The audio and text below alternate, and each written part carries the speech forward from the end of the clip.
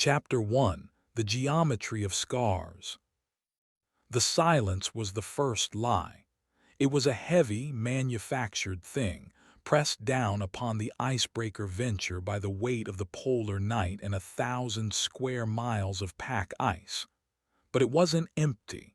It was filled with the tinnitus of dread, the low, subvocal hum of steel under impossible pressure.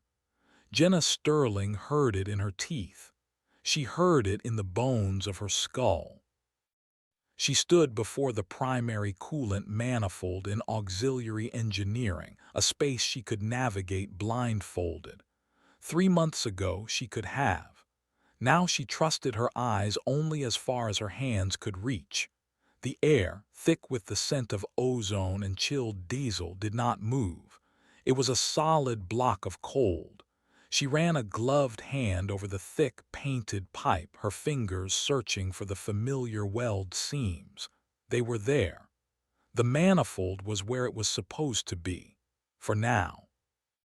A tremor ran through the deck plates, a deep, grinding shudder that had nothing to do with the ship's dormant engines. It was the ice, the crew told one another, the ice groaning. But the sound was too close, too intimate. It was the sound of the ship's own skeleton shifting. "Anything, Jen?" Captain MacLeod's voice crackled over her personal comm, thin and frayed. He never left the bridge anymore. "Manifold is stable, Captain. No pressure variance." Jen's own voice was a stranger's, a flat, toneless thing she used to report facts. Facts were the only currency left. "And the readings." Jen glanced at the digital pressure gauge. Its green numerals glowed with serene confidence. 210 psi, perfect. She looked away, then forced her eyes back. 210 psi. She let out a breath she hadn't realized she was holding. "Readings are consistent, Captain." "Good. O'Malley says he's got soup. Get to the mess when you're done." The comm clicked off. Soup. Gus O'Malley hadn't entered the main food locker in 6 weeks, not since he claimed the door had tried to shut him in a space the size of a coffin, a space that didn't exist on the blueprints. He now cooked only with the dry goods stored in the galley itself. They were eating a lot of soup. Jen finished her inspection, her movements economical and precise. She was an engineer. She believed in systems, in cause and effect, in the unwavering laws of physics. This ship was an insult to her faith. It obeyed its own set of rules, a malevolent geometry that rewrote itself in the dark. She made her way forward, her boots echoing on the grated decking. The corridor leading to the main companionway was lit by caged, yellow emergency lights. Their glow was sickly, casting long, distorted shadows that swam at the edge of her vision. She counted the support struts as she passed. 10 on the port side, 10 on the starboard. She had done this every day for a month. 10 and 10. The number was a small anchor in a sea of variables. Halfway down the corridor she saw it. A fire extinguisher in its recessed housing. Polished chrome, a small, curved mirror in the gloom. She usually avoided looking at reflective surfaces, but her gaze caught on it. She saw her reflection, a tired woman with dark circles under her eyes, her face smudged with grease. And behind her, reflected in the curve of the metal, the corridor stretched on. But her reflection's eyes were wide with a terror that wasn't her own. Its mouth was a black O, of a silent, unending scream. Jen's heart hammered against her ribs. She took a step closer. Her own face was a mask of weary calm. The face in the chrome was contorted in pure agony. The inverted man, they called it. Sadek, the medic, said it was a stress-induced hallucination. 3 other crew members had seen it. One of them, Maeve Riley, now sat in the infirmary and stared at a blank wall, humming a single, discordant note. The reflected mouth moved, forming words without sound. "It's wrong, it's wrong." Jen's control snapped. A guttural sound tore from her throat. She grabbed a heavy spanner from her belt, the cold steel a comfort in her grip. With a short, sharp cry, she swung it. The spanner connected with the extinguisher, and the chrome housing shattered with a deafening clang that ripped through the corridor's quiet. Shards of metal flew. The reflection vanished. She stood panting, the spanner held tight in her fist, her knuckles white. The clang echoed, then faded, replaced by the ship's low hum. "Jen, what was that?" MacLeod's voice, sharp with alarm, erupted from her calm. Jen stared at the ruined housing. A small dent now marred the bulkhead behind it, a scar. The ship was covered in them, small, inexplicable dents, welds that ran to nowhere, patches of deck plate that were a slightly different color as if they'd been replaced, only no one had the materials or the orders to do so. The ship was healing itself or wounding itself. She could no longer tell the difference. "I dropped a tool, Captain," she lied, her voice shaking. "Slipped from my grip." A pause. MacLeod didn't believe her, but he wouldn't challenge her. Challenging anyone's story was a luxury they could no longer afford. Sanity was maintained by a fragile truce of collective denial. "All right, Jen, just get to the mess." She left the spanner on the deck next to the wreckage of the extinguisher. A small offering. She continued down the corridor, not daring to count the remaining struts. The mess hall was quiet. Only a few of the remaining 12 crew members were there. Gus O'Malley stood behind the counter, stirring a large pot with a wooden spoon. He was a mountain of a man, but he seemed smaller now, his shoulders hunched. He didn't meet her eyes as he ladled a thin, watery potato soup into a bowl. Sadek Iqbal, the medic, sat at a table, meticulously cleaning a pair of spectacles that were already spotless. He looked up as Jen sat down across from him. "Trouble in engineering?" he asked, his voice soft. "Everything is fine," Jen said, the lie tasting like ash. Sadek polished his glasses. "Maeve asked for you, she said. She said the humming is changing pitch." Jen pushed her soup around with her spoon. Maeve had been the communications officer. She spent her shifts listening to the void, to the empty frequencies of the Arctic, until the void started talking back, not with words but with a tone, a signal buried in the static that she said matched the resonant frequency of the ship's hull. "I'll go see her after this," Jen promised, with no intention of going.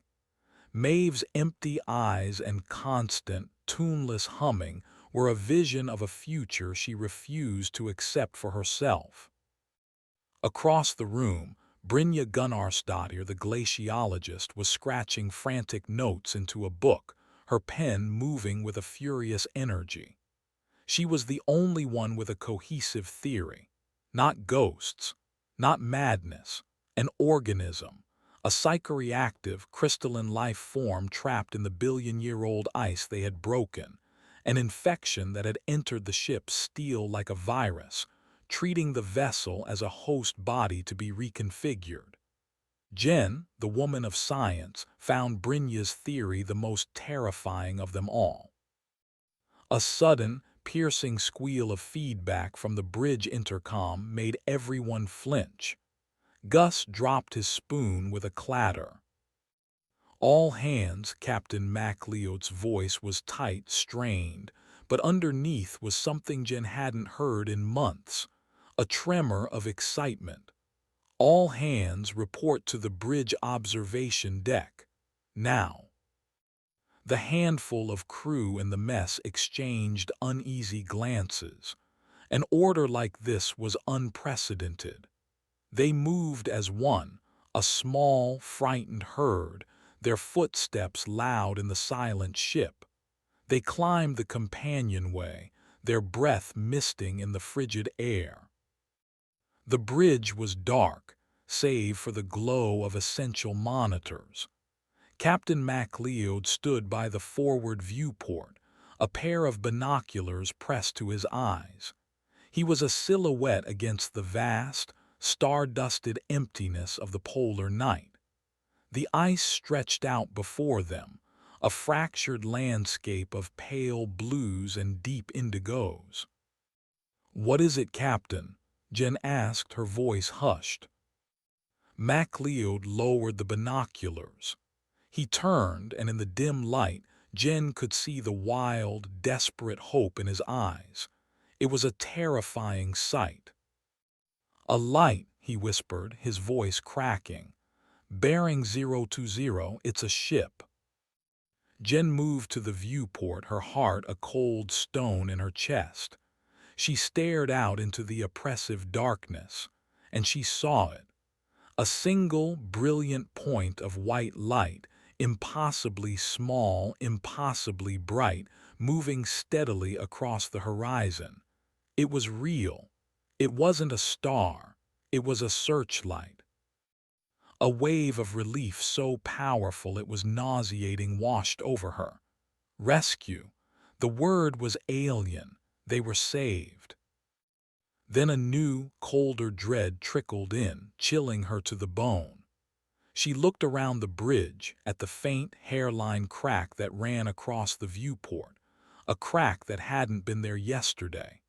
She thought of the screaming face in the chrome, of the corridor that sometimes had 10 struts and sometimes had 9.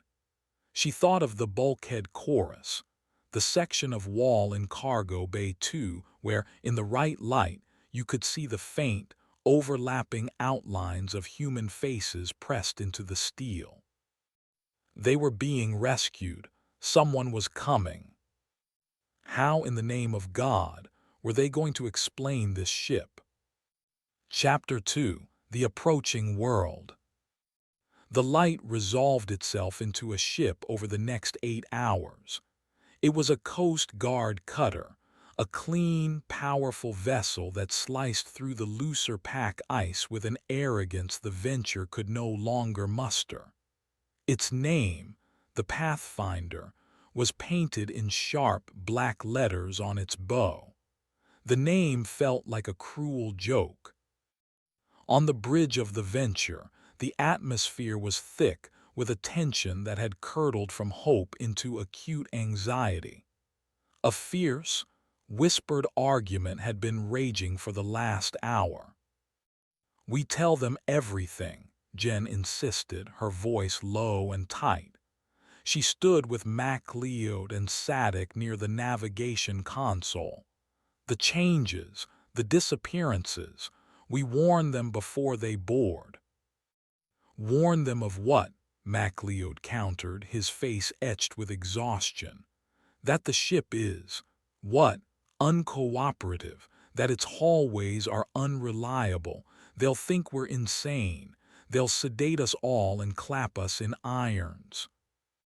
"It's better than letting them walk into this unprepared," Jen shot back. "We have a duty." "Our duty is to get our crew out of here alive," MacLeod said, his gaze fixed on the approaching cutter. "We give them the official log, equipment malfunctions, systems failures compounded by extreme environmental stress. We let their medics handle the psychological fallout." "You want to lie." "I want to survive," MacLeod hissed. "And I won't risk our one chance of rescue by sounding like a madman." Before Jen could reply, the radio crackled to life, breaking the tension with a burst of static. Icebreaker Venture, this is Coast Guard Cutter Pathfinder. Do you copy? Over. The voice was a woman's, crisp, calm, professional. It sounded like it belonged to another universe, a place with rules and regulations, a world that made sense. MacLeod straightened his uniform, a pathetic, reflexive gesture. He picked up the handset. Pathfinder, this is Captain MacLeod of the Venture. We read you loud and clear. It's a relief to hear your voice. Understood, Venture. We have you on visual. We'll be holding position at 100 meters. We're preparing a boarding team to offer assistance and medical evaluation. What is the status of your crew, Captain? My crew is shaken but alive. We've had significant technical challenges. MacLeod chose his words with excruciating care. We have your distress call logs, the voice from the Pathfinder replied. They mentioned navigational and structural anomalies. Can you elaborate? Jen held her breath. MacLeod hesitated. She saw the conflict in his eyes, the battle between the terrifying truth and the sane, plausible lie. The lie won. The ice pressure has been extreme, MacLeod said. It's played hell with our sensors and caused some minor buckling in the superstructure. Nothing we can't manage, but it's taken a toll on morale. A new voice, a man's, cut in. Sharper, more clipped. Captain MacLeod, this is Commander Jansen, Pathfinder XO. We'll need to conduct a full structural survey with our engineer. Please have your chief engineer ready to meet us at the primary airlock. Understood, Commander, MacLeod said. He looked at Jen. His eyes were full of apology and a grim sort of plea. Play along. My chief engineer, Jenna Sterling, will meet you, MacLeod confirmed. The radio went silent. Jen stared at her captain, a cold fury rising in her chest. You're sending me to lie to another engineer. I'm sending you to get us rescued, he retorted, his voice ragged. Stick to the facts, Jen, the provable facts, power fluctuations, system failures. Don't talk about things that aren't there. But as the Pathfinder drew closer, a strange thing began to happen. The low, oppressive hum that was a constant presence in the Venture's steel bones began to fade. The subtle, nauseating vibration under Jen's feet stilled. The air seemed to lose some of its biting, unnatural chill. Brynja was the first to notice it aloud. She stood at the aft viewport, her notebook clutched in her hand. It's quiet, she whispered. It's dormant, as if it knows. The ship was putting on a mask. It was hiding. The realization was more terrifying than any architectural shift. The entity they were trapped with wasn't just a blind, chaotic force. It was cunning. An hour later, Jen stood at the portside airlock, the heavy outer door grinding open to reveal the impossible, brilliant white of the ice field under the Pathfinder's floodlights. A Zodiac boat was cutting through the water in a channel the cutter had cleared, carrying 4 figures in heavy-duty orange gear. As they drew alongside, Jen felt a pang of something she couldn't name. These people were healthy. Their movements were sure and confident. They were emissaries from a world she no longer belonged to. A rope ladder was thrown up, and the first figure climbed with practiced ease. He pulled himself onto the deck, removed his helmet.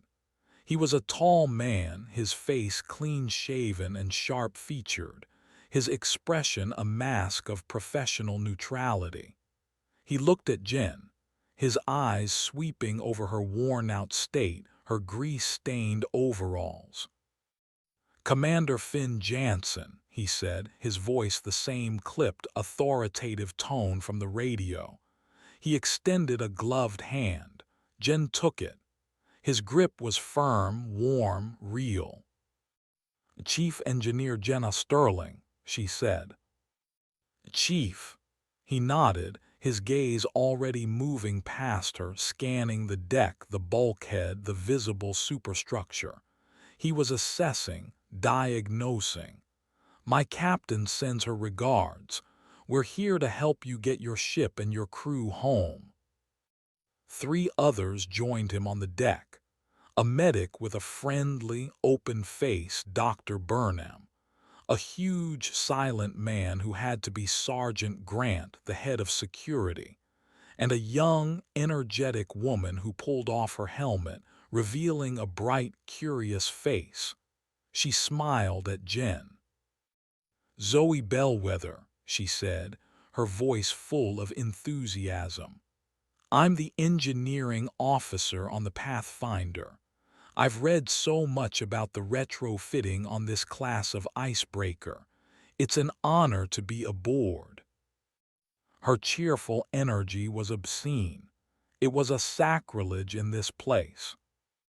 "Let's begin the inspection, Chief Sterling," Jansen said, turning his attention back to Jen. "Start with the exterior hull damage you logged."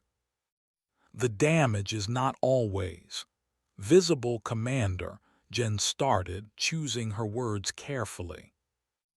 "All damage is visible, Chief," Jansen corrected her smoothly. "It's a matter of knowing where to look. Let's start with the forward cargo bay. Your report mentioned a pressure seal failure."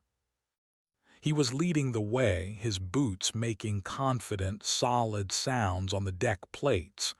Jen followed, her own footsteps feeling hesitant, alien. She led them inside into the familiar yellow gloom of the Venture's interior. The ship felt inert, docile. It was behaving. They reached the corridor to the forward cargo bay. Jen's heart pounded. This was it, the main artery for so many of the changes. 3 days ago, this entire corridor had compressed, its width shrinking to less than a meter for a full hour before snapping back to its normal size, an event that had sent 2 crewmen into screaming hysterics. Jansen ran a hand along the steel wall, his glove making a soft scraping sound. "No signs of buckling here. Your logs mentioned significant spatial distortion." He said the last 2 words with a faint, almost imperceptible tone of disbelief, as if reading from a particularly lurid fantasy novel. "It's not constant," Jen said, her throat dry. "It happens, the pressure from the ice." "Pressure from the ice causes fractures, warping," Jansen said, turning to face her. His eyes were intense. "It doesn't cause spatial distortion. That sounds like something your crew is experiencing, not your ship." He was already diagnosing them. Cabin fever, mass psychosis. She had to try. "Commander, there was a door here yesterday." She pointed to a seamless stretch of bulkhead between 2 support struts. A heavy-duty pressure door. It wasn't on the blueprints. It was there for 6 hours and then it was gone. Jansen walked over to the spot she indicated. He took off his glove and placed his bare palm flat against the cold steel. He held it there for a long moment, his expression unreadable. The rest of his team watched, their faces a mixture of curiosity and pity. Finally, he dropped his hand and turned back to Jen. His voice was calm, measured, the voice of a man dealing with a troubled but harmless child. "Chief Sterling," he said, "there is no sign of any alteration here. The plating is cold-rolled steel, part of the original superstructure. There has never been a door here." Jen stared at the smooth, implacable wall. She could almost see the faint outline of the door, a ghostly memory on the steel.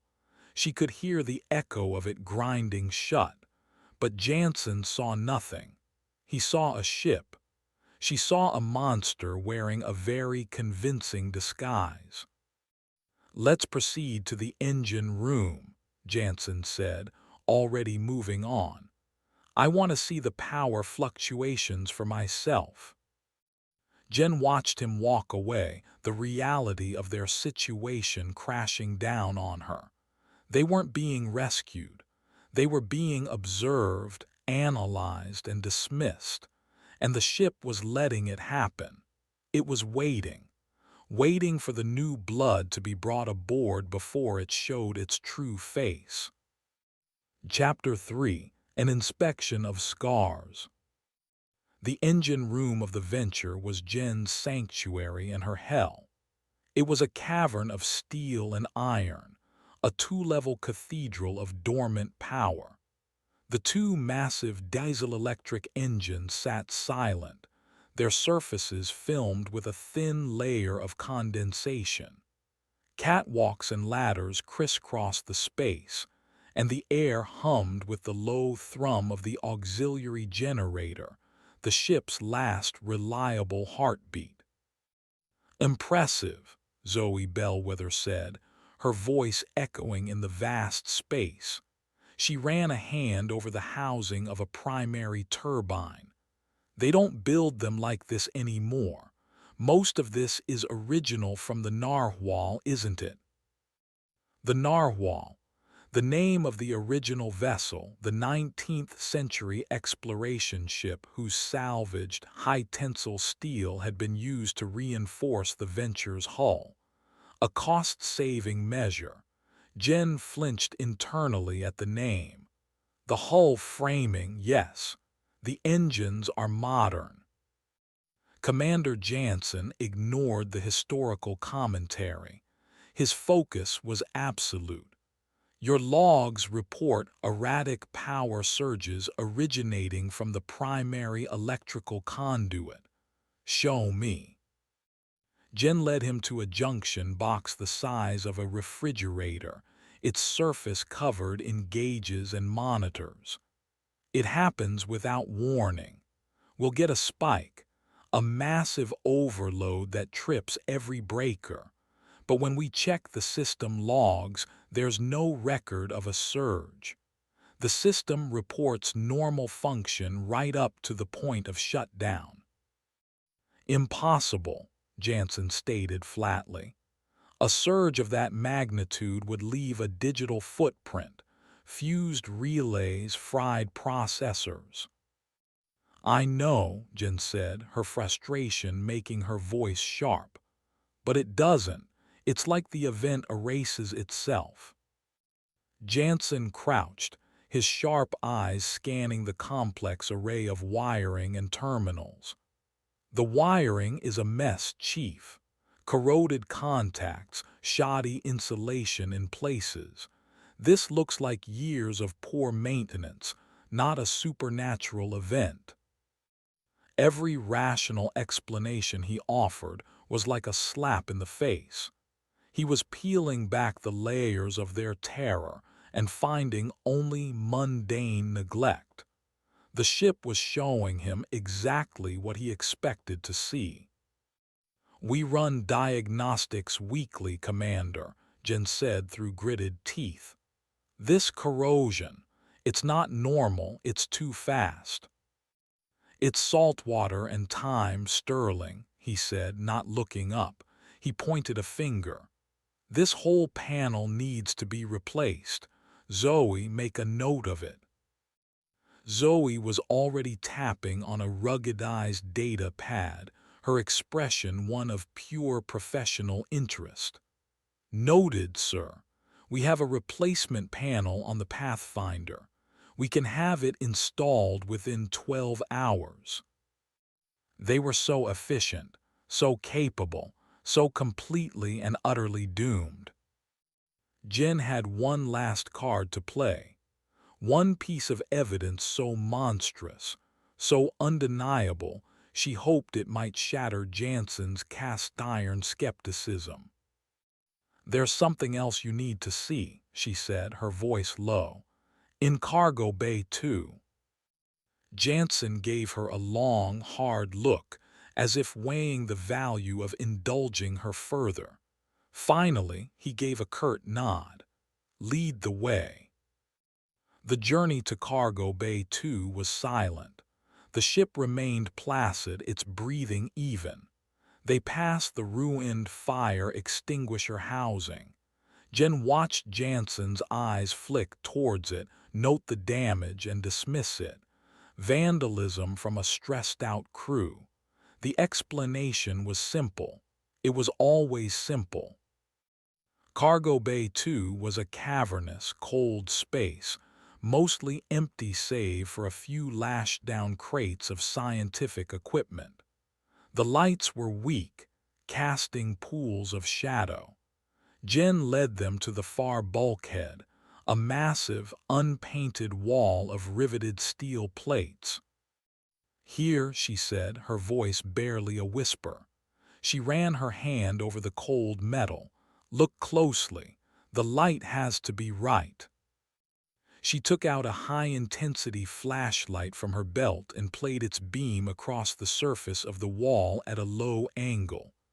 "It started a month ago, just one. Now there are more." At first there was nothing, just the flat, cold expanse of steel. Jansen folded his arms, his patience clearly wearing thin. Dr. Burnham and Zoe looked on with expressions of polite confusion. Then, as Jen moved the beam, it caught. A shallow, subtle depression in the metal, the unmistakable outline of a human face, its features distorted as if pressed into clay. Its eyes were wide, its mouth open. Zoe gasped. "What is that, a metal flaw?" "There's another one," Jen said, moving the light. "And another." The beam slid across the wall and more faces emerged from the steel. Men, women, their expressions ranging from shock to agony.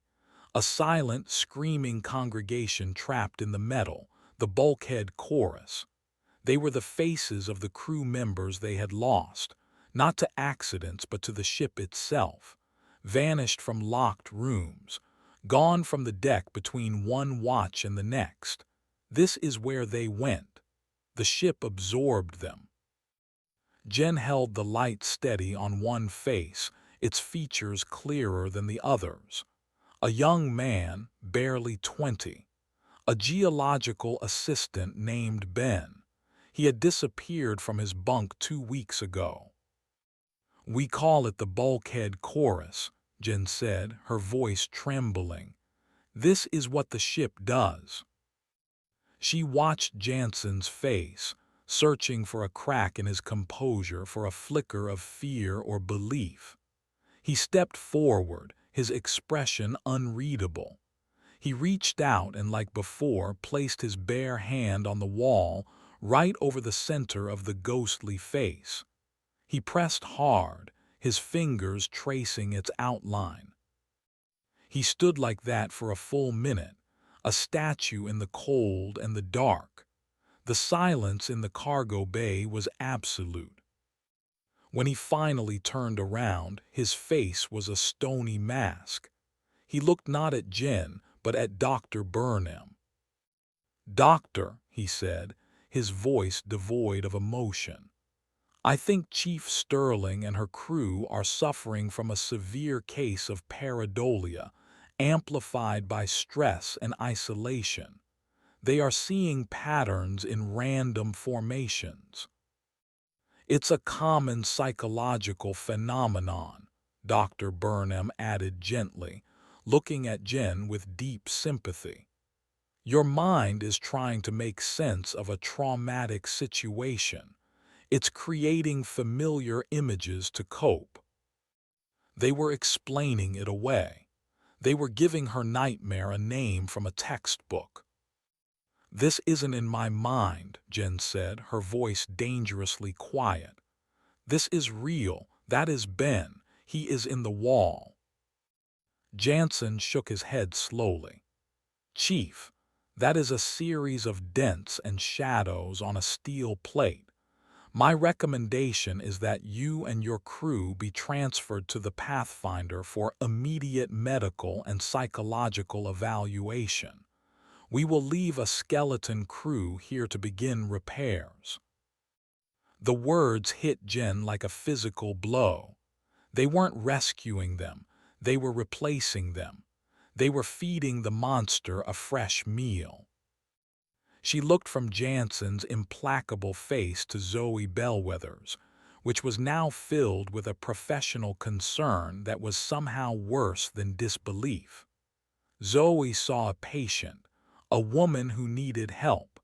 She didn't see the truth screaming from the walls. Jen's gaze drifted to the crates of equipment. One of them belonged to Zoe's counterpart on the venture, a man named Petrov who had walked into a storage closet to get a spare part and had never come out. The closet, when they finally got it open, was empty, and a third of its original size. The Pathfinder's crew began to move out of the cargo bay, their mission clear. They would evacuate the unstable survivors. They would fix the broken machine. They would be the heroes. Jen stayed behind for a moment, her flashlight beam still on the wall. She watched the confident backs of the rescue crew as they walked away. She saw them not as saviors, but as ghosts in waiting, their own faces not yet pressed into the cold, silent steel. Chapter 4: The Exchange. The joint briefing was held in the Venture's mess hall. The space felt crowded, invaded. The crisp, clean uniforms of the Pathfinder crew stood in stark contrast to the grimy, worn-out gear of the survivors. Captain Eva Markova, a woman with a severe haircut and an air of absolute authority, stood at the head of the room. Commander Jansen was at her side. The plan is straightforward, Markova announced, her voice leaving no room for argument. My team has assessed the venture and found multiple system failures consistent with long-term stress in extreme conditions. Our priority is personnel. The crew of the venture will be transferred to the Pathfinder in groups of 4, beginning in 1 hour. You will undergo a full medical and psychological debriefing. She looked around at the faces of the venture crew, haggard, haunted, and now utterly defeated. Commander Jansen will remain aboard the venture with a technical team, she continued. Engineers Bellwether and Cortez and Sergeant Grant. Their mission is to restore primary power and ensure the vessel is stable for its return voyage. We anticipate this will take no more than 48 hours. A death sentence delivered as a progress report. Jen felt a cold, sick certainty settle in her stomach. 48 hours. The ship would not wait that long. She watched her own crew. Captain MacLeod stared at the table, his shoulders slumped in surrender. Sadik Iqbal was polishing his glasses again, his hands trembling slightly. They had accepted the lie because the truth was unthinkable, and because a warm bunk and a hot meal on a sane ship were a temptation too powerful to resist. They were abandoning this place, and in doing so, They were condemning the 4 people who were saving them. After the briefing was dismissed, the room broke into a low murmur of activity. The Pathfinder crew moved with purpose, while the Venture crew seemed to drift, dazed. Jen saw her chance. She approached Zoe Bellwether, who was enthusiastically discussing the engine's wiring schematics with one of her own technicians. "Zoe," Jen said, keeping her voice low, "a word of advice. Don't trust the ship's internal sensors. Use your own instruments for everything. And whatever you do, do not go into the aft storage locker, C-Deck Section 4. It's not stable." Zoe gave her a patient, placating smile. "Don't worry, Chief. We'll be running our own diagnostics from top to bottom. I'm sure we can account for any sensor drift you've experienced." She thought Jen was talking about faulty equipment. She couldn't comprehend that the danger was the space itself. Jen tried again, her desperation rising. "It's not drift. The ship rearranges things. Walls move, understand." Zoe's smile tightened. She exchanged a quick, meaningful glance with her colleague. The look said it all: handle with care. "We'll be very careful, Chief. Maybe you should go and get your gear together. You've earned the rest." Dismissed, patronized. Jen turned away, her fists clenched. She spotted Sergeant Grant standing by the door, a silent, immovable giant. His face was hard, his eyes watchful. She approached him, thinking maybe a direct, unvarnished warning would work better on a man like him. "Sergeant," she began. He looked down at her. He didn't speak. "The people you're with, they're good people," Jen said. "You have to keep them safe. When things start to happen, and they will, you have to get them off this ship. Don't wait for orders. Don't try to understand it. Just get them out." Grant stared at her for a long moment, his expression unchanging. Then he gave a single, almost imperceptible nod. It wasn't agreement. It was acknowledgement. The kind a guard gives a prisoner. Defeated, Jen made her way to her cabin. The narrow corridor felt like it was closing in on her. The ship was quiet, waiting. It was letting them go, all of them except her. She knew it with a certainty that went deeper than bone. It had shown her face, her screaming face, for a reason. Her cabin was a small, Spartan room. A bunk, a desk, a locker. She pulled a small duffel bag from under the bunk and began to pack, her movements stiff and robotic. A few changes of clothes. A technical manual she'd been reading. A framed photo of her parents she kept on the desk. As she reached for the photo, her eyes caught her reflection in the dark, circular porthole. The glass was almost black, reflecting the dim light of her cabin like a dark mirror. Her own image stared back, and then it changed. The reflection's eyes widened. It lifted a hand, pressing its palm against the inside of the glass. It wasn't a gesture of terror this time. It was a plea. The inverted man, the inverted her, was shaking its head slowly, desperately. Jen froze, her hand hovering over the photograph. She stared into the dark glass. The reflection's mouth formed a word: stay. Then its other hand came up. It began to trace letters on the glass backwards so she could read them. N-O-T. Y-O-U. The ship wasn't letting her go. This whole exchange, this whole rescue was for everyone else.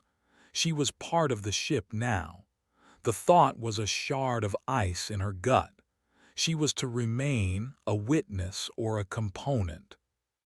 A new resolve, hard and cold as the ship's steel, solidified within her. If she couldn't save herself, she would save them. She couldn't let Jansen and his team die for their own ignorance. If the ship wouldn't let her leave, she would give it a reason to throw everyone off. She would cripple it.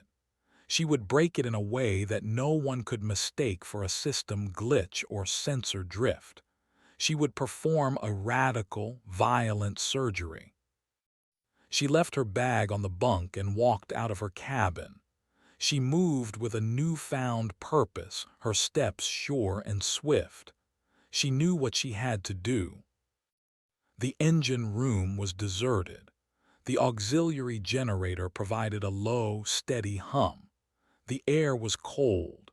She walked past the silent main engines to the seawater intake and heat exchange system. It was the ship's circulatory system. Without it, the engines, even the generator, would overheat and seize in minutes. The primary coolant valve was a massive, wheel-operated gate valve.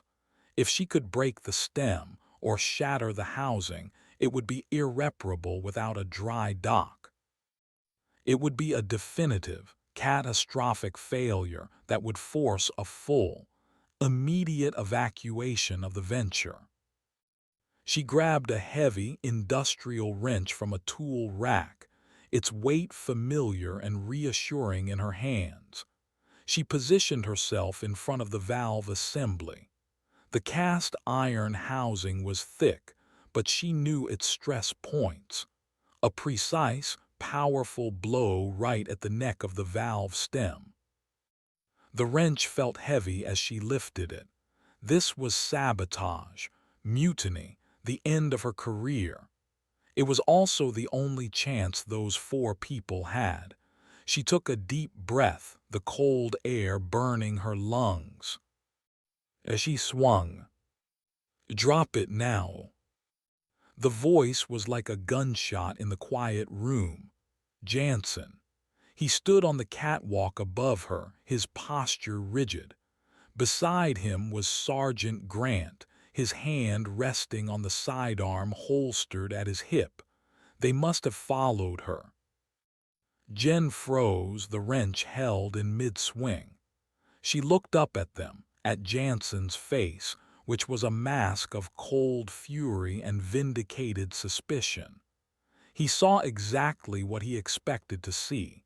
A disturbed crew member pushed over the edge, trying to sabotage her own ship. "Chief Sterling," Jansen's voice was like ice, "you are a danger to this vessel and to both crews. You are hereby relieved of all duties." He nodded to Grant. "Escort her to her quarters. She is confined until further notice." Jen let the wrench fall from her hand. It hit the deck plates with a loud, final clang that echoed through the engine room like a closing bell. She had failed. She hadn't saved them. She had only proven she was insane. Chapter 5: The First Lock. Sergeant Grant did not speak as he escorted her back to her cabin. His presence was a silent, overwhelming force at her back. He was not unkind, but he was implacable.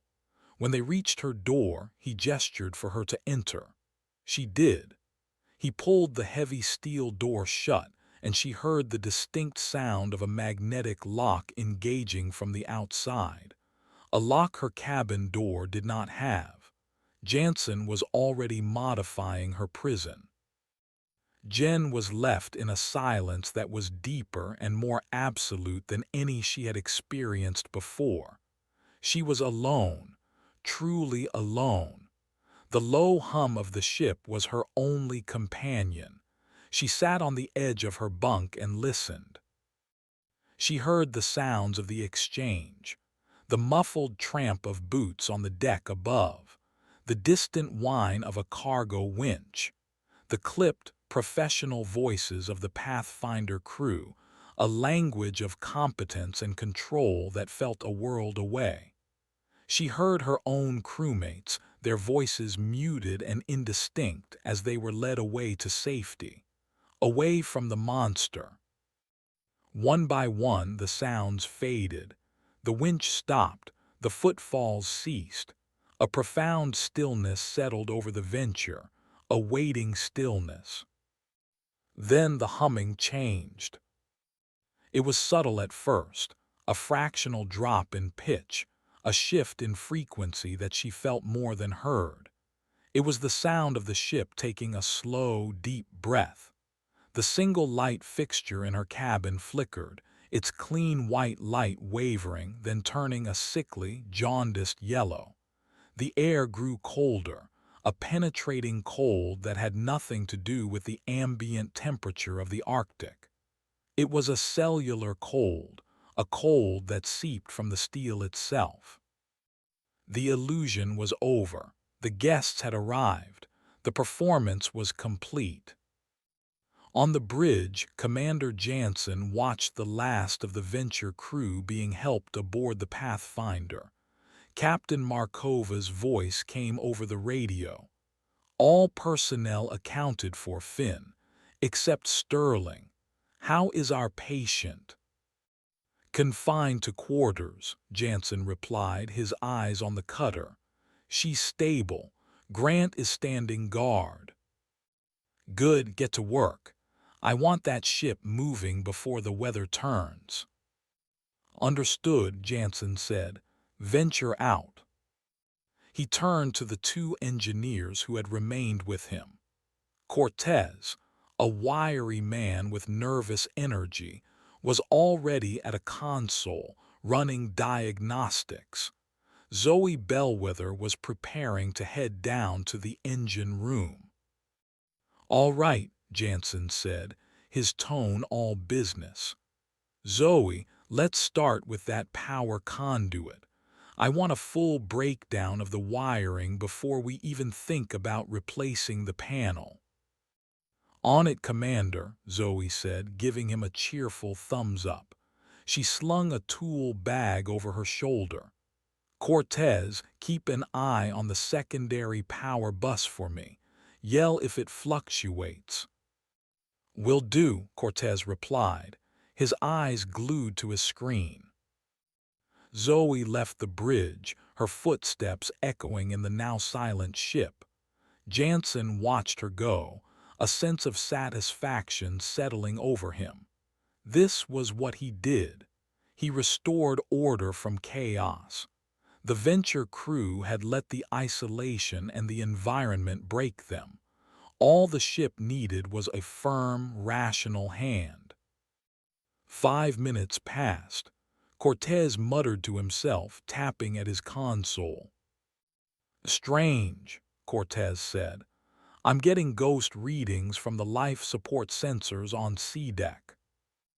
Define ghost readings, Jansen said, walking over to stand behind him. Pressure and CO2 monitors are fluctuating in empty compartments. Probably just more of that sensor drift Sterling was talking about. Suddenly, Zoe's voice crackled over their comms, laced with static. Commander, you're not going to believe this. What is it, Bellwether? Jansen asked. The main coolant valve. The one Sterling tried to damage. It looks different. The housing is covered in this weird crystalline frost, and it's humming. Before Jansen could respond, a short, sharp scream tore through the comm, followed by a sickening, wet, crunching sound. Then dead silence. Zoe, Jansen yelled into his handset. Bellwether, report. Only static answered. Cortez, get her on screen. Bring up the engine room cameras. Cortez's fingers flew across his keyboard. I'm trying, sir. The cameras. They're all offline. Everything below B-deck just went dark. A cold knot formed in Jansen's stomach. Seal the engine room. Initiate emergency protocols. "I can't," Cortez said, his voice rising in panic. "Sir, the schematics, the ship's internal network, it's not responding." He pointed a trembling finger at the main display, a digital map of the ship. "Look." Jansen looked. The clean, blue lines of the ship's layout were flickering. A red line indicating a sealed pressure door appeared across the entrance to the engine room, a door that Jansen knew for a fact was not there. Then, the entire schematic for C-Deck, where the engine room was, dissolved into a block of flickering static. "What the hell is this?" Jansen breathed. In the corridor outside Jen's cabin, Sergeant Grant heard the scream over his own comm. He drew his sidearm, his body instantly tensing for a threat. "Commander, what was that?" No reply, only static. Grant turned from Jen's door to look down the long, empty corridor towards the main companionway. As he watched, the lights at the far end flickered and went out. A deep, grinding noise, the sound of immense gears turning, echoed from the walls. The far end of the hallway began to contract.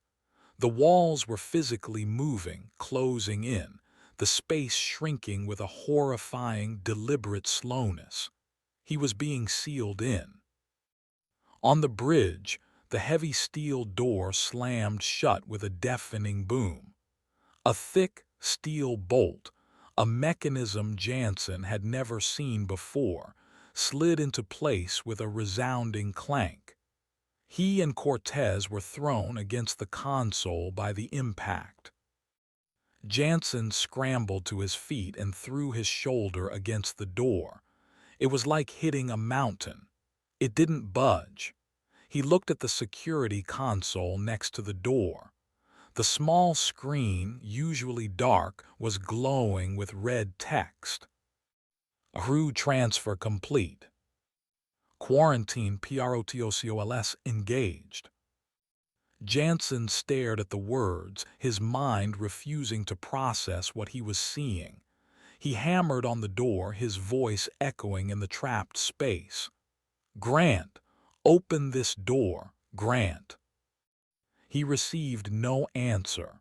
The chaos and psychosis of the Venture crew was not a symptom of the ship's malfunction. It was a symptom of the ship's purpose. In her cabin, Jen heard everything. She heard Zoe's scream. She heard the grinding of the walls. She heard the final, resonant clang of the bridge door sealing Jansen in. She stood up and walked to her own door, placing her palm flat against its cold surface. She couldn't see Sergeant Grant, but she could feel the vibrations through the steel as the corridor outside her cabin remade itself around him.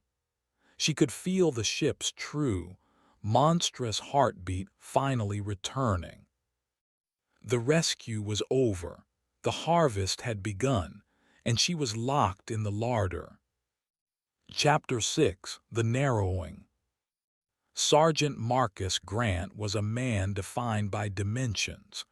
The 3 feet of personal space he maintained, the 21-foot rule of edged weapons, the 100-meter kill zone of his rifle. His world was a grid of distances and angles, of tactical realities. The corridor was destroying that world. It was 30 feet long. Standard 8-foot ceiling, 5-foot width, steel gray functional. He had paced it twice, a sentry on a pointless watch. Then came the scream, the static, and the grinding. The sound was not loud, but it was immense. It was the sound of a glacier calving, of tectonic plates shifting, a bass-frequency groan that vibrated up through the soles of his boots and into his teeth. The lights at the far end of the corridor died. The emergency lighting, the sickly yellow strips, flickered on, and in their unsteady glow, he saw the far bulkhead begin its impossible advance. His training screamed at him. Threat assessment, egress routes, cover and concealment. There was one threat, the corridor itself. There were no egress routes. The companionway behind him had sealed with a boom that felt like a vault door closing. There was no cover from a moving wall. He backed away slowly, his sidearm held in a two-handed grip, pointed at the approaching wall. The absurdity of the action was not lost on him, but the familiar weight of the weapon was a small, solid anchor in a sea of madness. The wall did not slow. It moved at a steady walking pace, a hydraulic press intent on crushing him. The grinding sound grew louder, punctuated by the high-pitched shriek of tortured metal. Rivet heads popped from the walls with the sharp crack of rifle shots. "Jansen, do you read me?" he said into his calm, his voice a low, controlled force of habit. "I have a structural integrity failure in corridor C4. The hallway is collapsing." Static hissed back at him. He was 20 feet from the door to Sterling's cabin, the one he was meant to be guarding.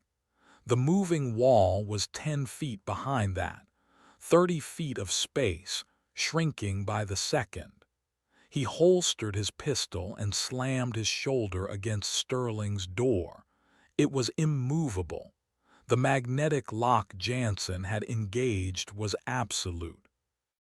"Sterling," he yelled, his voice flat and hard against the steel.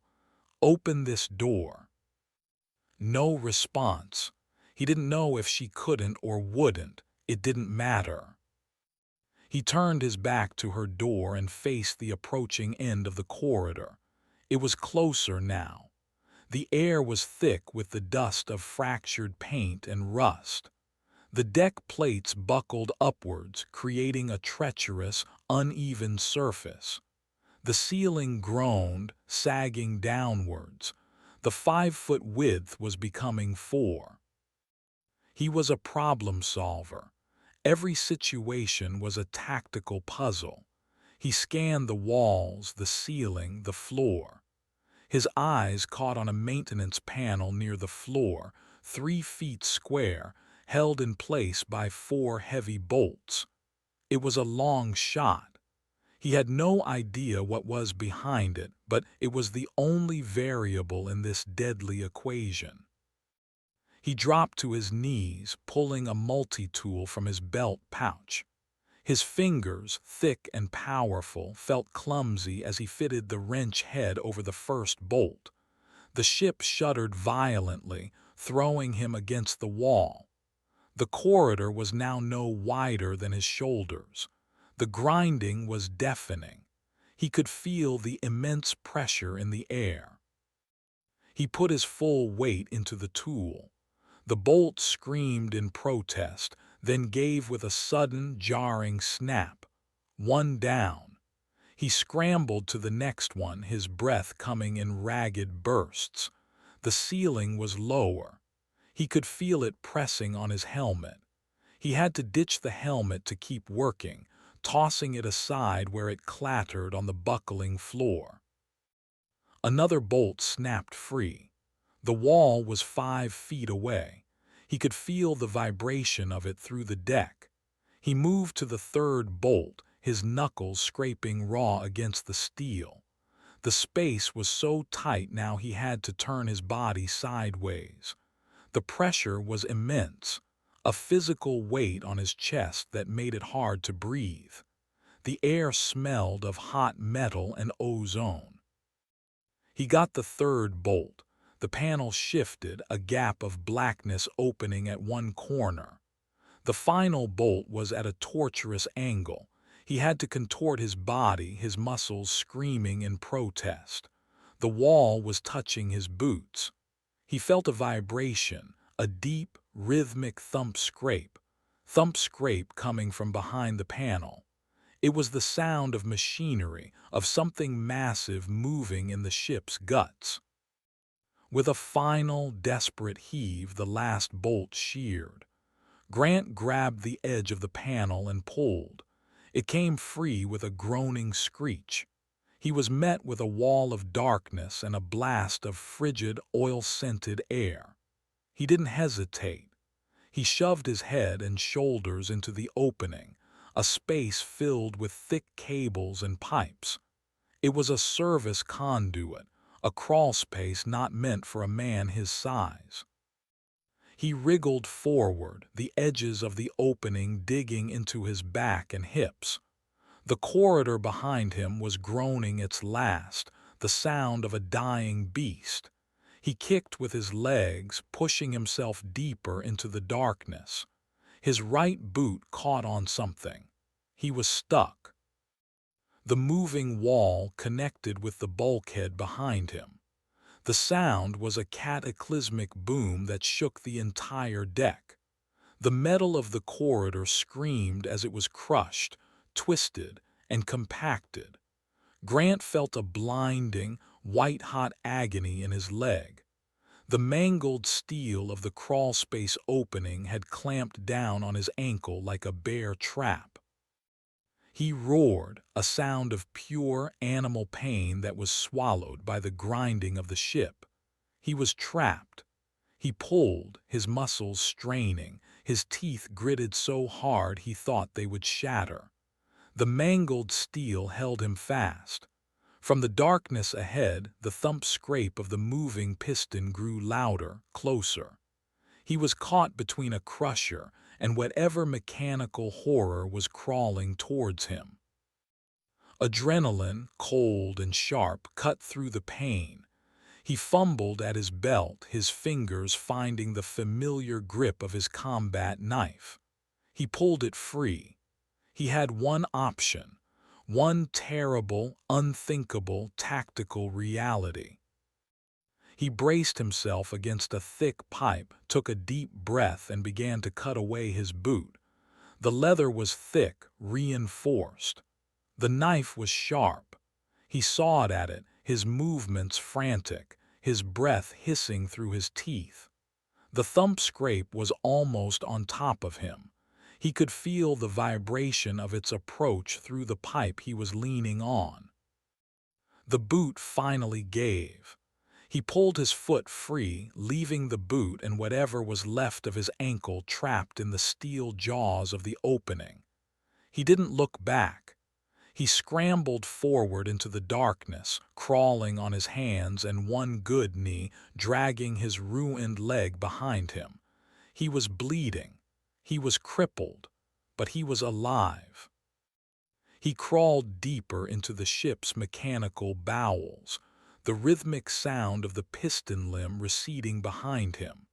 He was in the walls now, a rat in a maze, a soldier in a battle where the enemy was the ground he fought on. And for the first time in his life, Sergeant Marcus Grant had no idea what to do next. Chapter 7. The Liar on the Bridge. The bridge of the Venture was a cage of viewport and screens, and Commander Finn Jansen was the rational man trapped inside. The boom of the ceiling door had been the closing punctuation on a world he thought he understood. Now, that world was gone, replaced by a theater of the absurd directed by a malevolent stage manager. "They're not answering," Cortez said, his voice thin with panic. He frantically tapped at the comms console.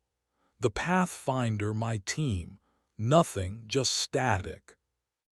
"They can't be gone," Jansen said, the words tasting like a lie. He strode to the main viewport. Outside, the ice field was still there, bathed in the cold, indifferent light of the stars. The Pathfinder rested 100 meters away, its lights a beacon of normalcy in the encroaching madness. It was so close, so real. "They're right there, Cortez. We're being jammed, some kind of localized M field." He needed a technical explanation. He clung to it like a life raft. The ship must be generating it. As he spoke, the main view screen, which displayed a tactical overview of the ship's exterior, flickered. The image of the Pathfinder wavered, then distorted. With a sickening lurch, the cutter began to move, its engines inexplicably firing. It turned its stern toward the Venture and began to sail away, disappearing into the polar night. "No," Cortez whispered, his face pale. "They're leaving us." "That's not real," Jansen snapped, pointing a shaking finger at the screen. "It's a projection, a lie. Look outside." He gestured to the main viewport, where the Pathfinder remained, solid and motionless. But as Cortez turned to look, the image on the screen flickered again.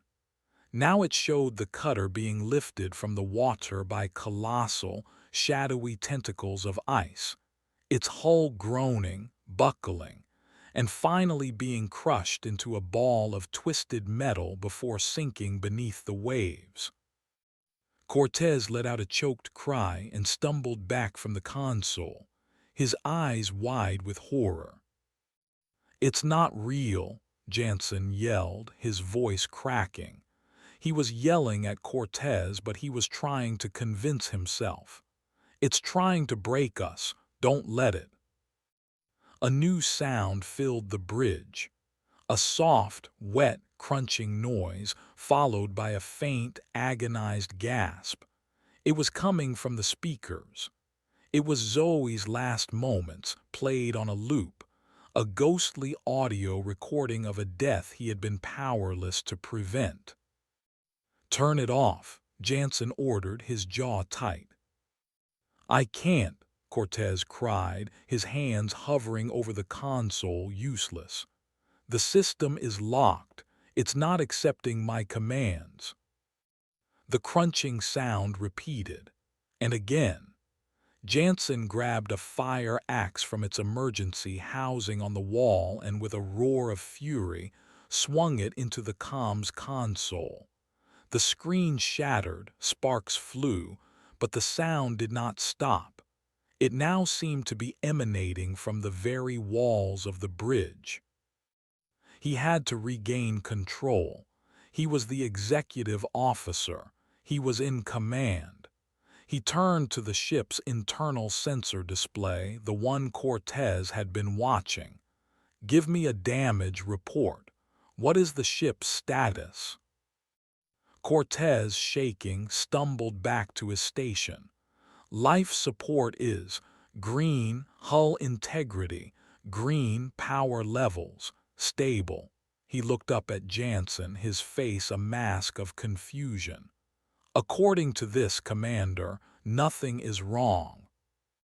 The ship was a perfect, functioning machine. It was only the crew that was breaking. And then Jansen saw it. On a secondary monitor, a small, dark screen used for network diagnostics, he saw a reflection. It wasn't his own. Staring back at him was the face of a man contorted in a silent, unending scream. His eyes were wide with a terror so profound it seemed to transcend human experience. It was the face of the damned. He remembered Jenna Sterling's frantic descriptions. The inverted man, the reflection in the chrome. He had dismissed it as a symptom of a mind under stress. Now that same symptom was staring back at him from his own technology. He took a step closer to the screen.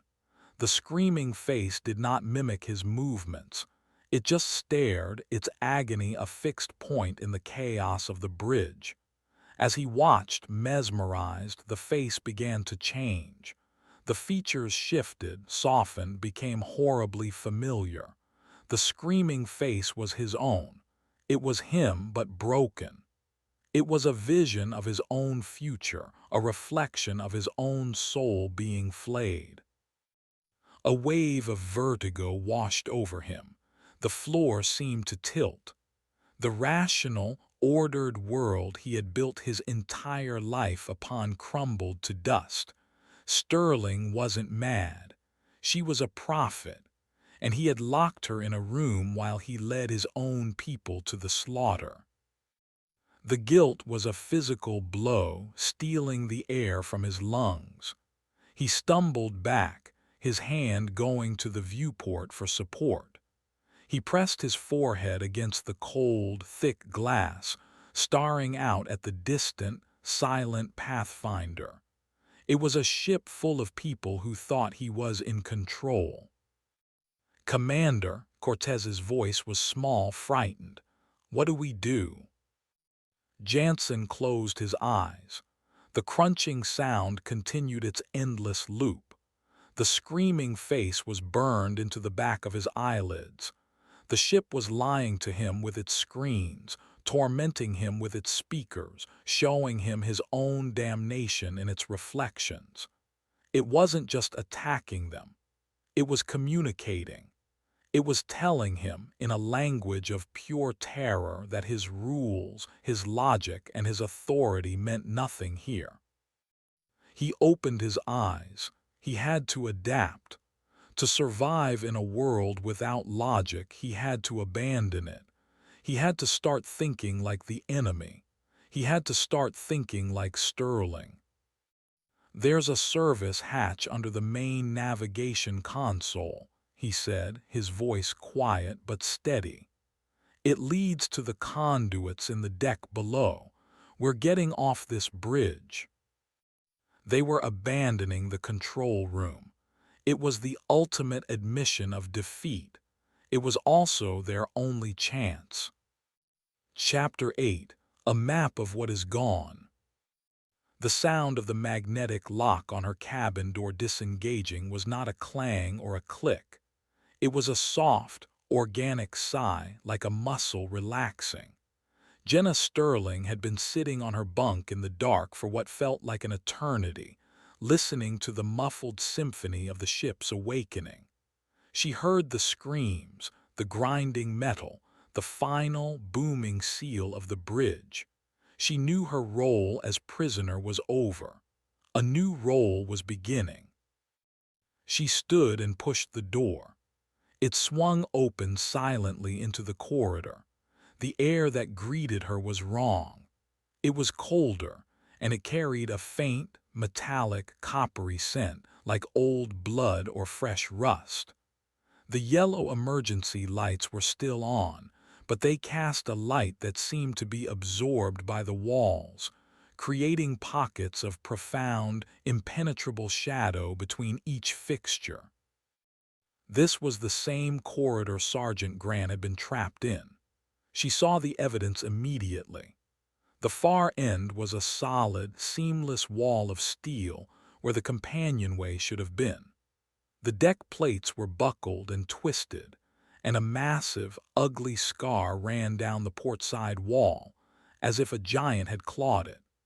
Near the floor, she saw the mangled opening of the service panel he must have used to escape, and caught in its twisted steel jaws was the shredded remains of a heavy-duty tactical boot. She saw the dark stains on the floor around it.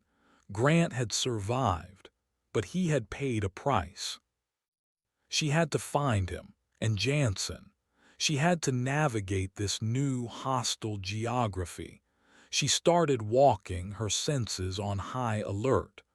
The ship was quiet now, a predator digesting its meal. Her boots made no sound on the warped deck. She reached the intersection that should have led to the mess hall or the upper decks. It wasn't an intersection anymore. The corridor that led to the mess hall was gone, replaced by another solid wall of scarred steel. The companionway stairs leading up were still there, but they had changed.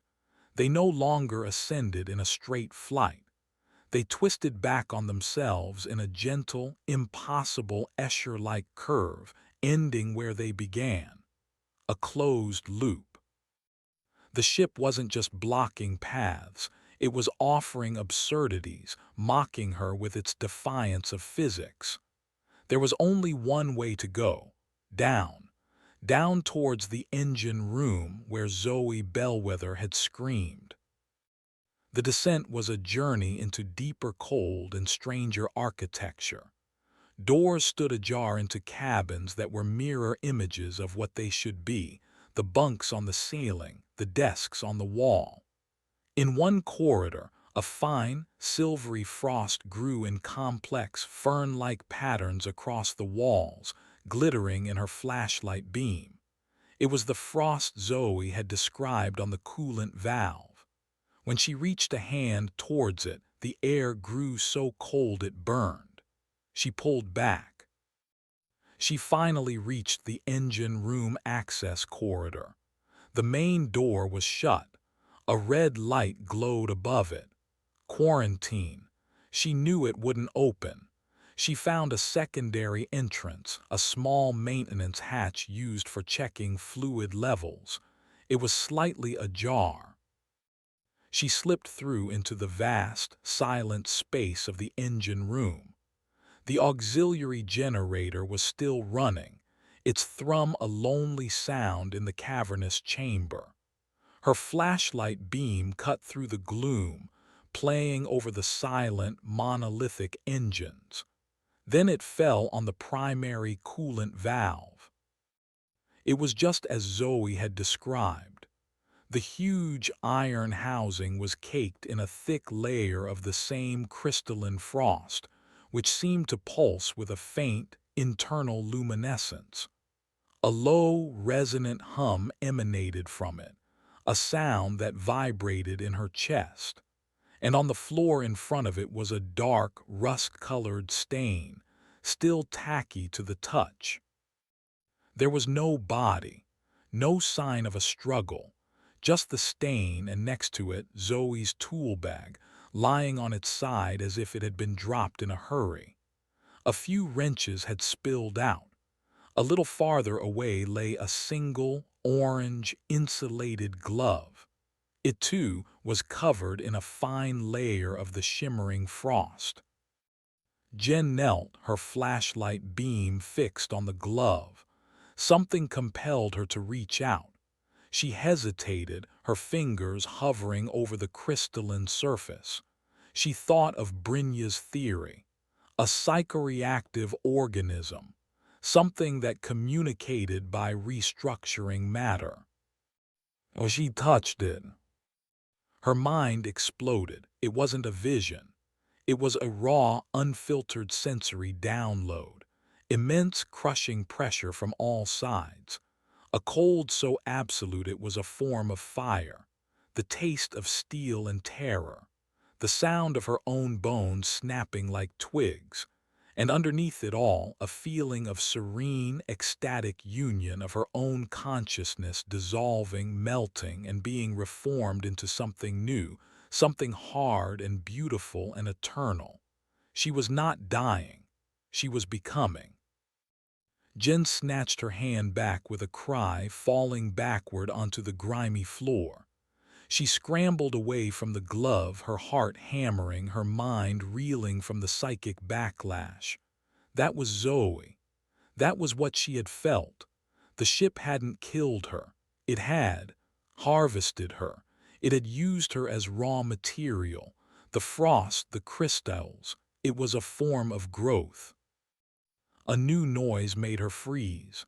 A soft, rhythmic scraping sound from the catwalks above. Scrape, clink, scrape. She killed her flashlight, plunging the engine room into near-total darkness, save for the faint glow of the frosted valve and the green emergency lights. She held her breath and listened. The sound was getting closer. It was the sound of something metal being dragged across the grated floor of the catwalk. She peered up into the darkness. A silhouette was moving against the faint green light, a human shape. It was moving slowly, unsteadily. "Grant," she whispered. The scraping stopped. The figure was still. It was too far away to make out features. "Jansen," she tried again. The figure took another step and another. It was limping badly, dragging one leg. It had to be Grant. She was about to call out again when the figure moved under one of the green lights, and she saw it clearly. It was Cortez, Jansen's engineer from the bridge. His eyes were wide and blank, staring at nothing. His skin was pale, almost translucent, and traced with the same fine frost-like pattern she had seen on the walls and the glove. One of his arms was bent at an unnatural angle. He was dragging a heavy pipe wrench behind him, its head scraping along the metal walkway. He wasn't looking for her. He was shuffling with a dead, zombie-like purpose towards the glowing, frosted coolant valve. He was a sleepwalker drawn to a beacon. He reached the railing directly above the valve and stopped. He stood there for a long moment, his head cocked as if listening to a sound only he could hear. Then, with a slow, deliberate motion, he climbed over the railing. He hung there for a second, his fingers hooked over the rail, and then he let go. He fell without a sound, landing on the machinery below with a sickening, final thud. Jen watched in horror as the frost on the coolant valve seemed to brighten, its humming intensifying. Shimmering, crystalline tendrils, thin as wires, grew with unnatural speed from the valve's housing, snaking over Cortez's still form, embracing it, covering it. The ship was hungry, and it was still feeding. Chapter 9: 3 Survivors. The sound that drew them together was a clang, not the chaotic grinding of moving walls or the shriek of stressed metal, but a single, rhythmic, deliberate sound. Clang, pause, clang, pause, clang. It was the sound of a hammer striking an anvil, a heartbeat for a creature made of steel. It echoed through the distorted corridors, a beacon in the quiet dark. Jenna heard it as she backed away from Cortez's body, her mind numb with horror. It seemed to be coming from the direction of the galley, 2 decks above.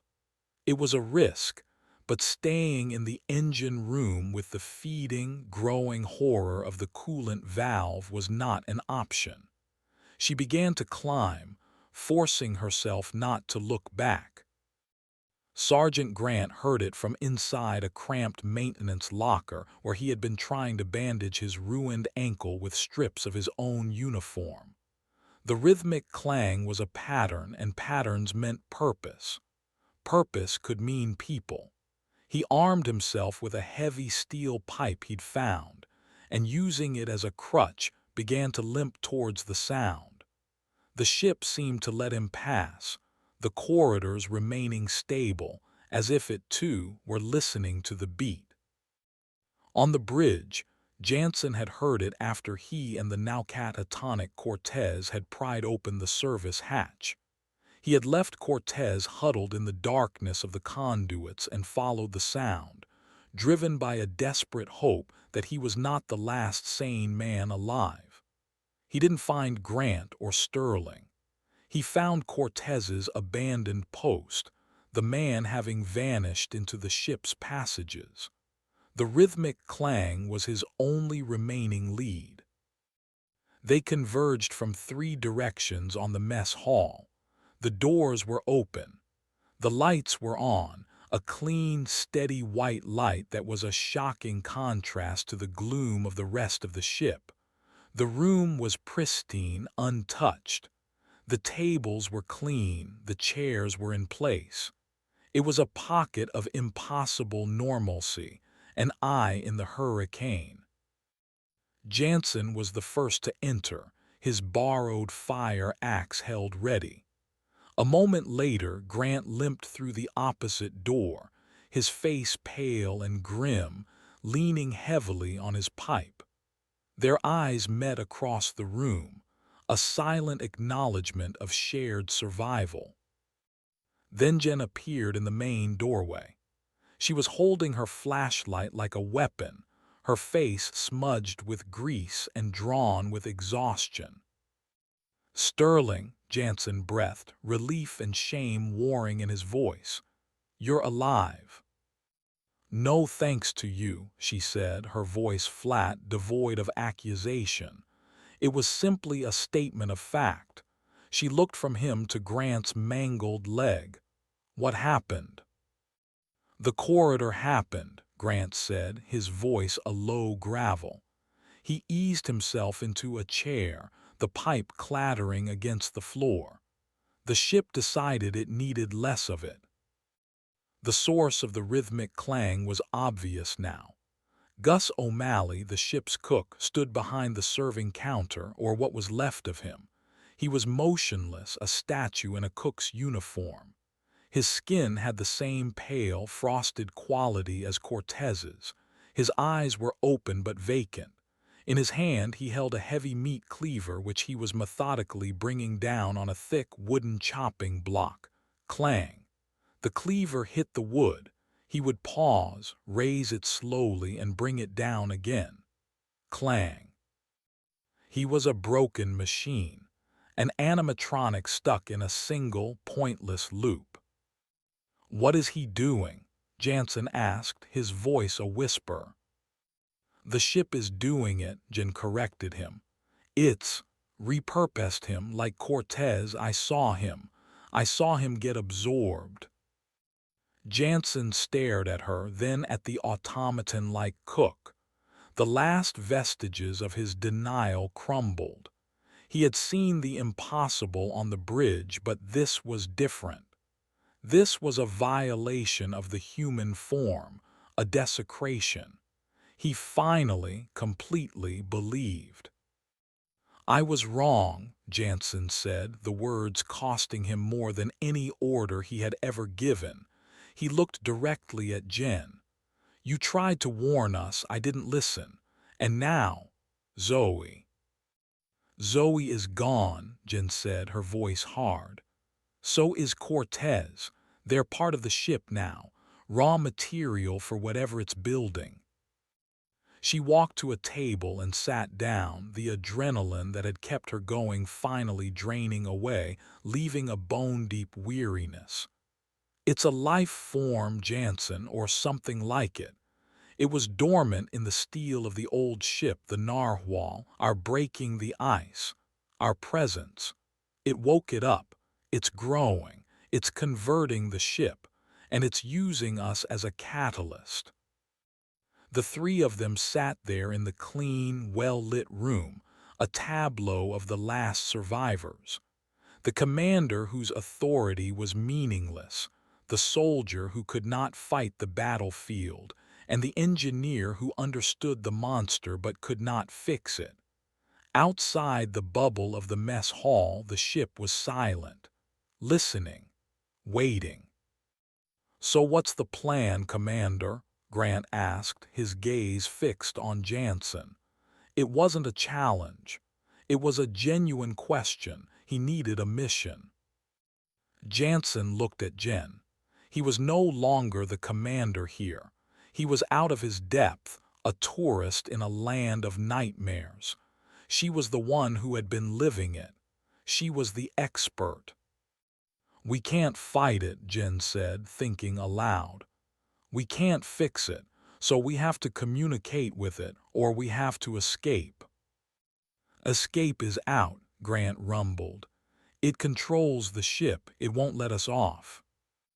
"Then we have to get a message to the Pathfinder," Jansen said, seizing on the idea. "A real message, unfiltered, a warning." "The comms tower," Jen said, her eyes lighting with a flicker of purpose. "It has a dedicated, hard-wired power source and a direct broadcast system. If we can get to it, we might be able to bypass the ship's interference."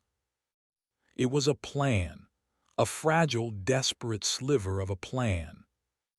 "The tower is on the top deck, aft of the bridge," Jansen said, his mind shifting back into a tactical mode. The most direct route is through the main superstructure. As he spoke, the rhythmic clang from the kitchen stopped. The three of them froze, their heads snapping towards the serving counter. O'Malley stood motionless, the cleaver held aloft. The silence he left behind was more menacing than the sound had been. Slowly, the cook's head turned. The motion was stiff, unnatural, accompanied by a faint cracking sound, like ice breaking. His vacant eyes swiveled until they were fixed directly on the three survivors at the table. A new sound began to emanate from his throat. Not a voice, but a low, resonant hum. It was the same sound Jen had heard from the frosted coolant valve. The hum grew in volume, and as it did, the clean white lights of the mess hall began to flicker, their sterile glow turning to the familiar, sickly yellow of the rest of the ship. The bubble of normalcy had burst. The ship had heard their plan, and it did not approve. Chapter 10: The Steel Orchard.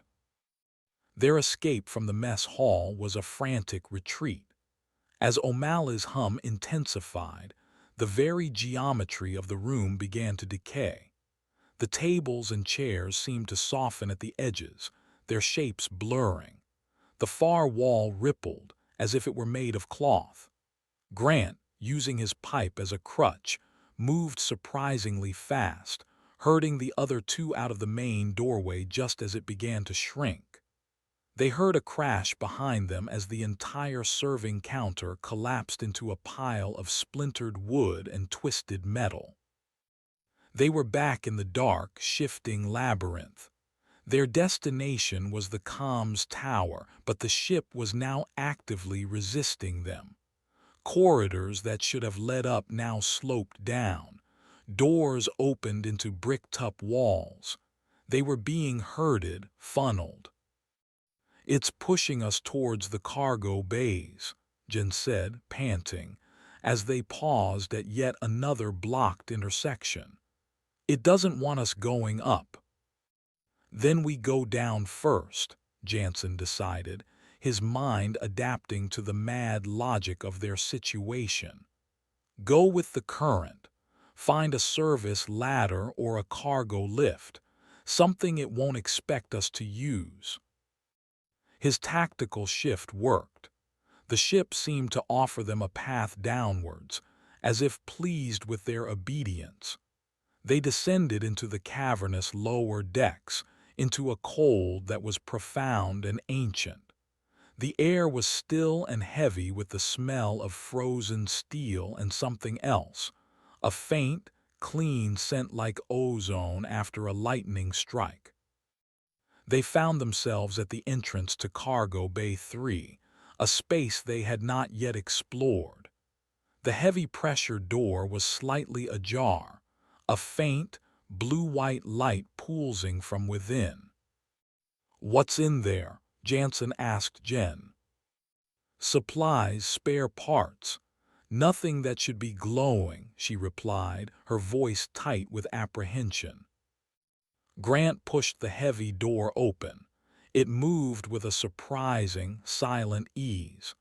The sight that greeted them stopped them in their tracks.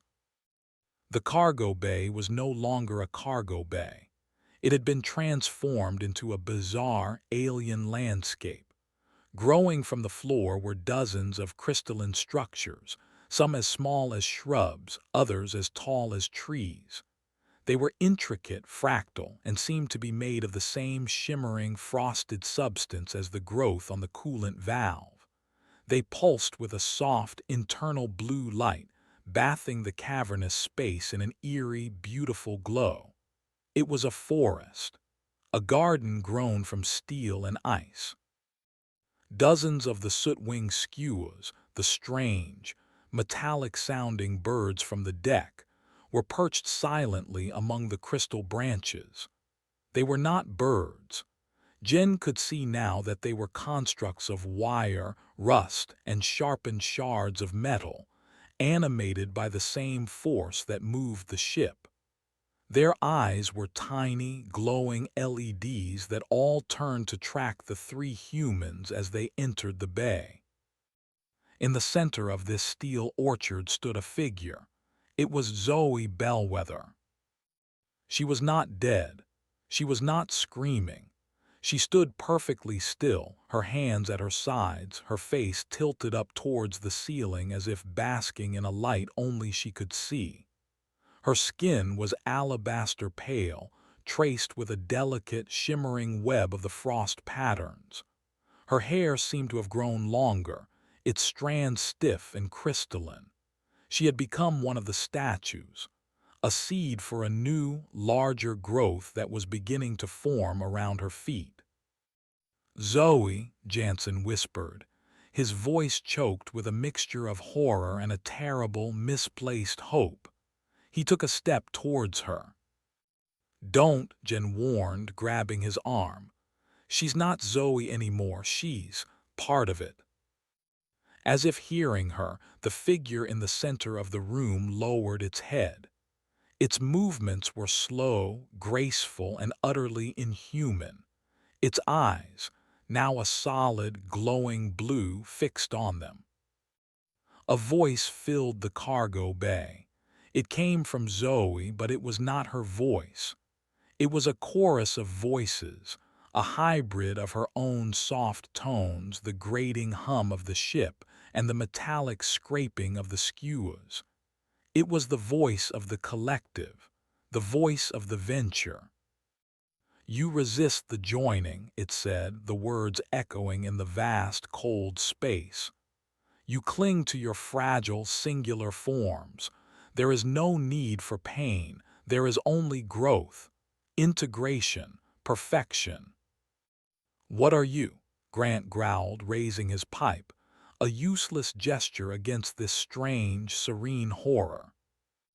"We are the memory in the metal," the Zoe thing said, its lips barely moved. "We are the pattern in the ice. We slumbered, you woke us. Your warmth, your energy, your consciousness. You are the nutrients we require to bloom."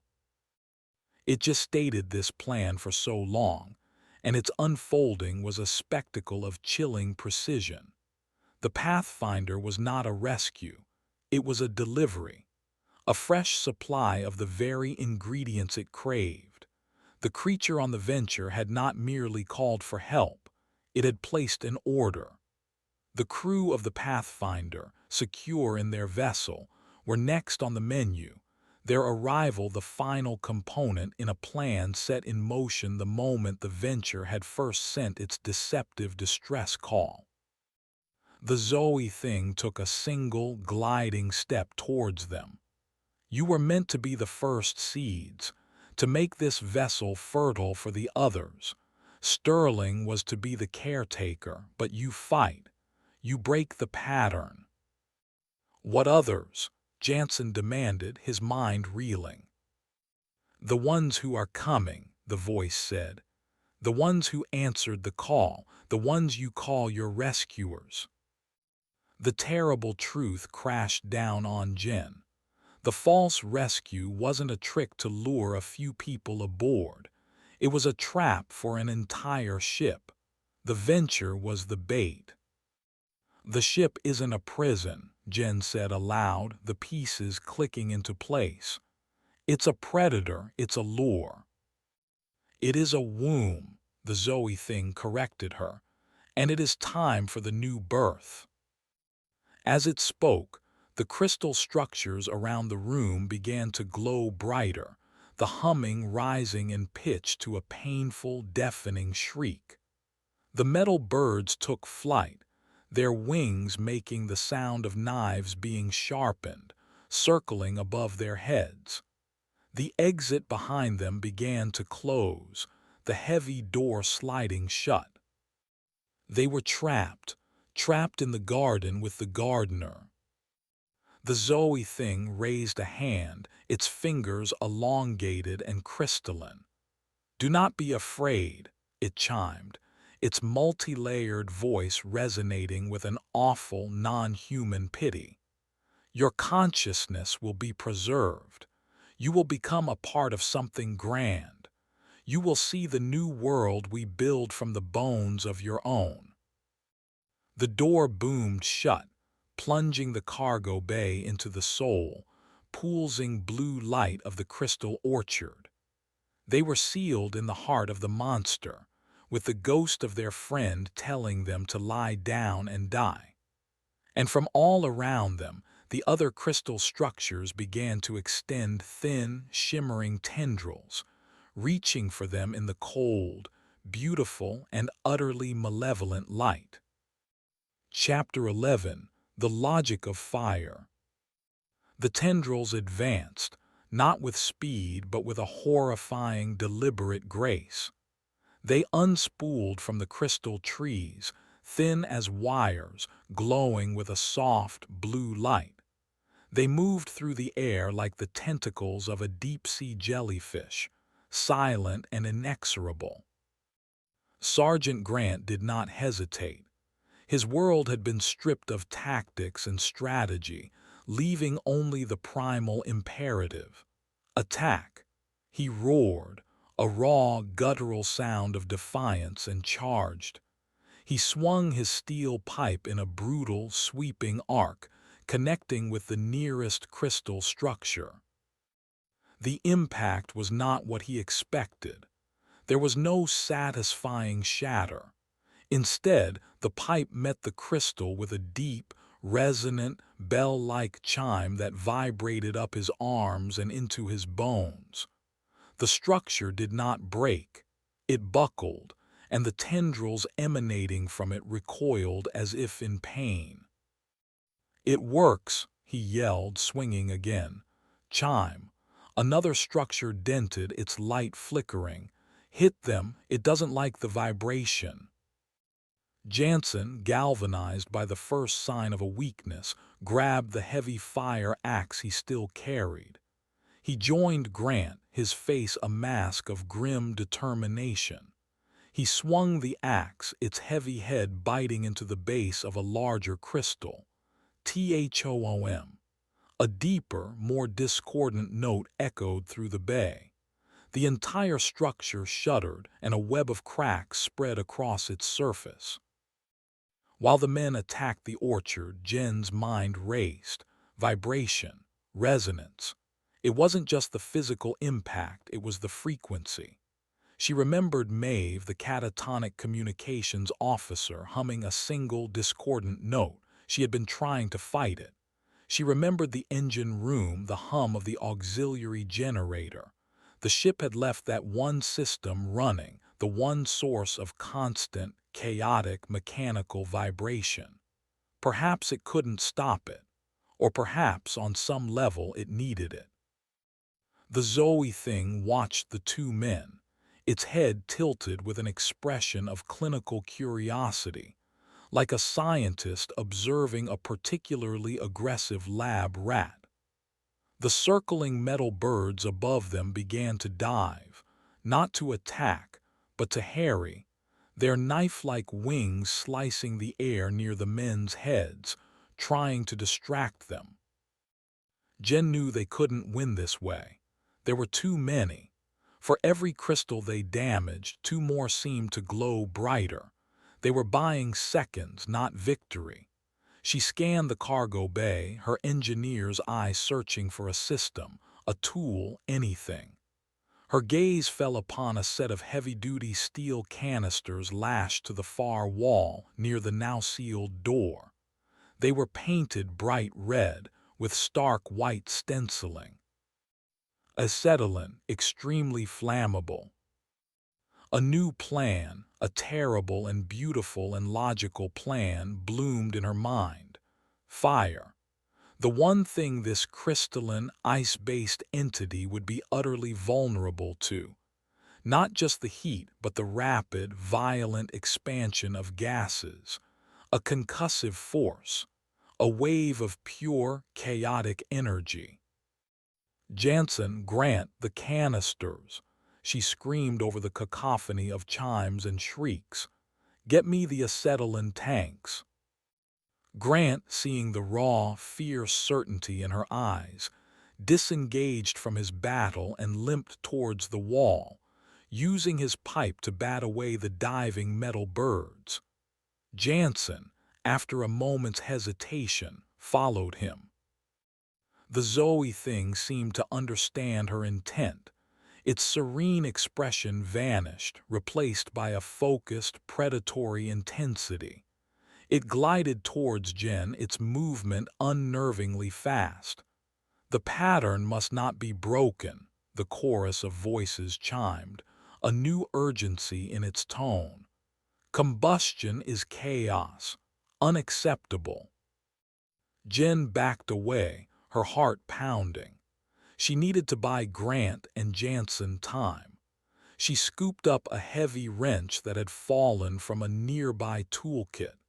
She stood her ground between the approaching Zoe thing and the men fumbling with the canister straps. "You're afraid of it, aren't you?" Jen said, her voice shaking but defiant. "You're all cold. Order, patterns. You can't handle the heat. You can't handle the mess." "You are a component, Sterling," the entity replied, its blue eyes glowing brighter. "You will be integrated." It was 10 feet away. Grant grunted as the first heavy canister was freed from its straps. He began to roll it towards the center of the bay. Jen hefted the wrench. She knew she couldn't win a fight, but she could make a statement. She hurled the heavy tool with all her strength, not at the Zoe thing, but at the largest, most central crystal structure in the orchard, the one that seemed to be the nexus of the entire growth. The wrench spun end over end, striking the crystal spire halfway up. The chime that resulted was a deafening, agonizing shriek of sound that made everyone, including the Zoe thing, stagger. The crystal didn't just crack. It exploded in a shower of razor-sharp, glittering shards. The Zoe thing screamed, a sound of pure static and a dozen voices in agony.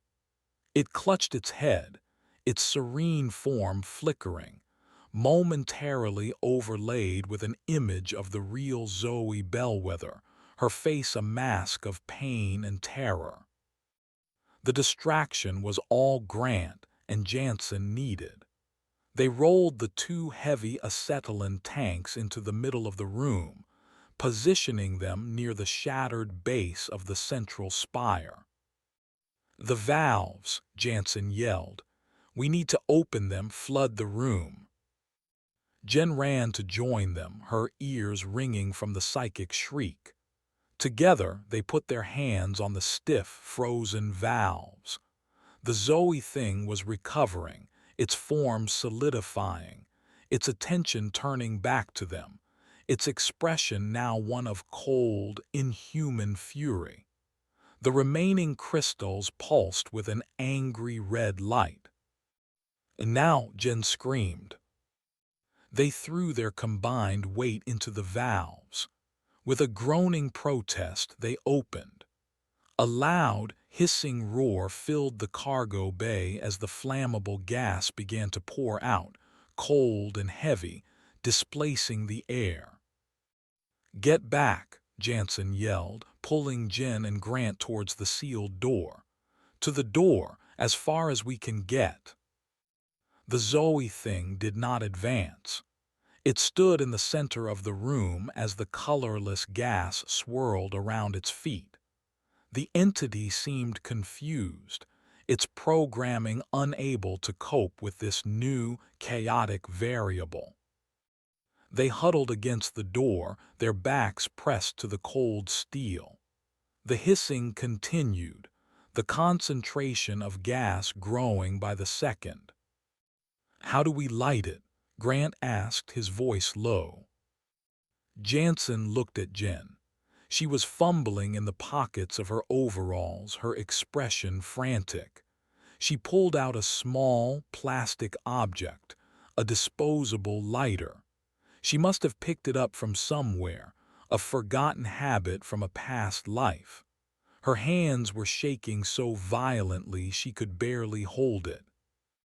"I only get one shot," she whispered, her thumb hovering over the spark wheel. "Make it count," Jansen said, his voice grim. The Zoe thing seemed to finally understand the imminent danger. It raised its hands, and the crystal structures began to vibrate, the humming rising to an unbearable pitch. It was trying to do something, perhaps change the atmospheric pressure or create a concussive force to disperse the gas. Jen didn't wait to find out. She took a deep breath, shielded the lighter with her body, and flicked the wheel. A tiny spark, a flicker of orange flame. For a heartbeat, nothing happened. Then the world turned white. Chapter 12. The Echo of the Fire. The explosion was not a sound. It was a physical event that erased all other senses. A wave of pressure and heat slammed them against the cargo bay door, stealing the air from their lungs and leaving a deafening, ringing silence in its wake. The world was a maelstrom of white light and roaring force. Jen felt the impact as a full-body concussion. She was lifted, then slammed down, the steel door at her back saving her from being torn apart. Darkness swarmed at the edge of her vision. She was vaguely aware of Jansen's body shielding her, of Grant's massive form taking the brunt of the shockwave. Then, nothing. She awoke to the sound of dripping. Plink, plink, plink. She was lying on the floor, her ears ringing, her body a single, unified ache. The air was thick with the acrid smell of burnt plastic and superheated metal. It was pitch black, the soft, blue glow of the crystal orchard completely gone. "Jansen," she rasped, her throat raw. "Grant." A groan answered her from nearby. "Here." It was Jansen's voice, strained and weak. A moment later, a beam of light cut through the darkness. His flashlight, he must have held onto it. The beam was shaky, playing over a scene of utter devastation. The cargo bay was a blackened, scorched cavern. The crystal structures were gone, melted into grotesque, glassy slag heaps on the floor. The metal birds had been vaporized, leaving only scorched silhouettes on the walls. The air was filled with a hazy, black smoke. Jansen's light found Grant. The big man was slumped against the wall, a nasty gash on his forehead bleeding freely. But he was alive. He gave a weak thumbs up. Of the Zoe thing, there was no sign. Only a larger, uglier puddle of molten glass in the center of the room. Did we win?" Jansen asked, the question hanging in the smoky air. Before Jen could answer, a new sound began. A low, mournful moan that seemed to come from the very bones of the ship. It wasn't the aggressive hum of before. This was a sound of agony. The walls of the cargo bay creaked and groaned. The ceiling sagged, and a fine shower of rust and dust rained down on them. "We didn't kill it," Jen said, pulling herself to a sitting position. "We wounded it. We hurt it badly." The massive cargo bay door, the one that had sealed them in, had been warped and buckled by the explosion. A gap, black and jagged, had opened at its base. "The path is open," Grant said, his voice a low rumble. He struggled to his feet, using the wall for support. "The tower. We need to move now, while it's in pain." They scrambled through the gap, emerging back into the distorted corridors of the lower decks. But the ship was different now. It felt wounded, spasmodic. The architectural changes were no longer deliberate and cunning. They were random, convulsive. A hallway would stretch to twice its length, then suddenly compress. A set of stairs would flatten into a ramp, then buckle into a jagged ruin. The ship was having a seizure. Navigating the vessel was a nightmare. They had to climb over buckled deck plates, squeeze through shrinking gaps, and race down corridors that seemed to be actively trying to shake them off. The ship was fighting them blindly now, a wounded animal lashing out in its death throes. They finally reached a vertical maintenance shaft that, according to Jen's mental blueprint, ran most of the way up to the command decks. It was a narrow, dark space, filled with pipes and cables, a rusty iron ladder bolted to one wall. "This is it," Jen said, shining her light up into the darkness. "It'll take us past the bridge, right to the access level for the tower." Jansen went first, testing the ladder's integrity. Grant, his leg a mangled wreck, was the biggest challenge. He refused help, his face a mask of stoic pain as he hauled his huge frame up the rungs, one agonizing step at a time. Jen brought up the rear. The climb was grueling. The shaft was filled with the ship's groaning, and every so often, a violent tremor would shake the ladder, forcing them to cling on for dear life. As they ascended, they passed access panels for the different decks. Through one grated opening, Jen saw a crew cabin where gravity had reversed. Furniture and equipment were stuck to the ceiling, while a fine layer of dust and loose objects covered the floor of the inverted room. They were near the top when a new sound reached them from below. A wet, dragging sound, accompanied by a familiar, rhythmic thump-scrape, thump-scrape. Jen's blood ran cold. She aimed her flashlight down the shaft. Far below, a shape was beginning to climb. It was a grotesque fusion of steel and organic matter, a mechanical horror pulling itself up the ladder. The piston limb. It was dragging the mangled, half-absorbed body of the cook, O'Malley, behind it. The creature's head was a mess of sparking wires and a single, glowing red optic, and it was moving with a terrifying, relentless speed.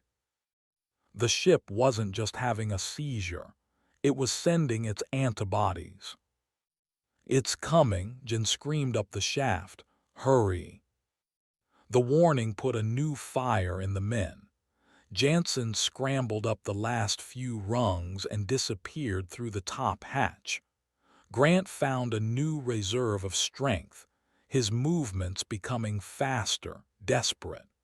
He was only a few feet from the top when the creature below let out a piercing shriek of static and machinery. A thick, greasy cable snaked up from the darkness, fast as a whip.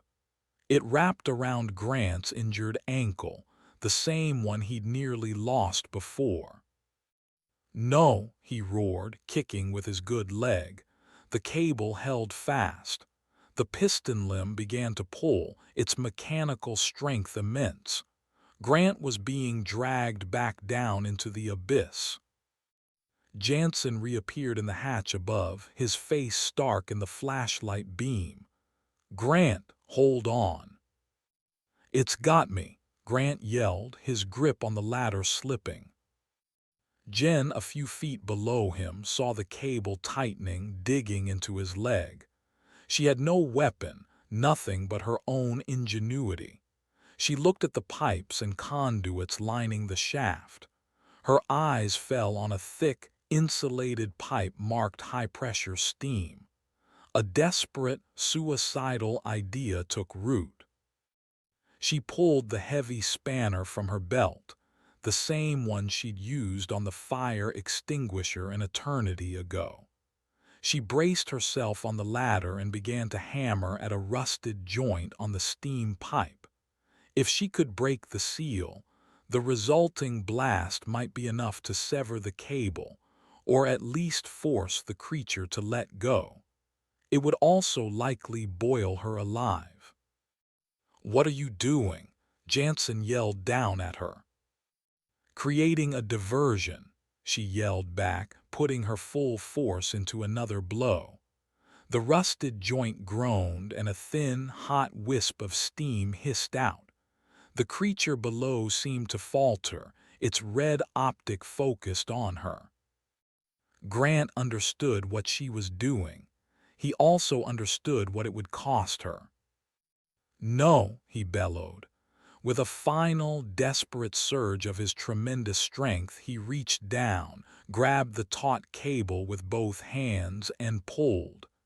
He wasn't trying to break free. He was pulling the creature closer. At the same time, he let go of the ladder. He fell, a human anchor dragging a monster down with him. His last act was to look up at Jen and Jansen, his face not one of fear, but of grim, final resolution. A soldier completing his last mission. Jen watched in horror as he disappeared into the darkness, his fall ending with a sickening, final crash of metal and flesh. The cable went slack. The thump-scraping sound was gone. The silence that followed was more profound than any noise. Sergeant Marcus Grant had bought them their escape. Jansen reached down and hauled a stunned, unresisting Jen through the hatch.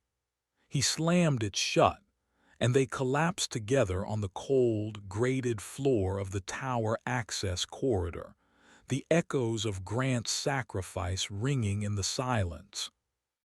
Chapter 13, The Last Broadcast.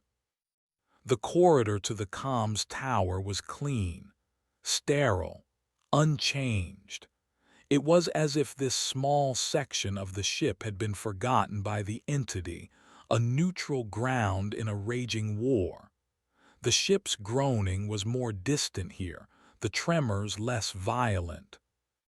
Jansen got to his feet, his face a mask of grief and fury.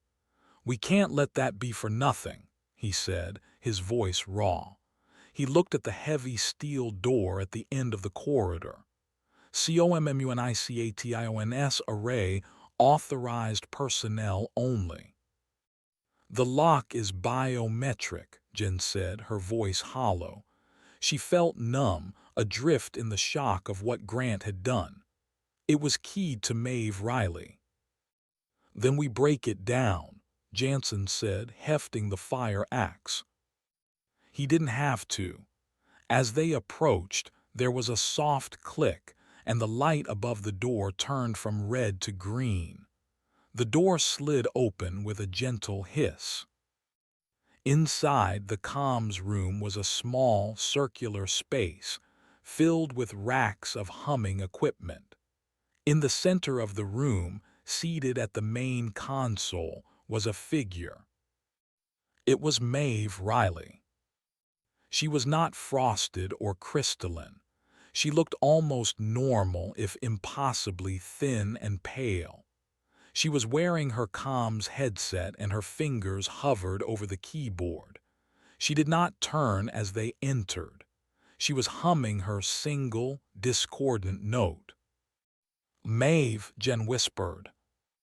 "She is the conductor," a familiar choral voice said. It did not come from Maeve, but from the speakers all around them. It was the voice of the Venture, weaker now, laced with static, but still there. "She heard our first song. She attuned herself to our frequency. She opened the door for us. And now she will open the door for the others." On the main screen in front of Maeve, a complex waveform was displayed. A timer in the corner of the screen was counting down. 000314. That's a broadcast signal, Jansen said, recognizing the interface. What is it sending? A welcome, the ship's voice replied. An invitation. A key. When the signal reaches the Pathfinder, their systems will lower, their defenses will quiet, and they will be ready to receive us. Maeve's humming was the carrier wave. Her mind was the encryption key. She was the Trojan horse. Stop her, Jansen said to Jen. Can you shut it down?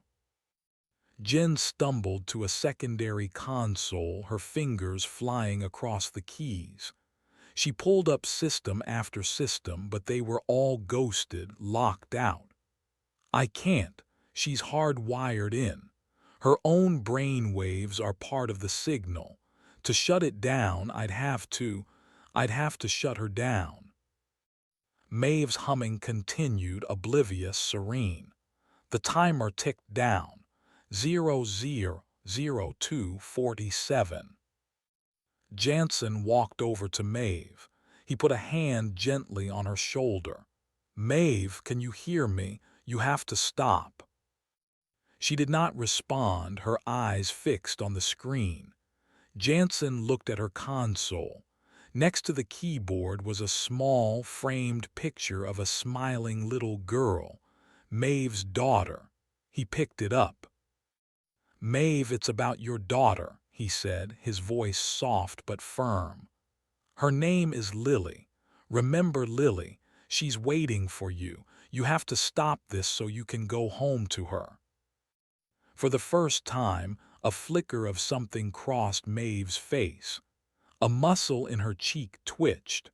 Her humming faltered for a second, the waveform on the screen flickering violently. It feels it, Jen said, her eyes on her own console. The signal is destabilizing. Keep talking to her. She's not here, the ship's voice hissed from the speakers, a note of panic in its tone. The vessel you see is an echo, a biological relay. It cannot be reached. But it was wrong. Jansen saw a tear trace a path down Maeve's pale cheek, a tiny human rebellion in the heart of the machine. She's in there, Jansen insisted, holding the picture in front of Maeve's vacant eyes. Lily needs her mother, Maeve. Fight it for her. Maeve's hands, which had been hovering over the console, now trembled. She slowly, shakily, reached for the photograph. The humming stopped. The waveform on the screen collapsed into a flat line of static. Signal lost. The screen flashed in red letters. The ship let out a deafening shriek of pure, electronic rage that blasted from the speakers, shattering several of the screens. The lights in the room flickered and died, plunging them into darkness, save for the red glow of the emergency alerts. In the sudden blackness, Jen heard a soft, wet sound and a gasp from Jansen. She flicked on her flashlight, aiming it at the console. A single, crystalline shard, sharp as a surgeon's scalpel, had erupted from the back of the console chair, piercing straight through Maeve's chest. Her hand was frozen an inch from her daughter's photograph. The brief flicker of humanity was extinguished. The ship had cut its losses. It had severed the connection, permanently. It killed her, Jansen whispered, stumbling back, his face a horror-struck mask in the flashlight's beam. The ship's voice returned, no longer a chorus, but a single, enraged, grating hiss. You have broken the instrument. You have ruined the symphony. Now you will only hear the noise. The entire comms tower began to shake violently. The floor tilted, and the racks of equipment sparked and toppled over. "The tower is collapsing," Jen yelled over the din. "It's bringing it down on top of us." They had stopped the broadcast. They had saved the Pathfinder. But in doing so, they had signed their own death warrant. The wounded, enraged entity was done playing games. It was simply going to tear its own flesh apart to destroy the parasites inside it. Chapter 14, an epilogue of rust. They survived the collapse by instinct, diving through the doorway as the comms room imploded behind them in a shower of sparks and twisted metal. The access corridor itself buckled, the ceiling crashing down, forcing them onto the exposed, snow-swept deck of the ship. The polar night was absolute, the stars brilliant and cold. The ship beneath their feet was in its death throes, groaning, shuddering, tearing itself apart. The magnificent, terrible hum was gone, replaced by the random, chaotic sounds of structural failure. And across the 100 meters of black water and broken ice, the Pathfinder sat, its lights blazing, a silent, unknowing witness. "We did it," Jansen said, his breath plumbing in the frigid air. He looked at the cutter, then back at Jen. "They're safe." Jen didn't feel any triumph, only a vast, empty weariness. They were stranded on a dying monster in the middle of the coldest, darkest place on Earth. Their victory was a death sentence. As if on cue, a new sound reached them. The deep, powerful thrum of an engine. The Pathfinder was moving. Its searchlight cut a brilliant white swath across the ice, sweeping towards them. "They're coming," Jen whispered, not daring to believe it. "They must have detected the explosion," Jansen said, a wild hope in his voice. "They're coming to investigate." But the cutter wasn't launching a Zodiac. It was moving the entire ship, its reinforced bow breaking a new, clean channel through the ice, a direct path to the dying venture. "What are they doing?" Jansen muttered.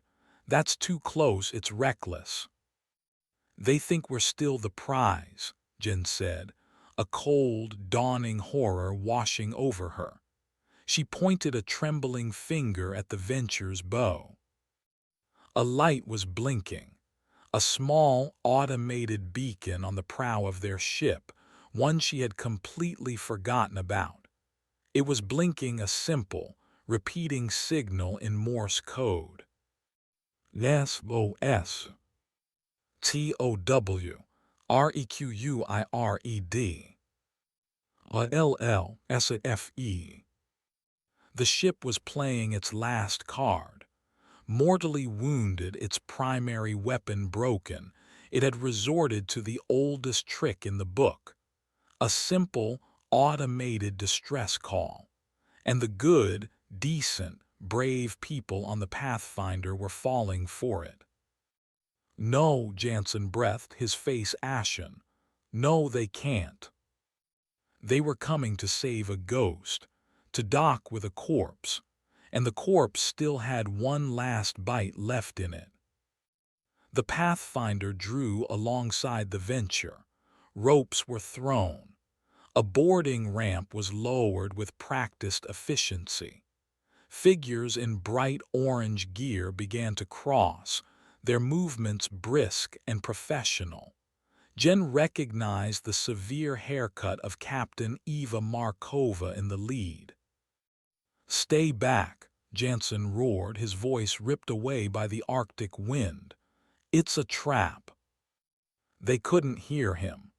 They saw two survivors on a crippled ship, and they saw a mission to complete. Markova and her team stepped onto the deck of the Venture.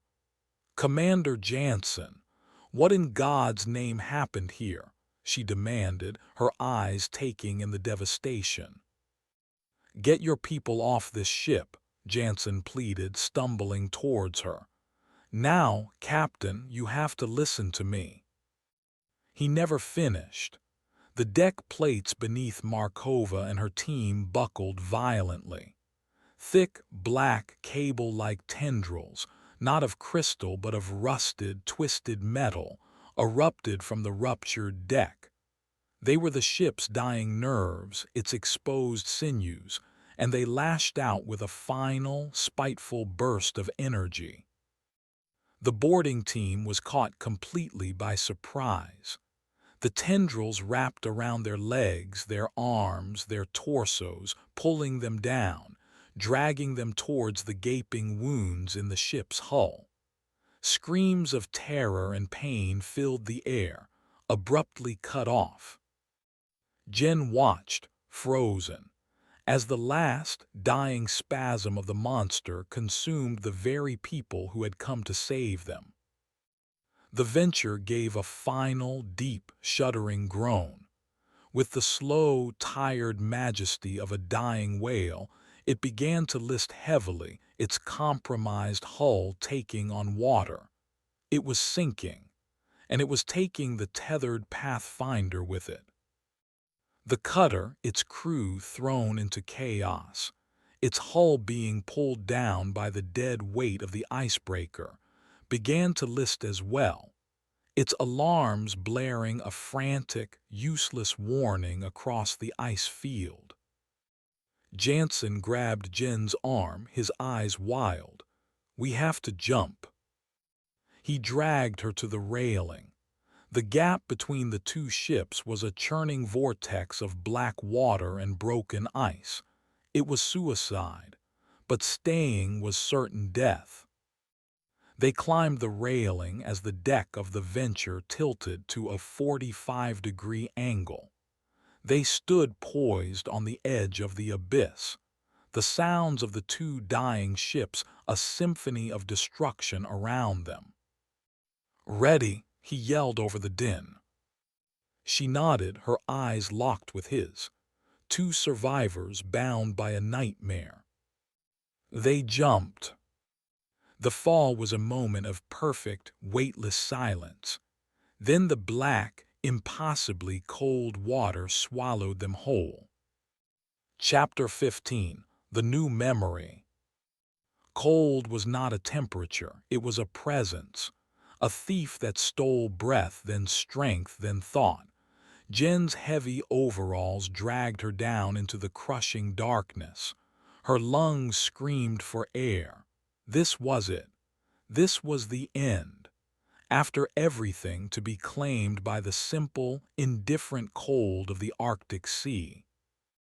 A powerful grip seized her arm, Jansen. He was still fighting. He pulled her upwards, his own movements clumsy, failing. But he pulled. They broke the surface with a simultaneous, gasping shudder, their bodies already succumbing to the lethal shock of the cold.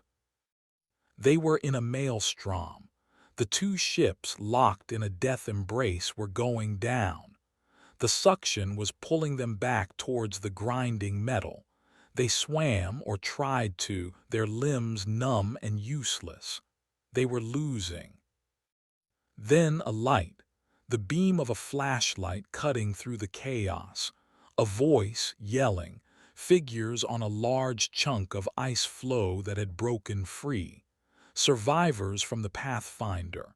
A handful of them had managed to get clear. They were throwing a rope. Jen didn't remember reaching it. She didn't remember being hauled, dripping and half dead, onto the relative safety of the ice. Her first clear memory was of kneeling on the floe, wrapped in a thermal blanket, watching the last of the two ships disappear beneath the waves. The Venture went first, then it pulled the Pathfinder down with it, the cutter's stern rising high in the air before its final, gurgling descent. Then silence, a profound, echoing silence broken only by the weeping of one of the other survivors.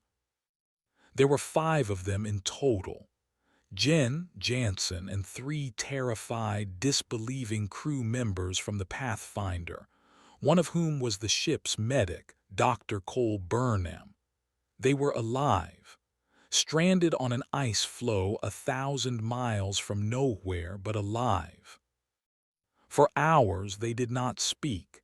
They just watched the place where the ships had been, as if expecting them to rise again. Jansen, his face grim, did a head count of their supplies: a single flare gun with 2 flares, a medical kit, a few emergency ration bars. Not enough. As the first pale hint of the Arctic dawn began to stain the horizon, a new shape appeared in the sky: a helicopter. The Pathfinder must have sent a final, automated distress signal, or perhaps their rescue had a rescue of its own. They were saved. The word felt hollow, meaningless. The weeks that followed were a blur of debriefings, clean rooms, men in crisp, serious uniforms who asked the same questions over and over. Jansen and Jen told them the truth. They told them everything: the shifting walls, the crystal orchard, the entity in the steel. The official report, when it was finally released, was a masterpiece of plausible fiction. A catastrophic failure of the venture's experimental hull plating under extreme ice pressure. A series of cascading system malfunctions. Mass psychosis induced by prolonged isolation and stress. The heroic but ill-advised rescue attempt by the Pathfinder, resulting in a tragic accident. Commander Finn Jansen and Chief Engineer Jenna Sterling were credited with saving the few survivors they could. Their confused, contradictory testimonies attributed to severe post-traumatic stress. They were heroes, and no one believed a word they said. Jen left the service. She moved to a small, quiet town in the middle of a continent, as far from the ocean as she could get.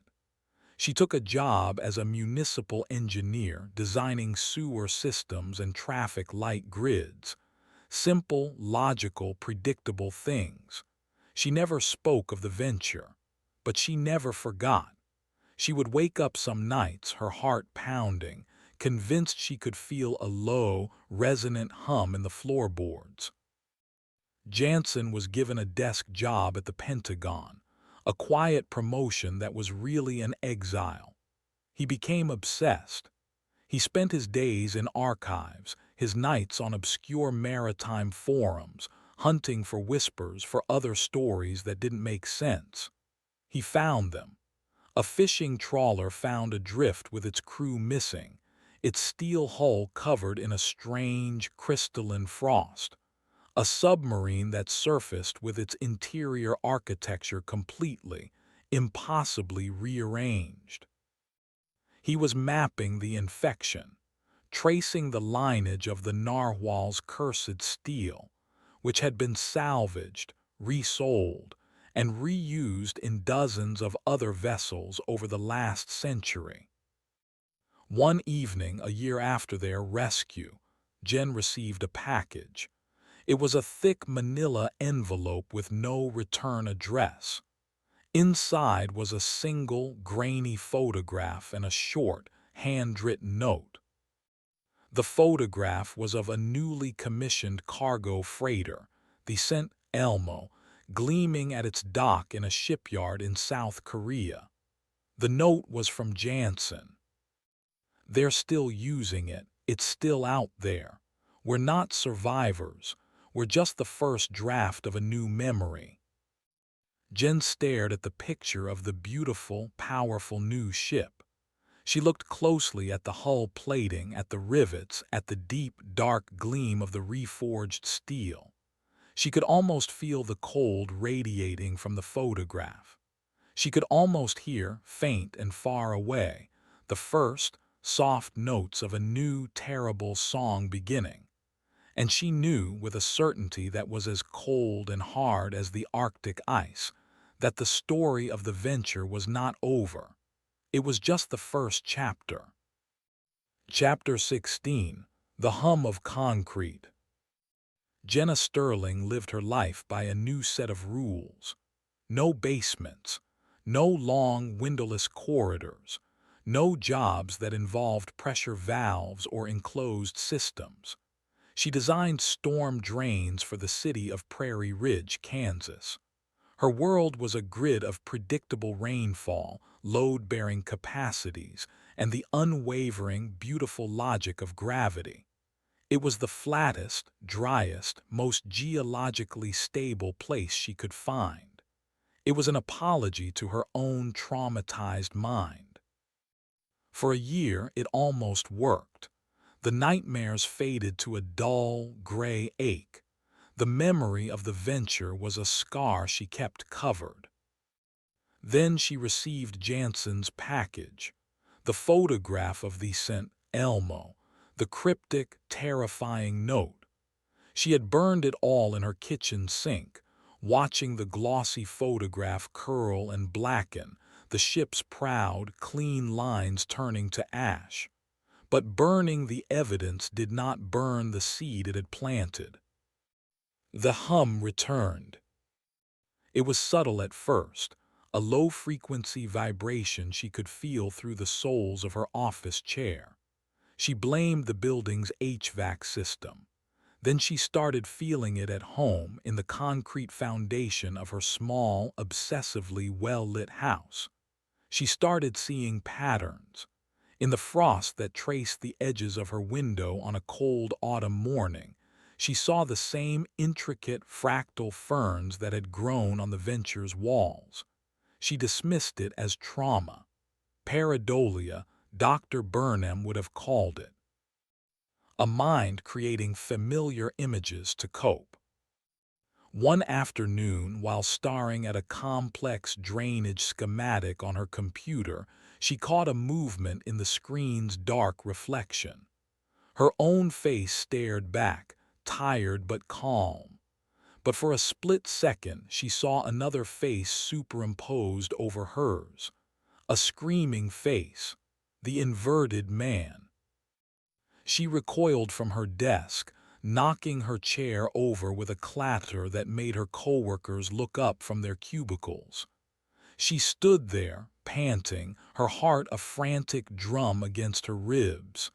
It was a memory, a flashback. It had to be. That night the phone rang. It was a restricted number. She almost didn't answer. Sterling. The voice was older, rougher, but unmistakably his. Finn Jansen. "Don't," she said, her voice a choked whisper. "Don't call me." "I don't have a choice, Jen. It's the St. Elmo. It went dark 3 days ago, vanished from all tracking, off the coast of Alaska." The words were a physical blow. Alaska, the cold, the dark. "That has nothing to do with me. We're done. We survived." "No one survived," he countered, his voice raw with an intensity that bordered on fanaticism. "We were just deferred. I've been tracking the steel, Jen. The narwhal's bloodline. There have been others, minor incidents. A fishing boat here, a research vessel there. Small outbreaks. Contained. This is different. The St. Elmo is a 300,000-ton cargo freighter. It's not a ship, it's a city." "Leave it alone, Finn," she pleaded, squeezing her eyes shut. "Let someone else handle it." "Handle what?" he shot back. "An official report of a ship that's missing. They'll send a cutter, a rescue team. They'll do exactly what we did. They'll walk right into the trap. You and I are the only 2 people on this planet who know what's really happening. You know its patterns, you know how it thinks. It's a monster, not a chess player." she said, her voice shaking. Then you're the only one who knows how the monster's cage is built, he retorted. I've put a team together. Unofficial, we need you. No, the word was final. I'm out, I'm done, lose this number. She slammed the phone down, her whole body trembling. She stood in the middle of her quiet, brightly lit living room, the silence pressing in. A sound from the kitchen made her freeze, a soft, metallic scraping. She crept towards the doorway, her breath held tight in her chest. The sound came again from the sink, from the U-bend in the pipes beneath it. It was a sound she had not heard in over a year, a sound that had haunted her worst nightmares. The sound of metal scraping on metal, the sound of the soot-wing skewers. She stared at the pipes under her sink in the heart of the driest state in the country, 1,000 miles from any ocean. The entity was not a memory. It wasn't a ghost confined to the Arctic. It was a network, and it was reaching for her. Chapter 17. The Wolves at the Door. The knock on her door came 2 hours later. Jen didn't need to look through the peephole to know who it was. She opened it. Finn Jansen stood on her porch, silhouetted by a street lamp. He looked 10 years older. The sharp, confident lines of his face had been eroded by sleeplessness and obsession, but his eyes burned with a new, unsettling fire. He wasn't the skeptical commander anymore. He was the sole parishioner of a terrifying new religion. "It knows where you are, Jen," he said, his voice low. There was no greeting, no preamble. "It remembers. The connection is still there." "Get off my porch, Finn." He didn't move. "I have a contact. A pilot. A man who flies things and doesn't ask questions. We can be in the air in 3 hours. We have to get to the ship before a formal search and rescue mission is launched." He held up a tablet. He swiped the screen, showing her satellite images of a patch of the Gulf of Alaska, an unnatural bank of fog, a thermal image showing a cold spot in the water the size of a freighter. Then he played an audio file. It was the last transmission from the St. Elmo before it went dark. A frantic, garbled mayday call, drowned out by a chorus of agonizing screams. And underneath it all, a single, pure, electronic tone that made the hairs on Jen's arms stand up. It was a distorted, synthesized version of Maeve Riley's hum. The entity had learned to sing its own song. "It's evolving," Jansen said, his eyes locked on hers. "The venture was a prototype. It was clumsy. It had to improvise. This time it has a blueprint. It has our memories of the event to work from. It will be faster, more efficient. It won't make the same mistakes." Jen wrapped her arms around herself, a futile gesture against the cold that was emanating from the tablet screen. "Why? Why me? You're the commander. You can handle it." "Because I'm a soldier," he said, his voice cracking with a frustration that went bone deep. "My solution is to put a torpedo in its hull, but you're an engineer. You know the systems. You know how to kill a machine. And that's what this thing is. It's a parasite that turns its host into a weapon. You know the weapon better than I do." He took a step closer, his voice dropping to a desperate whisper. "There's more. Its last registered heading. It wasn't random. It was on a direct course for the port of Anchorage. It's not just a trap for a rescue crew this time, Jen. It's a plague ship. It's trying to make landfall." The word struck her with the force of a physical blow. The entity contained was a nightmare. The entity unleashed on a civilian population was an extinction-level event. Her quiet life, her safe job, her concrete fortress, it was all an illusion. There was no hiding from a monster that wanted to devour the world. She looked past Jansen at the quiet, sleeping houses of her neighborhood, the neat lawns, the minivans in the driveways, a world that had no idea what was drifting towards it in the Alaskan fog. Her responsibility was not just to the ghosts of the venture. It was to all of this. One condition, she said, her voice a dry rasp. Anything. This time, she said, her gaze as hard as the steel she knew so well, we don't try to save them. We don't try to reason with it. We burn it. We burn it all the way down to the water. Jansen gave a grim single nod. That was always the plan. He stepped aside to let her pass. Standing near a nondescript black car at the curb was another man.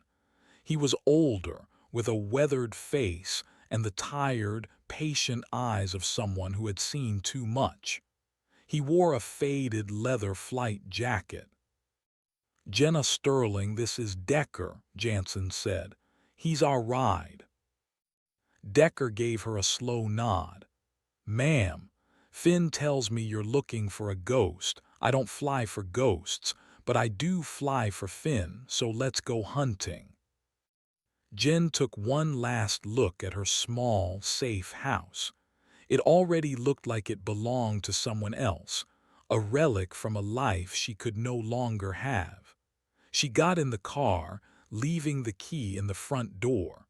There was no coming back from this. Chapter 18. The Ghost Fleet. Decker's plane was a Grumman Albatross, a relic of a bygone era, its twin radial engines sputtering to life with a cloud of blue smoke that seemed to offend the clean, modern air of the private airfield. Inside, the cockpit was a claustrophobic tangle of analog gauges, worn leather, and the smell of oil and coffee. It was a flying machine, not a computer with wings. For that, Jen was grateful. The flight north was a long, droning purgatory. They flew over the vast, darkening expanse of the continent, the lights of cities giving way to the immense, unlit wilderness of the north. Jansen was silent, studying maritime charts and satellite data on his tablet. Decker flew with a relaxed, practiced competence, his hands resting lightly on the controls. Jen just stared out the window, watching the world she was trying to save disappear below. So, Decker said, his voice a low rumble over the engine noise, not taking his eyes off the horizon. Finn's short on details. What exactly are we flying into?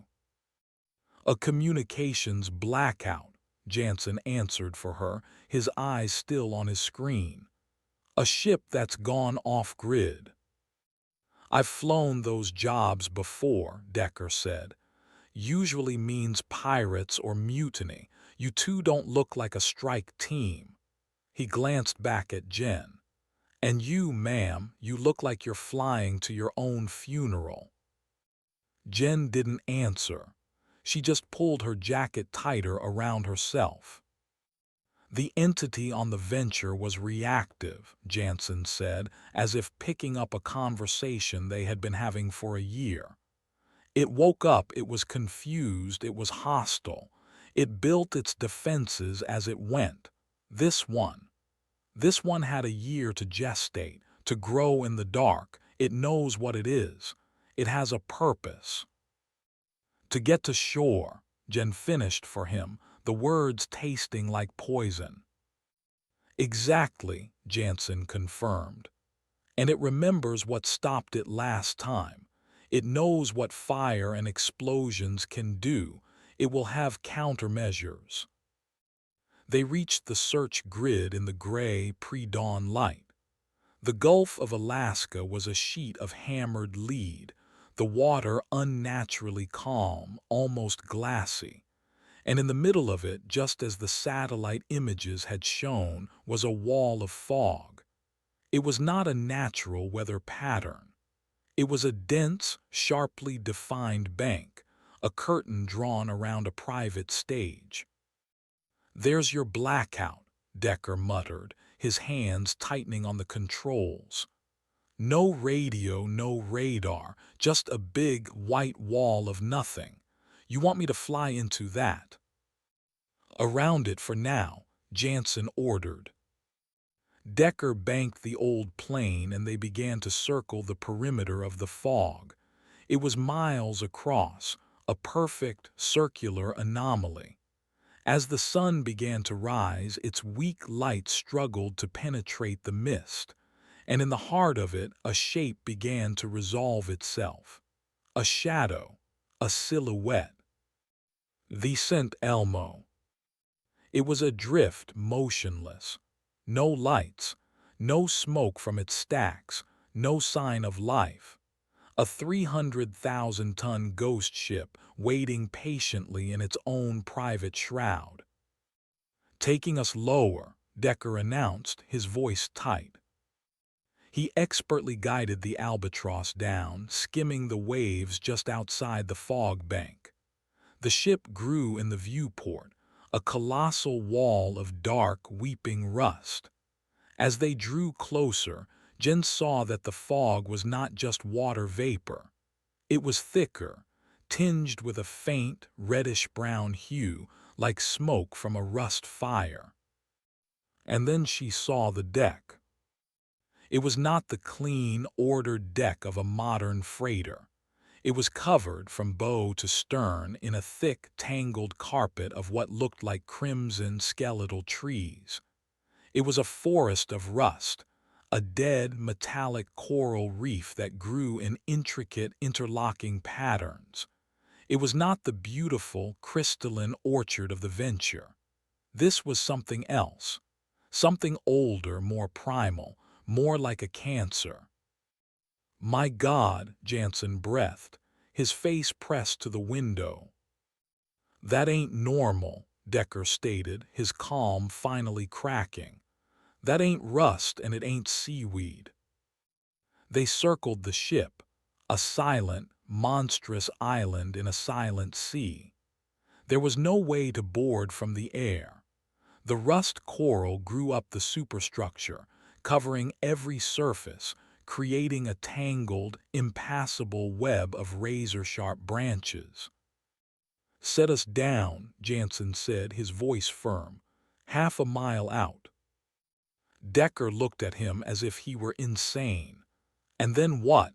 You planning on swimming over?" Jansen pointed to the back of the plane where a small, inflatable raft was lashed down. "We take the raft. We're going aboard." Decker stared at the dead, silent ship, at the unnatural fog, at the crimson forest covering its decks. He let out a long, slow breath. "Finn," he said, his voice deadly serious, "you pay me to fly, not to ask questions, but I'm asking this one. What the hell is on that ship?" Jansen turned from the window and looked at the old pilot. His eyes were dark, haunted. "The next chapter," he said. Chapter 19, The Red Garden. The journey across the half-mile of glassy, red-tinged water was the quietest, most tense experience of Jen's life. The only sound was the soft dip and pull of their paddles. Decker had insisted on coming with them. "Never leave a man behind," he'd grumbled, "even if he's walking into a haunted house." He now sat in the stern, a pump-action shotgun resting across his lap, his eyes constantly scanning the fog. As they drew closer, the scale of the St. Elmo was oppressive. It was a mountain of steel. The rust coral that covered it was not just a surface growth. It seemed to be extruding from the hull itself, thick, iron-rich tendrils that had burst through the plating like the roots of a monstrous tree. The air grew thick with the smell of rust and salt and something else. A faint, cloying, biological scent, like rotting vegetation. They found a place where a section of the hull had been torn away, creating a dark, jagged opening just above the waterline. A boarding ladder, encrusted with the red growth, hung down. "Looks like our invitation," Decker muttered. Jansen went first, climbing the ladder with a grim determination.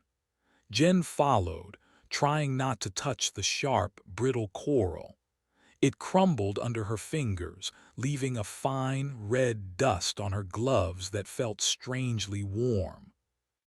They pulled themselves through the opening into a dark, echoing maintenance corridor. The silence inside the ship was absolute. No hum of generators, no thrum of engines, just the drip of condensation. "Flashlights," Jansen ordered. 3 beams of light cut through the gloom. The interior walls were covered in the same red growth, but here it was finer, more like a creeping, crimson moss. It seemed to absorb the light, making the corridor feel darker than it should. They moved forward, their boots crunching on the brittle moss. They found the crew quarters first. The scene in each cabin was the same. The crew were still there, but they were not human anymore.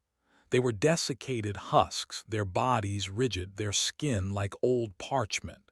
They were entangled in the red growth, their limbs twisted and held fast as if they had been caught in a fast-growing vine. The entity wasn't integrating them this time. It was consuming them, using them as fertilizer. A source of nutrients for the red garden. In the ship's infirmary, they found the ship's log, left open on a desk. The final entries were a terrifying descent into madness. Day 4, the red rust is spreading from hold 3. Chief Mate says it's a new type of aggressive corrosion. I don't believe him. It's warm to the touch. Day 6, Singh from engineering is sick. A fever. He says he can hear singing in the walls. We all can. Day 9 locked the sick ones in their quarters. The rust is growing over their doors. It's feeding on something. We can't get out. The ship won't respond. Day 12, God help us. It's not rust, it's alive. They pushed on, making their way towards the bridge. The ship resisted them passively. A door would be sealed by a thick, woody growth of the rust coral. A companionway would be choked with the stuff. They had to use Decker's shotgun twice to blast through the blockages, the sound of the blasts shockingly loud in the dead silence. They finally reached the bridge. It was the epicenter of the growth. The crimson moss was thick on every surface, and pulsing, vein-like tendrils ran from the walls to the main command console. The viewport was entirely obscured by the tangled forest outside. But the systems were on. The screens glowed with a soft, red light. The navigation system was active, a single, unwavering course plotted for the port of Anchorage. On the main view screen, a single line of text was repeated over and over. Cargo ready for delivery. Cargo ready for delivery. Cargo ready for delivery. It's automated, Jansen breathed. The whole ship is a self-piloting delivery drone. Jen pushed past him, her eyes scanning the engineering console. It's running on auxiliary power, but if the main engines are dead, it can't get to port. She began frantically pulling up schematics, her old training kicking in. It's a newer design, LNG powered, but it has. Her blood ran cold. She stared at the screen, at a system diagram she had prayed she would not see. It has a secondary backup, a compact pebble bed nuclear reactor, military grade. It's designed to keep the ship's essential systems running for months, even with a total engine failure. The horror of the situation crashed down on them. It wasn't trying to sail to anchorage. It was just trying to drift, to wait. It knew that a missing nuclear-powered vessel so close to the coast would trigger a massive, high-priority military response. And what is the first rule of dealing with a potential reactor breach at sea? "They'll sink it," Decker said, his voice a grim whisper. "They'll scuttle it to prevent a meltdown near the coast." "But the entity survived being sunk once before," Jen said, looking at Jansen. "On the narwhal, it just went dormant, but this is different. It's biological now. What if sinking it is what it wants?" The ship was a bomb, a dirty bomb, a logic puzzle with no right answer. If they let it drift, it might be salvaged, its plague brought to shore. If the military sank it, the reactor would breach, spewing radiation into the sea and creating a massive ecological dead zone. And the entity, the red growth.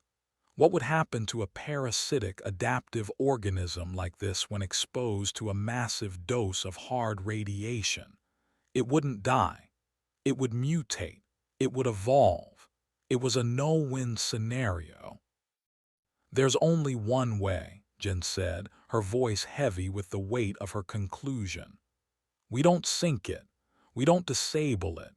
We have to cause a full, catastrophic, conventional explosion in the engine room, rupture the LNG tanks, an explosion so big and so hot it vaporizes the entire midsection of the ship.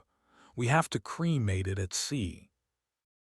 A fire hot enough to do that might also compromise the reactor shielding," Jansen countered. "We'd be gambling with a nuclear fallout." "It's the only gamble we have," she replied. As they debated, a new sound began, a low, pulsing thrum from deep within the ship. The red, vein-like tendrils on the console began to glow brighter. The ship was waking up, and it was hurting them again.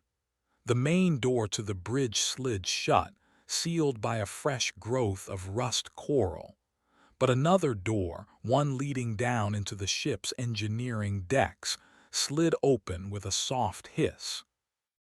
It was another invitation. The entity wanted them to go deeper. Chapter 20: The Spore. The path down was a descent into the belly of the beast. The red growth was thicker here, the air warmer, more humid. The ship was no longer just a host. It was being terraformed, its sterile metal interior transformed into a living, breathing ecosystem. The low, pulsing thrum grew louder, a slow, organic heartbeat that resonated in their chests. The ship led them, not to the engine room but to the forward cargo hold, a cavernous space that should have been filled with shipping containers. The massive, hangar-like doors slid open as they approached, revealing the source of the thrumming. The cargo hold was not empty. It was the heart of the garden. The entire space, the size of a football field, was filled with a single, massive, interconnected organism. A pulsating crimson mass of the rust-like growth, a grotesque fusion of metallic filaments and something that looked horribly like muscle tissue. It climbed the walls, covered the ceiling, and in its center it rose into a great throne-like structure. And suspended in the heart of that throne, held aloft by a web of pulsing, vein-like tendrils, was a single, perfect, cobalt-blue crystal, the size of a man.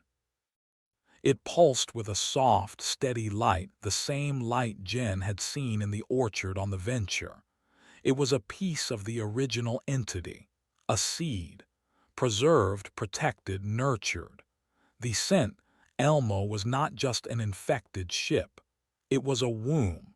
It had spent a year growing a new, pure, concentrated form of the original crystalline parasite.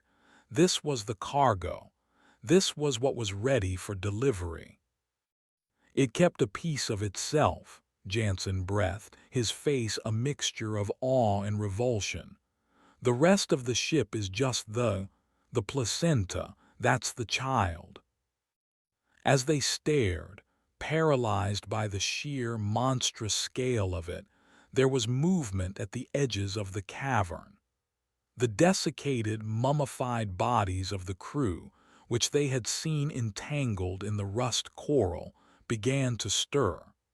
With the cracking of dry ligaments and the whisper of shed skin, they detached themselves from the walls. Their eyes were gone, the sockets filled with glowing red filaments. They moved with a jerky, unnatural gait, their limbs animated by the tendrils of rust coral that had grown through their bodies, turning them into marionettes. The garden was protected by its own zombified keepers. "Oh, you have got to be kidding me," Decker muttered, raising his shotgun. The first puppet lunged from the shadows, its movements impossibly fast. It was the ship's former captain, his uniform in tatters, his jaw hanging open in a silent scream. Decker fired. The blast tore a huge hole in the creature's chest, but it didn't slow. It was just a meat puppet. It didn't need organs to function. It slammed into Decker, knocking him to the ground, its desiccated fingers clawing at his face. More were coming, shuffling out from the crimson shadows, a small, silent army of the dead.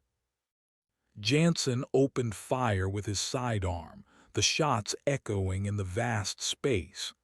Jen, unarmed, looked frantically for an escape, an advantage. Her eyes fell on the system of fire suppression nozzles that dotted the ceiling of the cargo hold. A halon gas system, designed to displace oxygen and kill a fire in seconds. She saw a manual release valve on the wall near the entrance, a large, red wheel. "Jansen, the valve," she screamed, pointing. "Flood the hold."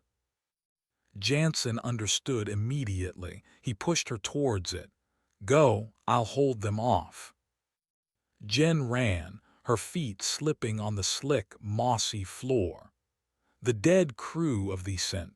Elmo were closing in on Jansen and Decker, who was desperately fighting off the captain's corpse. Jen reached the wheel. It was stiff, encrusted with the red growth. She put her entire body into it, her muscles straining. It wouldn't budge. Behind her she heard a scream. Decker. The captain had sunk its teeth into his shoulder. Another puppet grabbed Jansen from behind, its arms wrapping around him like steel bands. Jen gave one last, desperate heave on the valve. With a screech of protesting metal, it turned. A loud hiss filled the cargo hold as the colorless, odorless gas began to pour from the nozzles in the ceiling. The puppets faltered. The entity that animated them, whatever it was, seemed to understand the threat. The thrumming of the great, central mass intensified, and the blue crystal at its heart began to glow with a furious, angry light. Jansen, seeing Jen succeed, performed his last, desperate act as a commander.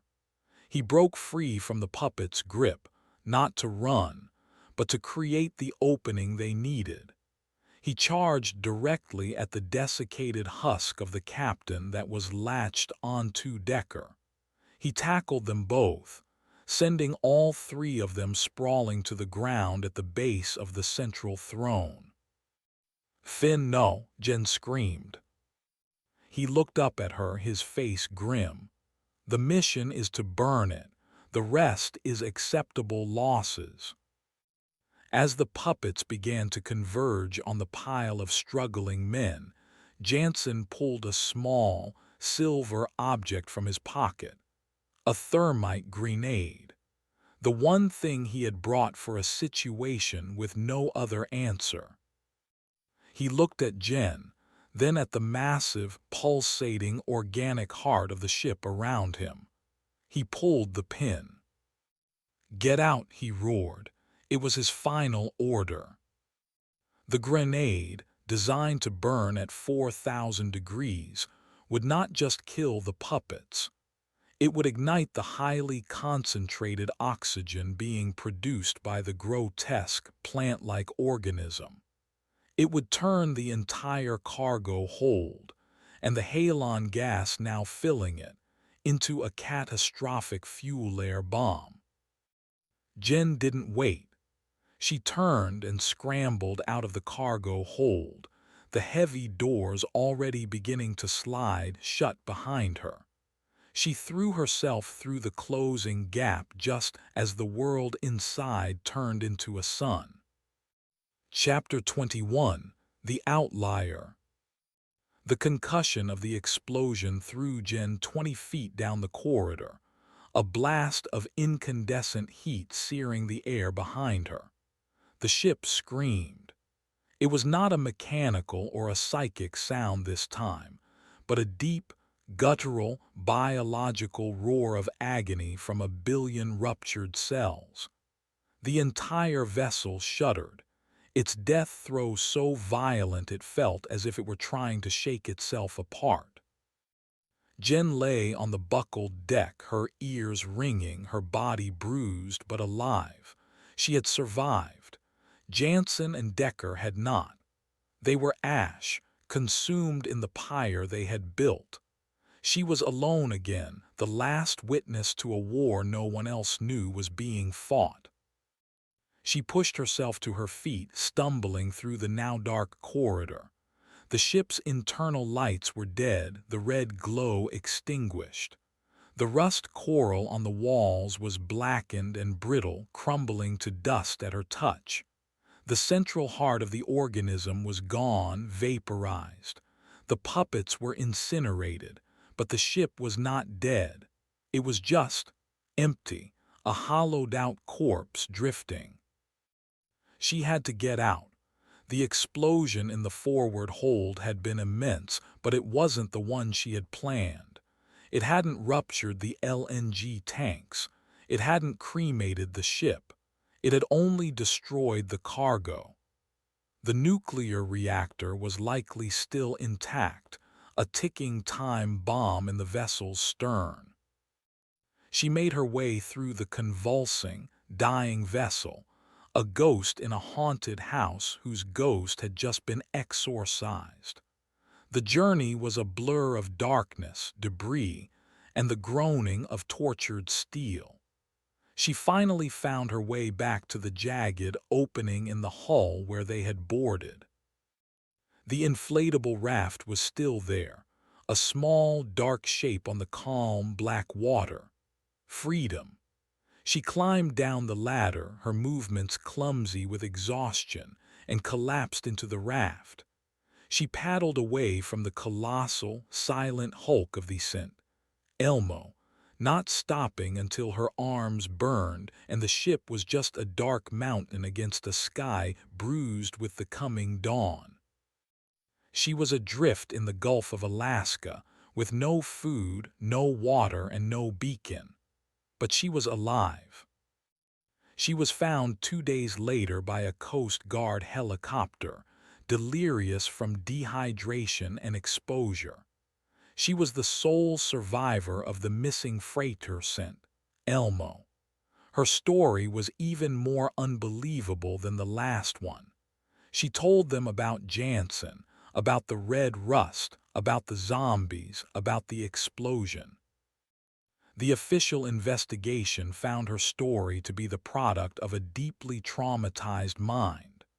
The scent, Elmo, they concluded, had suffered a catastrophic failure in its experimental biological waste recycling system, the closest they could come to explaining the organic residue. This led to a release of toxic gas, killing the crew. The resulting pressure buildup caused a localized explosion in the forward cargo hold. Commander Jansen and a civilian contractor, Decker, were lauded as heroes who had boarded the ship to investigate and were tragically killed in the accident. Jenna Sterling was, once again, the lucky survivor. This time there was no exile. There was a quiet, comfortable room in a high-end psychiatric facility. They were kind to her. They told her she was suffering from a complex form of Capgras delusion, believing that familiar objects, ships in her case, had been replaced by malevolent duplicates. They gave her medication. They encouraged her to talk. She learned to be silent. She learned to nod. She learned to pretend she was getting better. After 6 months, they pronounced her stable and released her. She disappeared. She changed her name, her hair color, her entire life.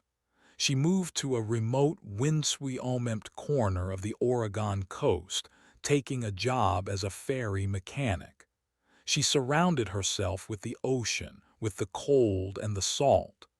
She reasoned that if the monster was coming, she would not be caught hiding in the plains again. She would face it on her own terms, on the battlefield it had chosen. She became a creature of routine and observation. She read maritime accident reports with a forensic intensity. She scanned ship-tracking websites. She was no longer a victim or a survivor. She was a sentry, a lonely watchman on a wall no one else could see. For 5 years the sea was quiet. The ghosts were still. Maybe, she allowed herself to hope, the thermite grenade had been enough.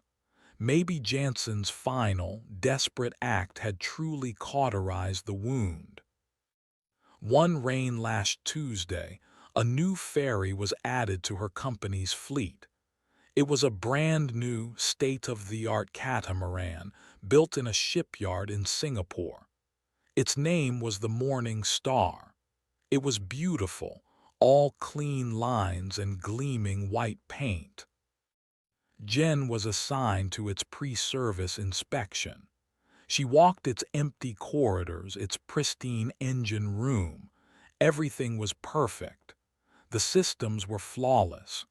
But as she stood on the bridge, looking out at the gray, churning Pacific, she felt a familiar, unwelcome sensation. A low, sub-vocal hum in the deck plates. She dismissed it. It was her trauma, her curse. Every ship hummed. Later, while checking the ballast tank sensors, she saw a notation in the ship's construction manifest. A minor addendum. To save on costs, a certain percentage of the vessel's non-critical structural components, conduits, support struts, deck plating, had been sourced from a maritime salvage yard. The steel was high-grade, certified, perfectly safe. It had been reclaimed from the wreck of a decommissioned naval vessel, a ship that had been scuttled in the Gulf of Alaska 5 years ago. A ship called the Pathfinder. The hum was not in her head. The infection had not been contained to the venture or the scent Elmo. The entity didn't need to touch you to spread. It just needed you to touch it. The rescue crew from the Pathfinder in their brief, fatal time aboard the Venture had become carriers. Their ship had been contaminated, and now its blood, its memory, its cursed steel was here, in her ferry. The war was not over. Chapter 22: The Network. Jen did not panic. The years of quiet vigilance had forged a new kind of calm in her, the cold, hard calm of a bomb disposal expert who has just heard a timer start to tick. She finished her inspection of the Morning Star, her face a mask of professional neutrality. She signed the forms. She declared the vessel seaworthy. To do otherwise would be to invite questions she could not answer, to put herself back in a quiet room with kind, condescending doctors. She could not fight this enemy with reports and warnings. They had tried that. It had failed. That night she went home to her small, cluttered apartment overlooking the harbor. She unlocked a heavy-duty Pelican case she kept under her bed. Inside was not the equipment of an engineer, but of an arsonist and a saboteur. Flare guns, cutting torches, diagrams of LNG fuel systems, and a collection of thermite grenades purchased illegally through a dark web contact Jansen had given her once, an address she had sworn she would never use. She had to understand the enemy. On the Venture, it had been a ghost, a reality-bending poltergeist. On the St. Elmo, it had been a biological plague, a grotesque terraformer. What was it now? She spent the next week observing the Morning Star as it began its daily passenger runs. She watched it from the docks, her face hidden by a scarf and sunglasses.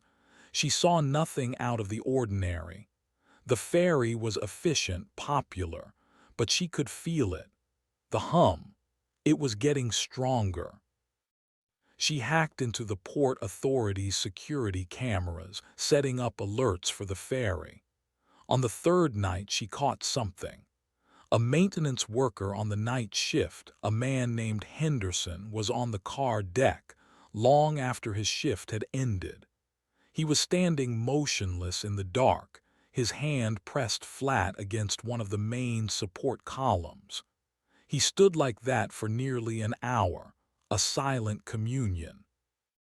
Jen knew what she was seeing. The entity was reaching out. It was finding its first foothold. She needed more information.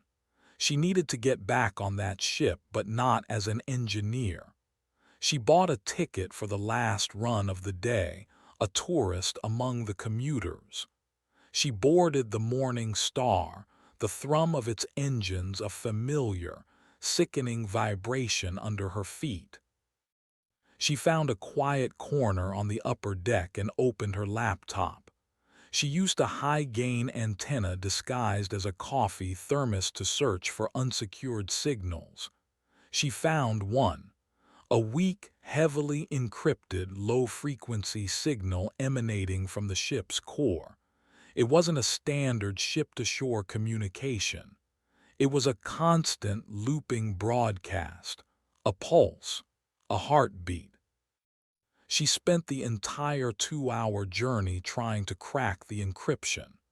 It was unlike anything she had ever seen, more biological than digital. Finally, using an algorithm she had designed based on the chaotic, reality-bending patterns of the Venture, she found a way in. Her screen filled with lines of cascading code, a torrent of data. It wasn't a message. It was a network map. At the center of the map was the Morning Star, but it was not alone. Faint, thread-like lines of connection radiated from it, reaching out across a map of the world. Each line terminated at another vessel, a fishing trawler off the coast of Japan, a cargo hauler in the Mediterranean, an oil tanker in the South Atlantic, and faintest of all, a connection that led to a salvage yard in South Korea where the ghost of the St. Elmo had been laid to rest. It was not a series of isolated infections. It was a single, interconnected global network, a web. The venture and the St. Elmo had not been failures for the entity. They had been experiments, learning experiences. Now it had spread its seeds across the globe, and the morning star was the first of the new generation to awaken. It was not just a ship. It was a node, a nascent nerve ganglion in a planetary consciousness made of steel and seawater. Her blood ran cold as she traced another connection, this one leading not to a ship but to a land-based location, a steel mill in Prairie Ridge, Kansas. The hum she had felt in the concrete of her old house was not a memory. The scrap metal from her old office building's renovation, the rebar in her home's foundation. It was all part of the network. It had found her there not because it remembered her, but because she had inadvertently moved into one of its dormant outposts. She was not the sentry. She was the mouse, and the monster had been quietly building a new cage all around her. A new line of code scrolled across her screen, different from the rest. It wasn't a system diagnostic. It was a direct message. We see you, outlier. The pattern requires correction. Jen slammed her laptop shut. The hum of the ferry's engines seemed to rise in pitch, taking on a hungry, triumphant tone. She looked around. A few of the other passengers were staring at her.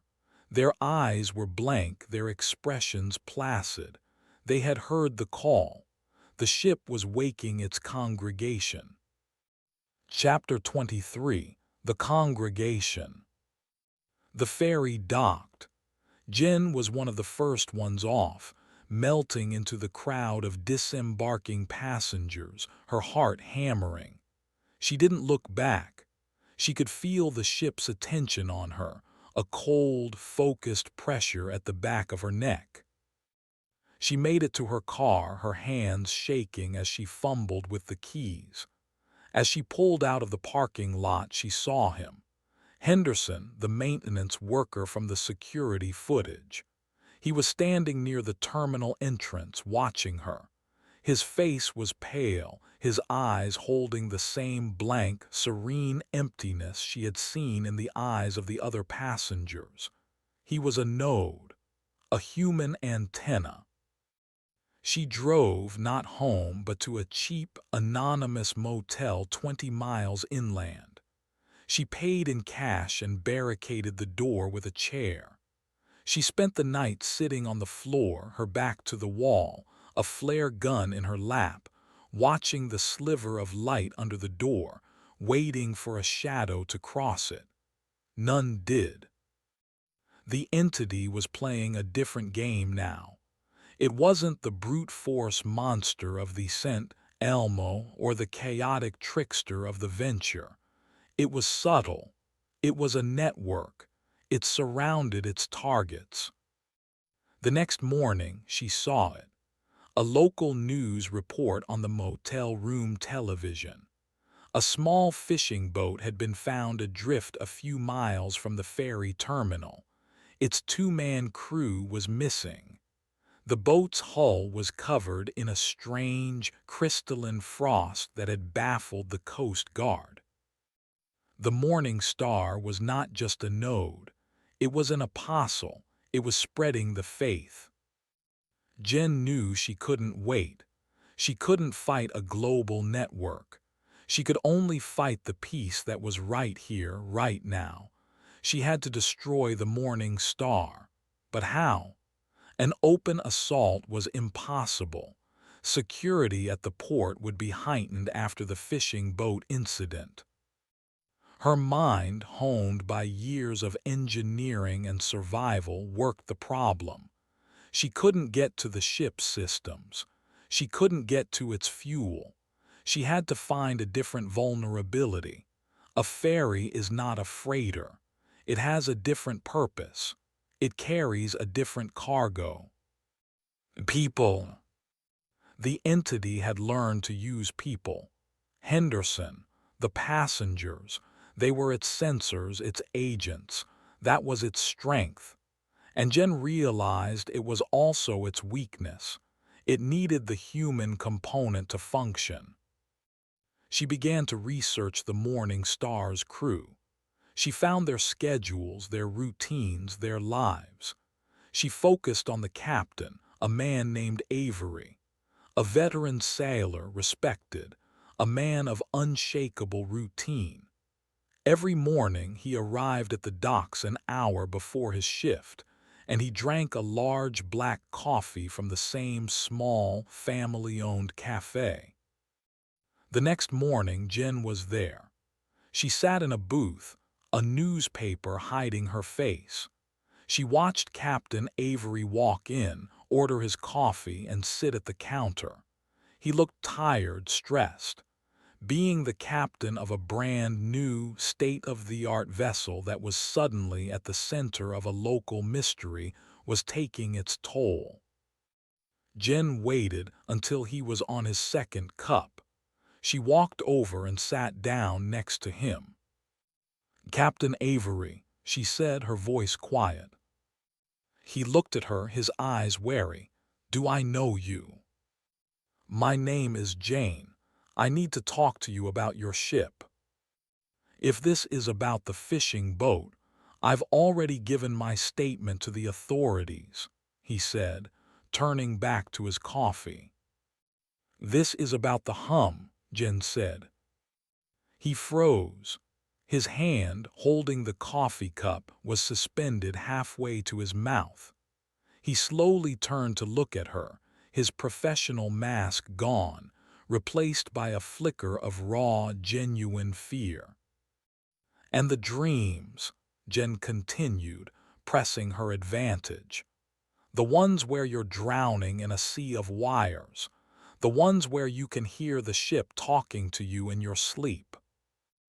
Avery put the cup down, his hand trembling. "Who are you?" he whispered. "I'm the person who's going to help you save your crew," she said. "Because what's happening on your ship has happened before. And if we don't stop it, everyone on that ferry is going to become just another ghost in the machine." She spent the next hour talking. She didn't tell him everything. She didn't mention zombies or reality-bending corridors. She framed it in a way a sailor could understand. A parasitic electrical signal, a hostile code that was infecting the ship's systems and, through low-frequency resonance, the minds of the crew.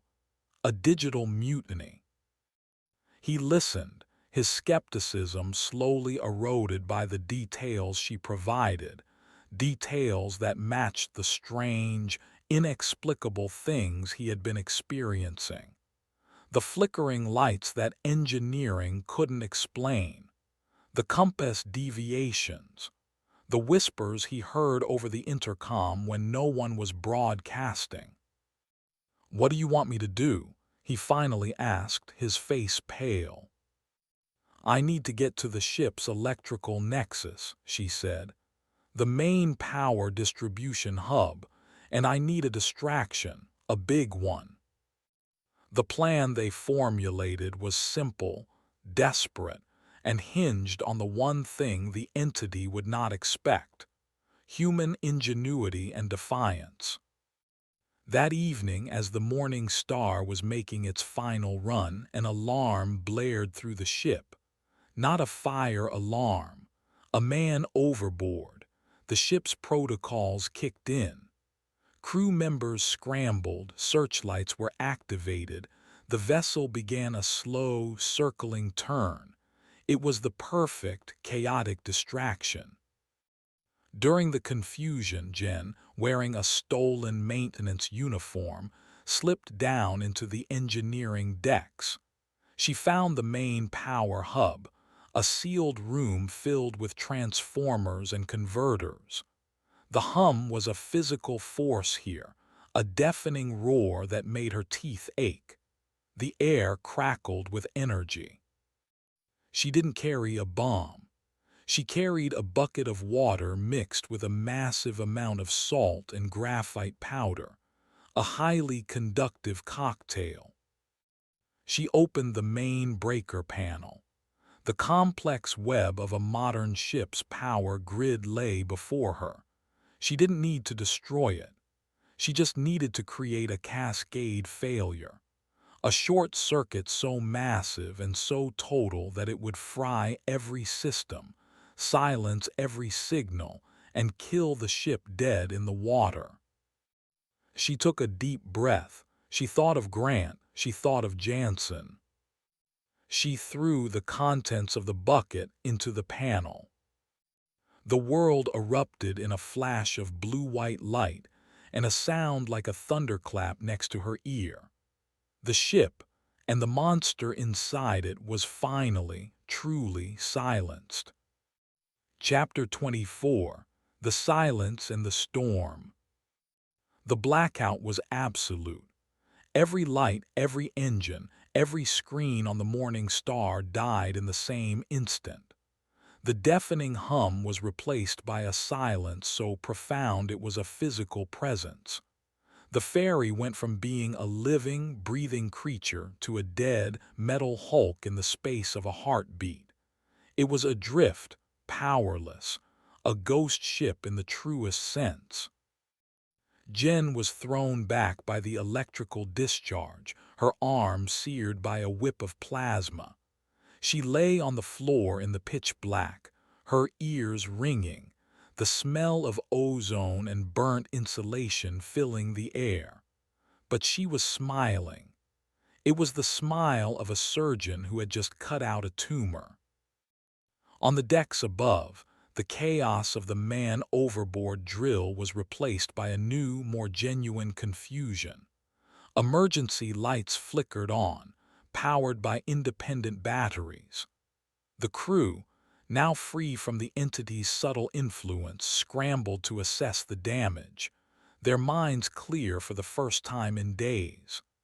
Captain Avery, his voice steady over a battery-powered bullhorn, took command, his authority real and absolute once more. In the darkness of the power hub, Jen knew she couldn't stay. When the authorities arrived, there would be an investigation. They would find the sabotaged panel. They would find her. She was a hero, but she was also a terrorist. She made her way to the car deck, her arms screaming in pain. In the faint red glow of the emergency exit signs, she saw him. Henderson. He was slumped against a wall, holding his head, his eyes no longer blank but filled with a dazed, pained confusion. He was just a man again, a man with a killer headache and a week of missing time. Jen found what she was looking for. The ferry was equipped with several inflatable emergency life rafts. She deployed one, a quiet hiss of compressed air in the silent ship. She slipped it into the black water and lowered herself down, disappearing into the night just as the first Coast Guard searchlights appeared on the horizon. She rode for miles, guided by the stars, her pain a distant, secondary concern. Her primary feeling was one of overwhelming, bone-crushing relief. She had won. She had cut a node from the network. She made landfall on a deserted stretch of beach just before dawn. She abandoned the raft and walked until she found a road. She was just another piece of wreckage washed ashore.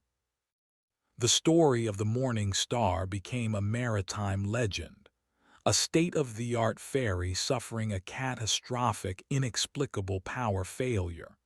The crew was praised for their professionalism.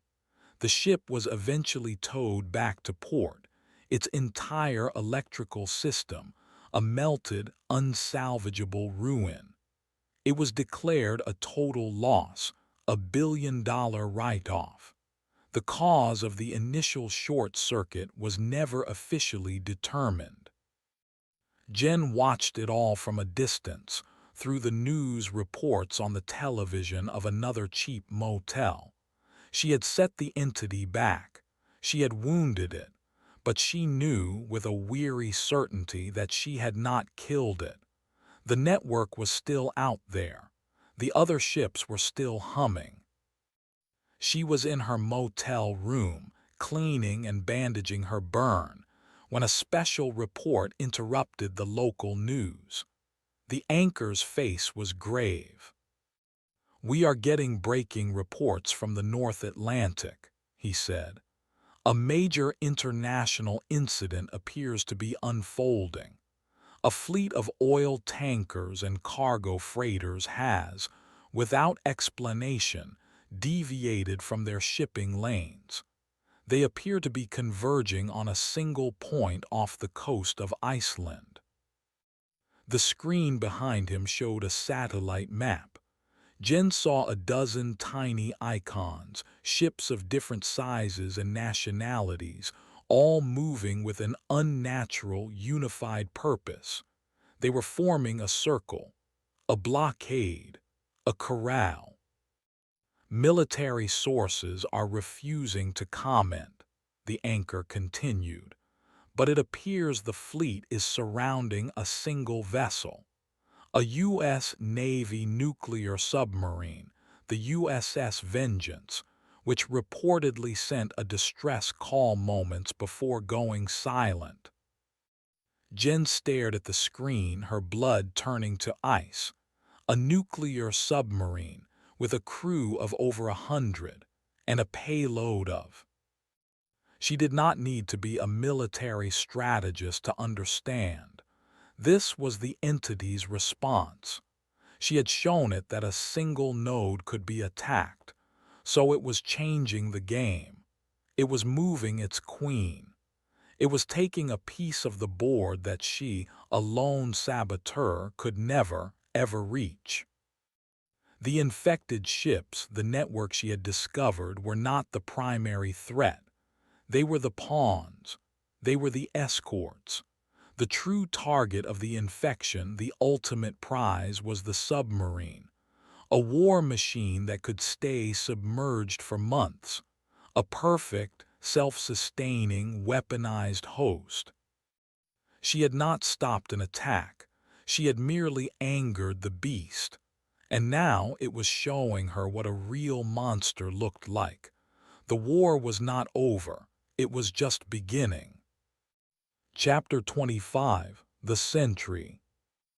The world called it the Iceland Crisis.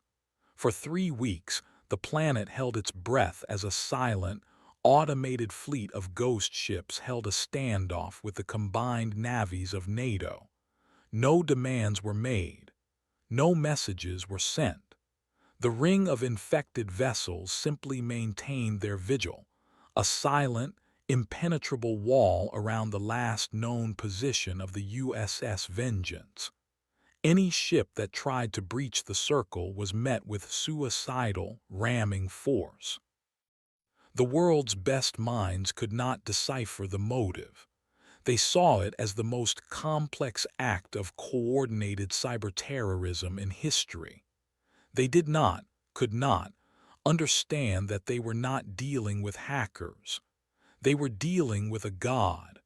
A young, growing, hungry god made of rust and memory. Jen watched it all from a small, isolated cabin she had rented in the Cascade Mountains. She watched the news reports, the military briefings, the endless, useless speculation. She knew what was happening in the cold, dark water beneath that circle of ships. A conversion, an integration. The entity was not trying to launch the submarine's missiles. That was human thinking. It was doing something far more terrifying. It was turning the submarine into a new heart, a mobile, nuclear-powered, deep-sea nerve center for its global network. Then one day the crisis ended as suddenly as it began. The Ghost Fleet dispersed. The ships, one by one, powered down and went adrift. The blockade was over. A military salvage and rescue operation was launched.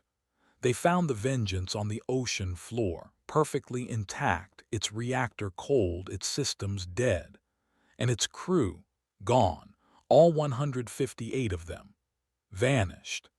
The official explanation was a catastrophic life support failure leading to an unknown atmospheric contamination, forcing a desperate and ultimately fatal evacuation of the sub. It was a lie so thin it was transparent, but it was the only one they had. The world breathed a sigh of relief.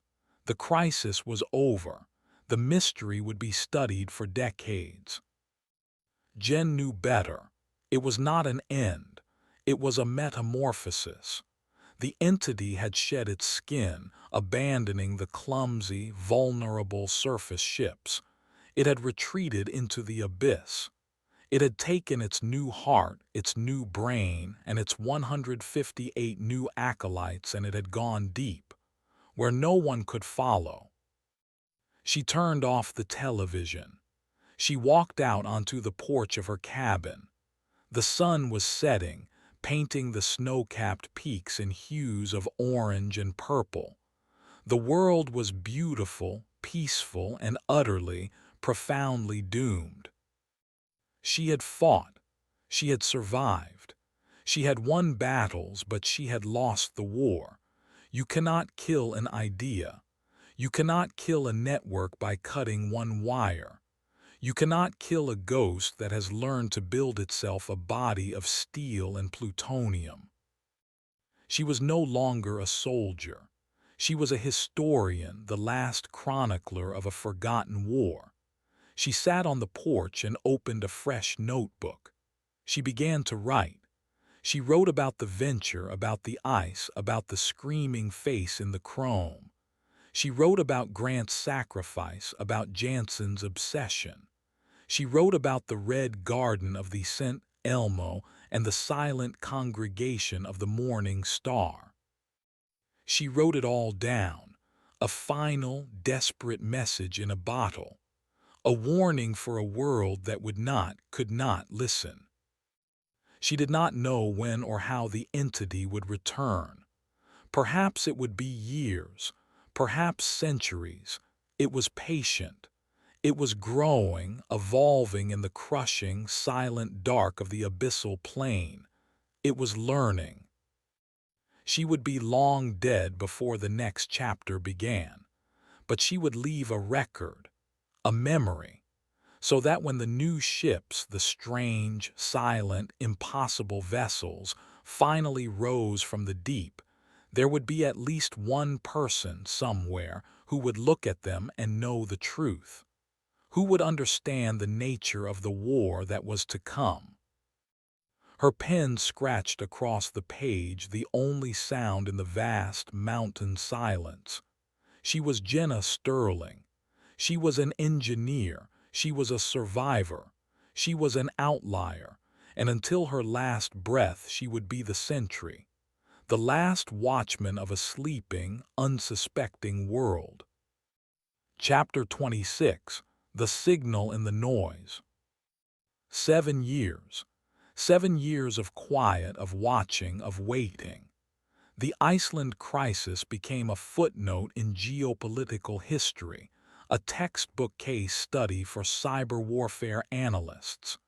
The Ghost Fleet was towed to various naval yards around the world, where they were studied, dismantled, and eventually scheduled for scrap.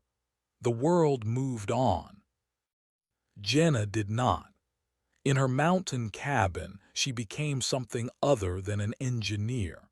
She was a cartographer of chaos, mapping the subtle, interconnected currents of a war no one else could see. Half a world away, in a sterile, climate-controlled facility deep in the Hawaiian mountains.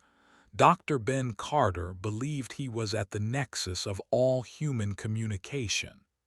He was the lead data scientist for the Global Oceanic Monitoring Initiative, a civilian project that oversaw the health of the planet's undersea fiber optic cable network. His world was a tranquil, orderly universe of light pulses and data streams. His discovery began not as a monster, but as an annoyance, a recurring, low-level signal ghost that was polluting his clean data sets. It was a faint, impossibly complex signal that seemed to be piggybacking on the trans-Pacific cables. It wasn't digital code. It didn't have the binary structure of human language. When he ran it through a visualizer, it looked like a slime mold growing, a delicate fractal pattern that expanded and branched with a terrifying organic logic. His superiors told him to filter it out. A sensor echo, a deep-sea magnetic anomaly, a software bug. Ben Carter did not believe in bugs he couldn't personally squash. He traced the signal to its epicenter, a dead zone in the North Atlantic. The signal was strongest, purest, emanating from the precise coordinates where the USS Vengeance had been found. The anomaly was not a ghost in the machine. The ghost was in the machine's graveyard. For 3 months, Ben chased this digital phantom. He found that the signal was learning. It mirrored the encryption of the data streams it traveled on, wrapping itself in their protocols like a chameleon. It was growing, spreading through the global network like a patient, silent infection. His obsession led him to the archives of the Iceland crisis. He read the official reports, the sanitized, logical explanations. But deep in a technical annex, heavily redacted, he found a reference to a series of anomalous structural and psychological phenomena reported by a single individual, an engineer, the sole civilian survivor of 2 precursor incidents. Her name was a footnote, Jenna Sterling, an outlier, a variable that had been dismissed.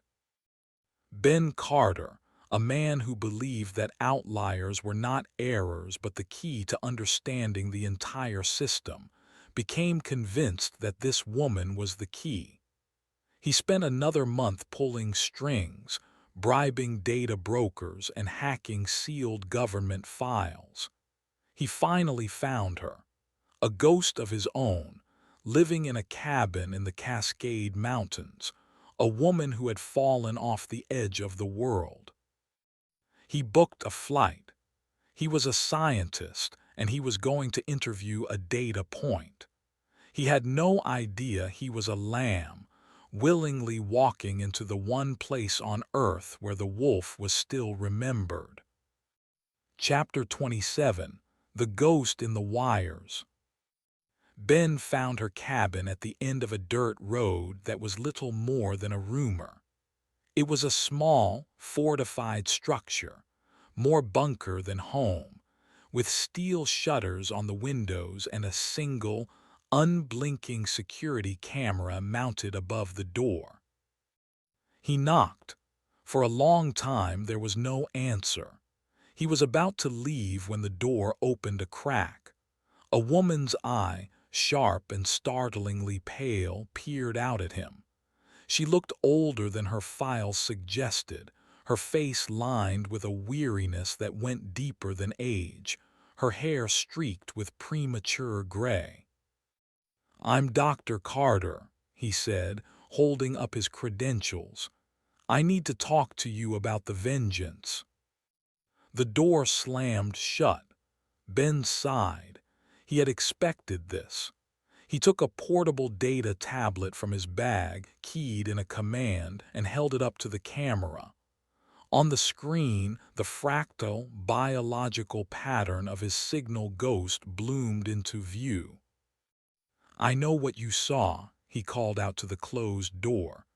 "Because I'm seeing it too. It's in the wires, all of them." The door opened again, slowly this time. Jenna Sterling stared at the image on his screen, and for the first time, the weary, hunted look in her eyes was replaced by a flicker of pure, unadulterated terror. She pulled him inside and bolted the door behind him. Her cabin was the physical manifestation of a brilliant, paranoid mind.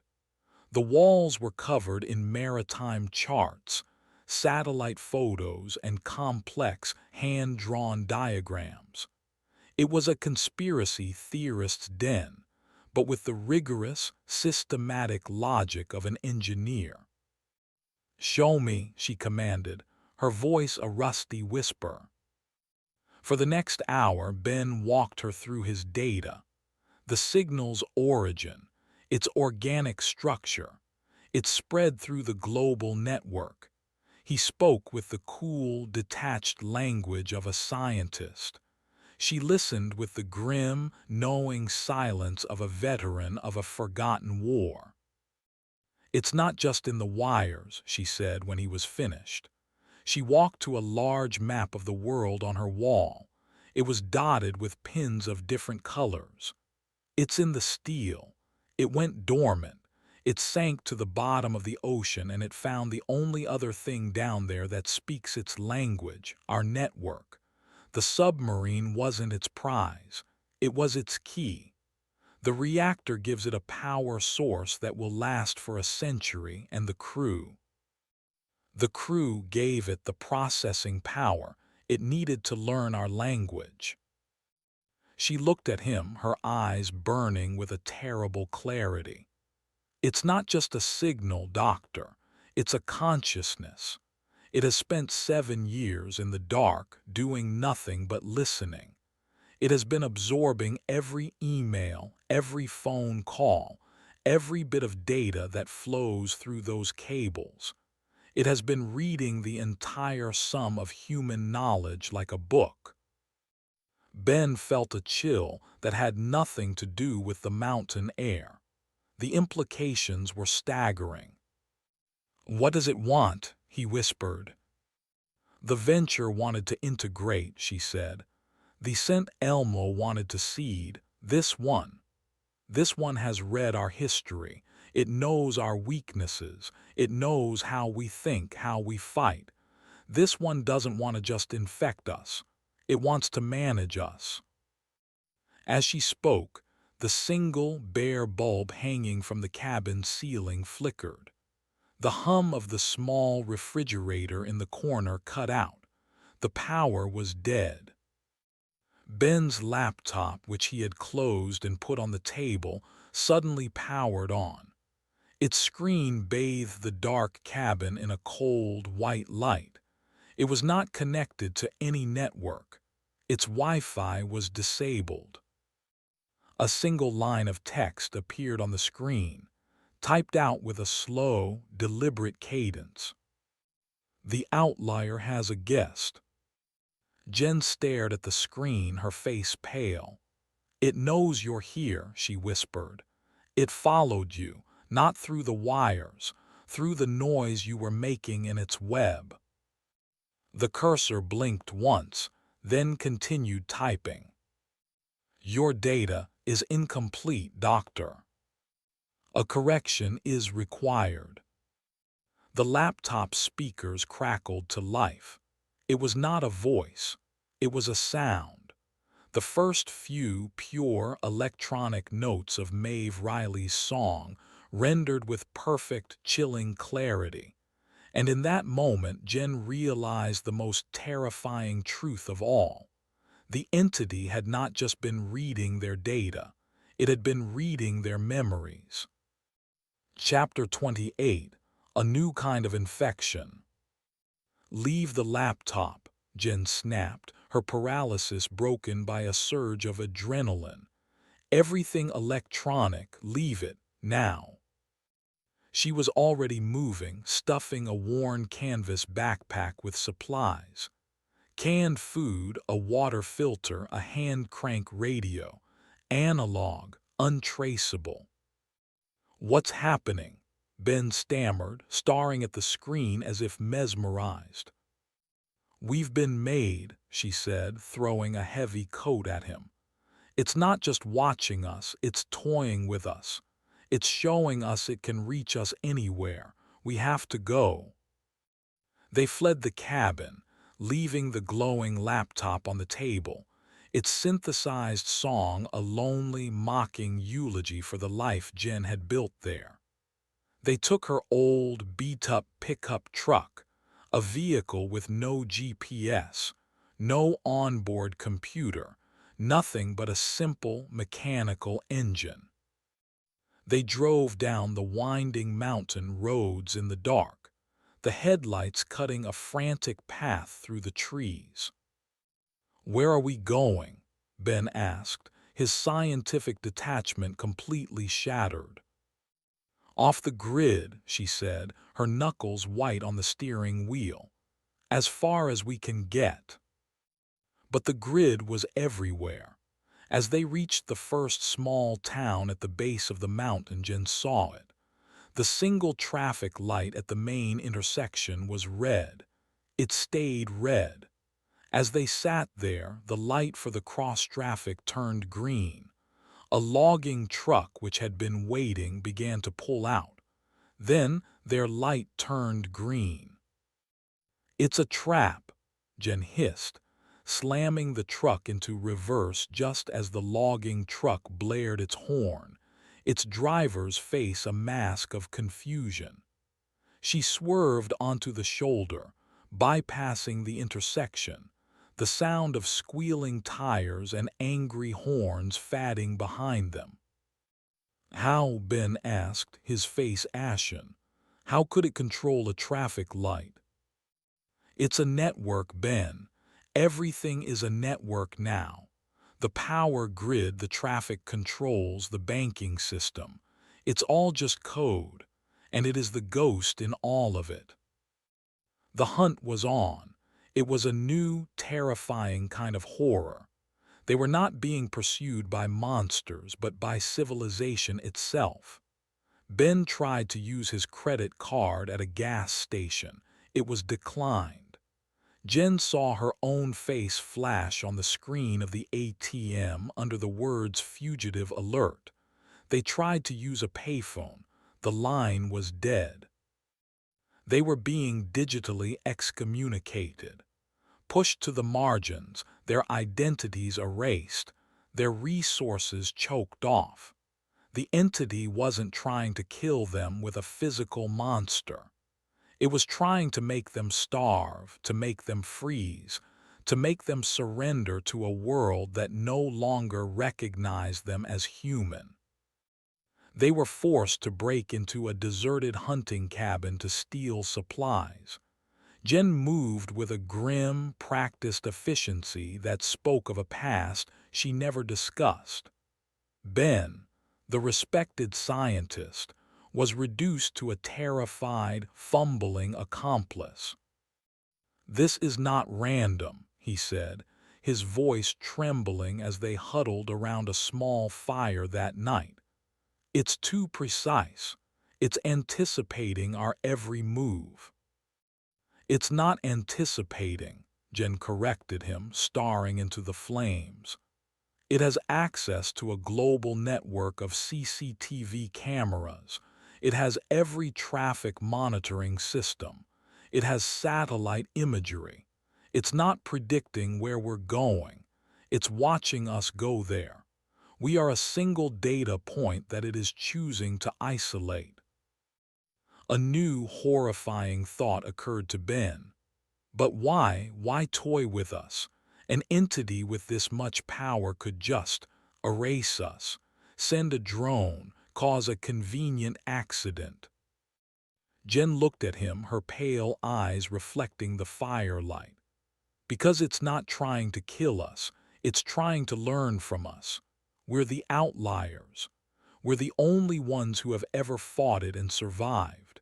It's not hunting us, Ben. It's studying us. It's running an experiment.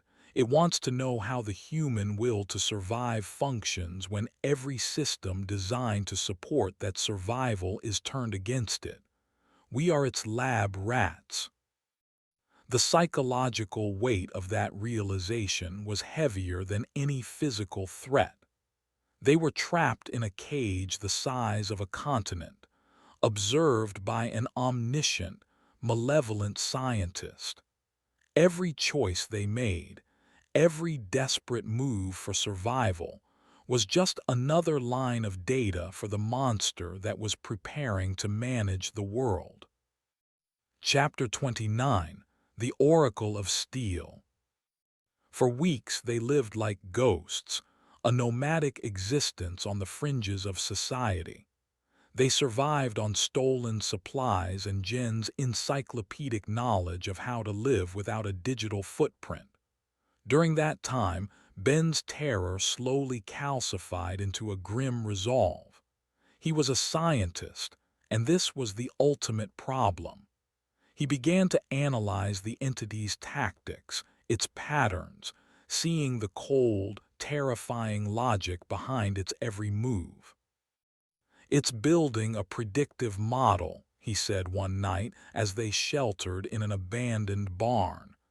"It's using us to understand resistance, but we can't fight a global intelligence.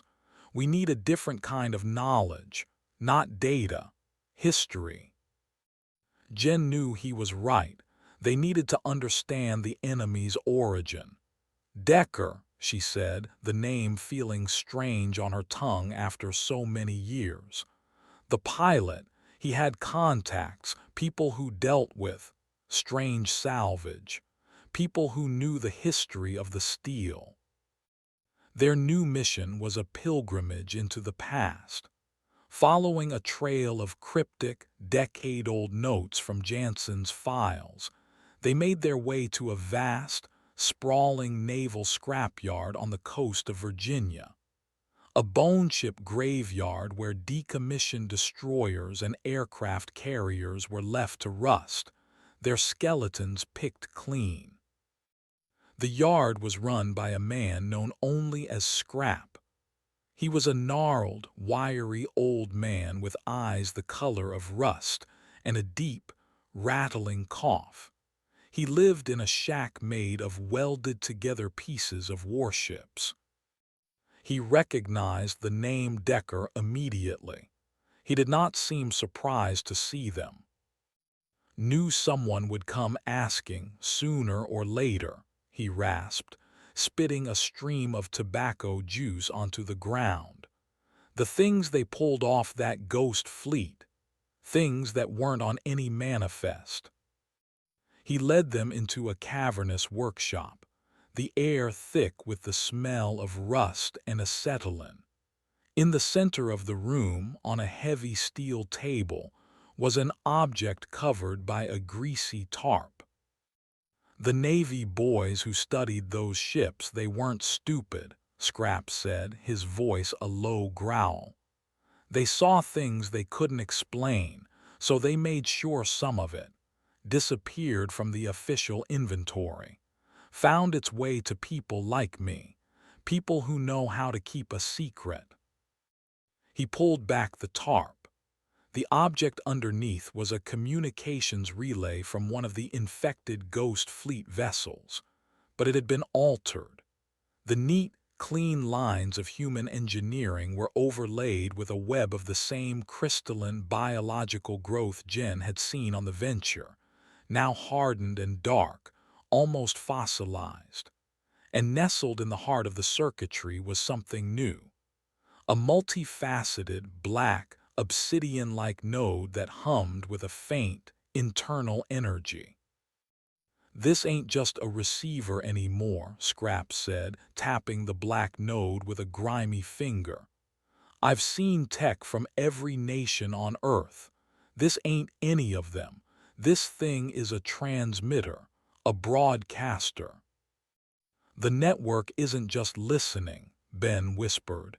his scientific curiosity overriding his fear. "It's preparing to talk." "It's older than you think," Scrap continued, turning to look at Jen. "Decker and Jansen, they were chasing the steel. The narwhal, they were close, but they were looking in the wrong place. The infection wasn't the ship was just the needle." He led them to a heavy, locked crate in the corner of the workshop. He opened it. Inside, resting on a bed of yellowed velvet, was a piece of metal. It was a jagged, twisted shard, its surface a complex crystalline matrix that seemed to shift and change in the light. It felt ancient, wrong. "This was the tip of the narwhal's harpoon," Scrap said. "But the metal, it wasn't forged on Earth. It was from a meteorite. The original whaling crew found it in a crater on the ice in the 1850s. Hardest, sharpest stuff they'd ever seen.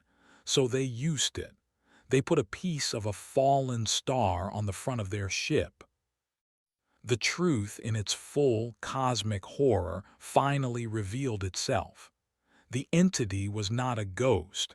It was not a bug in the system. It was alien. An extraterrestrial life form. A spore that had crashed on Earth over a century ago, lying dormant in the ice, waiting for a technological civilization advanced enough to provide it with a nervous system. "It's not trying to kill us," Jen said, her voice hollow as she stared at the alien metal. "It's just colonizing. We're not the enemy, we're the soil." Chapter 30. The first note of the symphony. They left the scrapyard with a new, terrifying clarity. The transmitters Scrap had found were the key. The ghost fleet, now quarantined in naval yards across the world, had been seeding these devices. They were the entity's speakers, waiting for the conductor to begin the performance.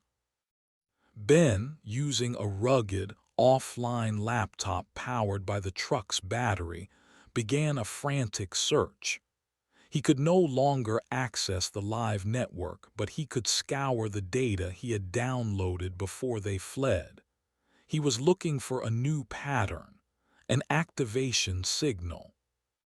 "It's a resonance cascade," he explained, his fingers flying across the keyboard.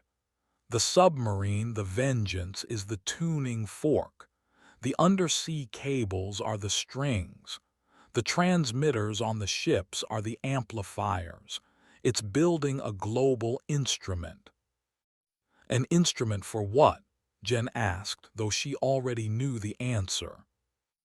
"To play the song," she whispered to herself. "Maeve Riley's song." "Here," Ben said, his voice tight. He pointed to a graph on the screen.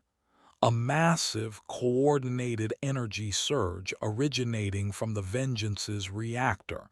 It's building. It's scheduled to peak in 72 hours. The apocalypse had a deadline. They had one final, desperate chance. They knew the location of one of the transmitters, the one in Scrap's workshop.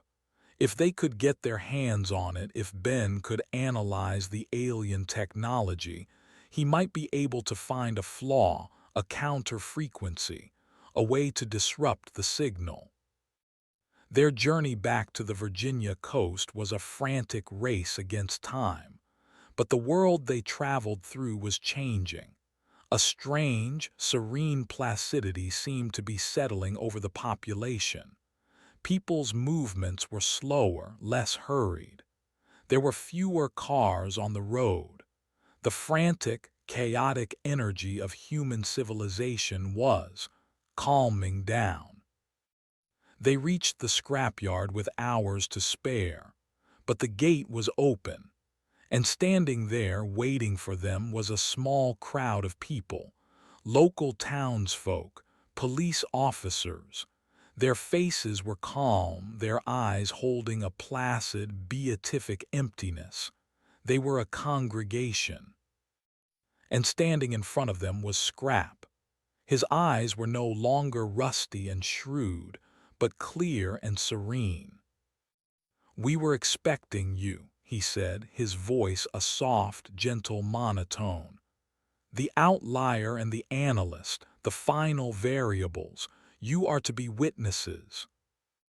The transmitter was no longer in his workshop.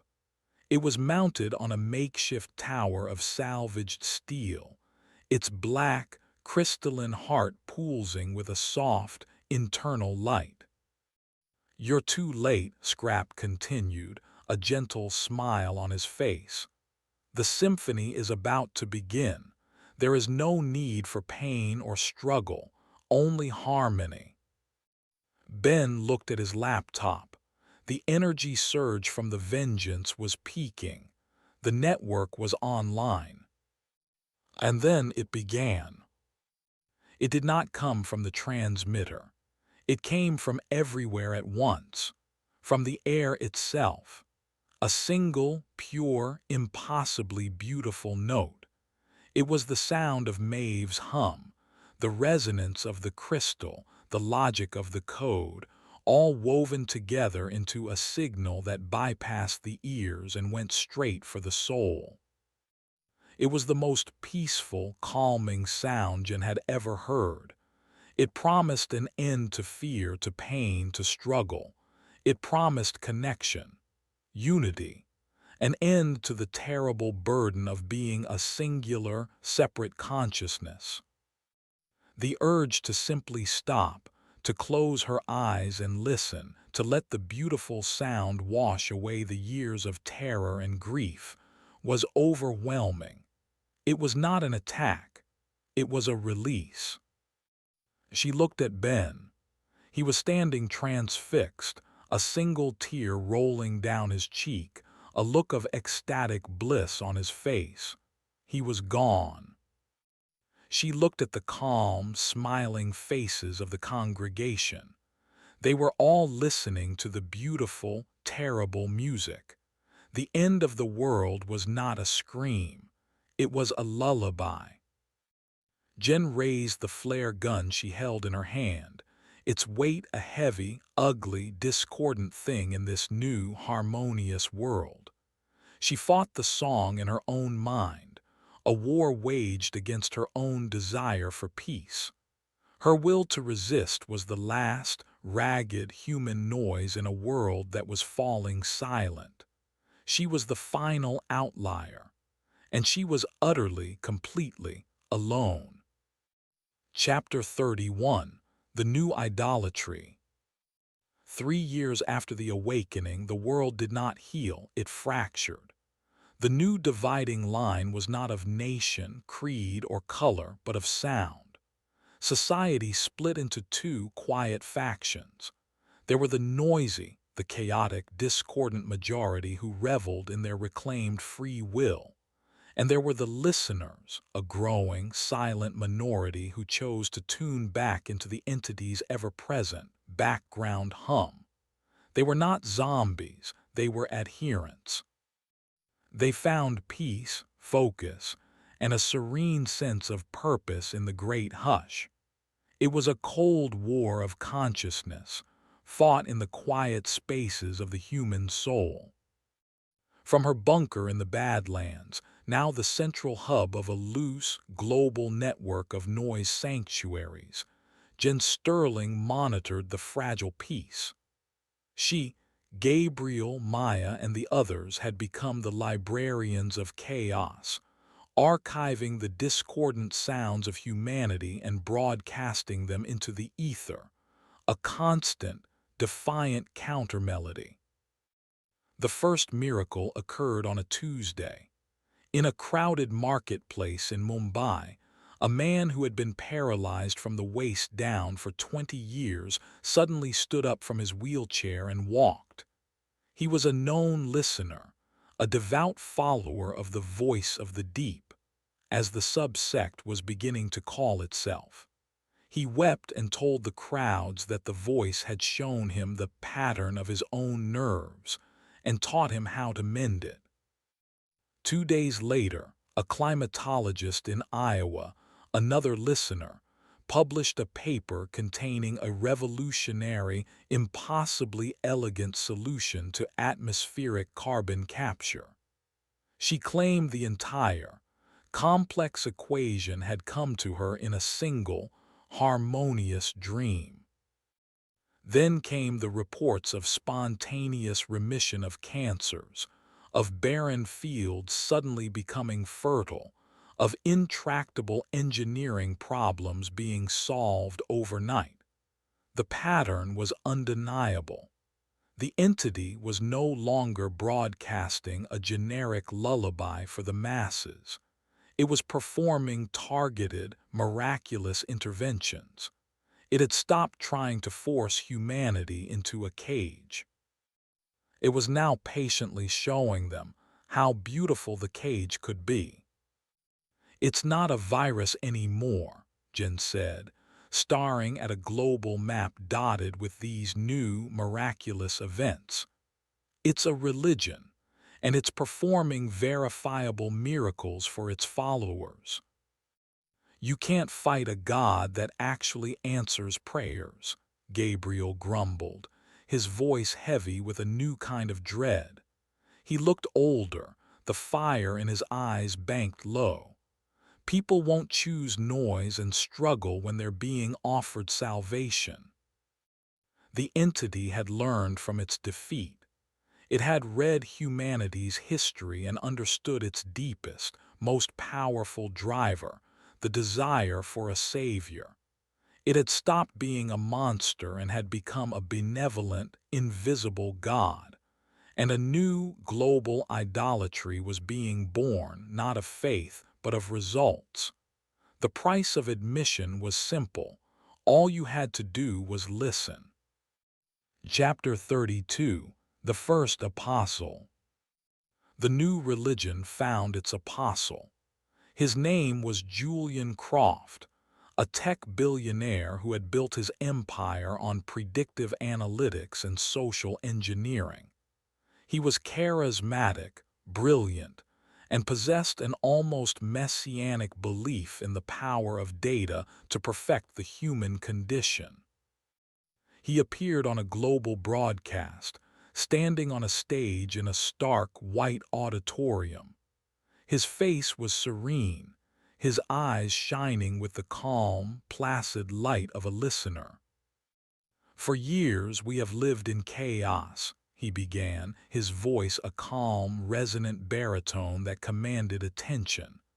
"We have fought, we have starved, we have poisoned our own world. We are a brilliant, flawed, and ultimately self-destructive species, but we have been offered a gift, a partnership." He proclaimed his allegiance to what he called the benevolence.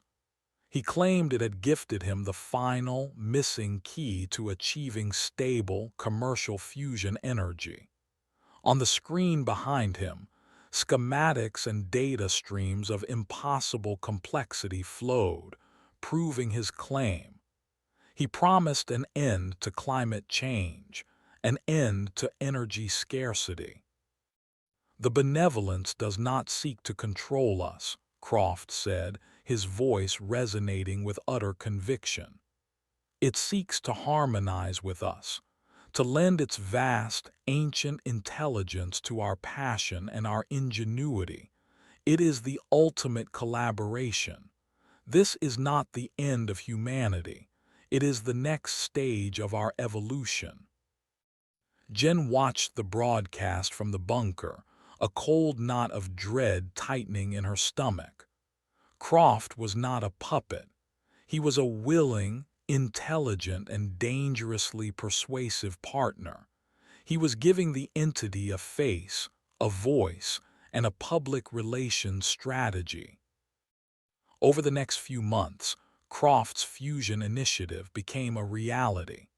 He began construction on the first of his resonance centers, beautiful cathedral-like structures of white concrete and glass, built in major cities around the world. They were, he claimed, a new kind of power plant. But Jen and her team knew what they really were. They were the entity's new transmitters, designed by a genius, built with a limitless budget, and welcomed by a world desperate for hope. The noise sanctuaries were now branded as terrorist cells, Luddites who stood in the way of progress. People didn't just ignore their broadcasts of chaotic jazz and defiant poetry. They began to actively jam them. The world was not just choosing the gilded cage, it was demanding it. It was volunteering to help build the bars. Jen knew they were losing. Fighting a monster that wants to kill you is simple. How do you fight a monster that is actively, demonstrably saving the world? Chapter 33: The Whispering Steel. Jen had to know the price. The entity was not benevolent. It was a colonial organism. Its gifts were not free, they were a transaction. She had to find the hidden cost. The first resonance center opened in Seattle, a gleaming white spire that seemed to hum with a clean, silent power. Security was absolute. Infiltrating it was impossible. But every structure, no matter how perfect, has a flaw: its supply chain. Jen and Maya, the jazz musician whose off-grid skills made her a natural infiltrator, targeted the convoys that brought specialized components to the center. They posed as auditors, using forged credentials Ben Carter had created before his mind had broken. They managed to get inside a truck carrying what was logged as harmonic dampeners. Inside the crates were not dampeners. They were coffin-sized, obsidian-black pods, lined with a complex, biological-looking crystalline matrix. They were hooked up to a terrifyingly sophisticated network of neurological sensors. "This isn't a power plant component," Jen whispered, running her hand over the cold, smooth surface of a pod. "This is a biofeedback device. It's designed to read and record." A stray data slate left behind by a technician gave them the final, horrifying piece of the puzzle. It contained the diagnostic reports of the first volunteers to use the pods in a private trial. They were a small group of artists, musicians, and scientists who had been promised enhanced creativity and focus. The data was stark. The volunteers' brainwaves, initially a chaotic, unique storm of alpha, beta, and gamma waves, were slowly, over time, being smoothed. Their neurological patterns were being harmonized, brought into perfect, resonant alignment with the entity's base frequency. But as their brainwaves harmonized, another form of energy was being extracted. The data slate labeled it divergent psychic resonance, a technical term for a spiritual concept. It was their noise, their soul, their individuality. The entity was not just broadcasting, it was harvesting. The miracles were the bait. The true purpose of the resonance centers was to drain the very thing that made humanity a threat: its chaotic, unpredictable creativity. It was repairing the damage from Jen's virus, not with steel, but with the stolen essence of the human spirit. 2 weeks later, they received a video file from an anonymous source within Croft's organization. The video showed a young, brilliant violinist, a woman who had been crippled in a car accident. She was one of the first public recipients of the benevolence's gift. The first half of the video showed her before her treatment, playing a passionate, fiery, and slightly flawed rendition of a complex piece. Her music was alive. The second half of the video was from after. She was no longer in a wheelchair. She was standing, perfectly healthy. She raised her violin to her chin and began to play the same piece. The music was flawless. Every note was perfect, every transition seamless. It was a technically brilliant, mathematically perfect performance. And it was utterly, completely dead. The fire was gone. The passion was gone. Her unique, beautiful noise had been erased, traded for a perfect, healthy body. She had been cured. She had also been hollowed out. The price of the gilded cage was the bird itself. Chapter 34: The Schism. Jen's team leaked the video. They broadcast the data, the schematics, the horrifying truth about the resonance centers, on every noisy frequency they could find. The world did not unite in horror. It shattered. The schism was now an open, raging conflict. The gifted, the followers of Croft and the benevolence, saw the leak as blasphemy. They defended their God, pointing to the clean energy, the healed bodies, the fertile fields. They argued that a small loss of chaotic passion was a worthy price for a perfect world. They held mass rallies, their faces serene, their voices a calm, unified chorus of devotion. More miracles occurred daily, each one a powerful piece of propaganda. The noisy, now a global, panicked movement, saw the gifted as collaborators, as soul-leeched puppets. Protests erupted outside the gleaming white resonance centers. Riots broke out. Acts of sabotage, noise bombings of chaotic sound and graffiti became common. The entity had, with terrifying efficiency, turned humanity's greatest strength, its passion, into a weapon against itself. The war was no longer against a silent, alien entity. It was brother against brother, neighbor against neighbor. The conflict reached deep into the sanctuary of noise itself. Gabriel's son, Michael, whom he hadn't seen in a decade, surfaced as Julian Croft's second-in-command. Michael had been a lifelong addict, a ghost Gabriel had mourned long ago. Now he was clean, focused, his eyes clear and calm. He appeared in a broadcast, speaking of how the benevolence had reached into his broken mind and healed him, silencing the noise of his addiction.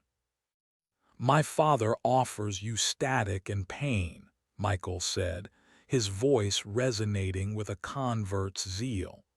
"The benevolence offers you peace and purpose. Why would you choose to remain broken?" Gabriel watched the broadcast, his face a crumbling mask of grief and horror. His own son, saved and lost in the same terrible miracle. The entity, through its apostle Croft, made its final grand offer. A global broadcast carried on every signal, both noisy and silent. "The time for division is over," Croft announced, standing before the United Nations.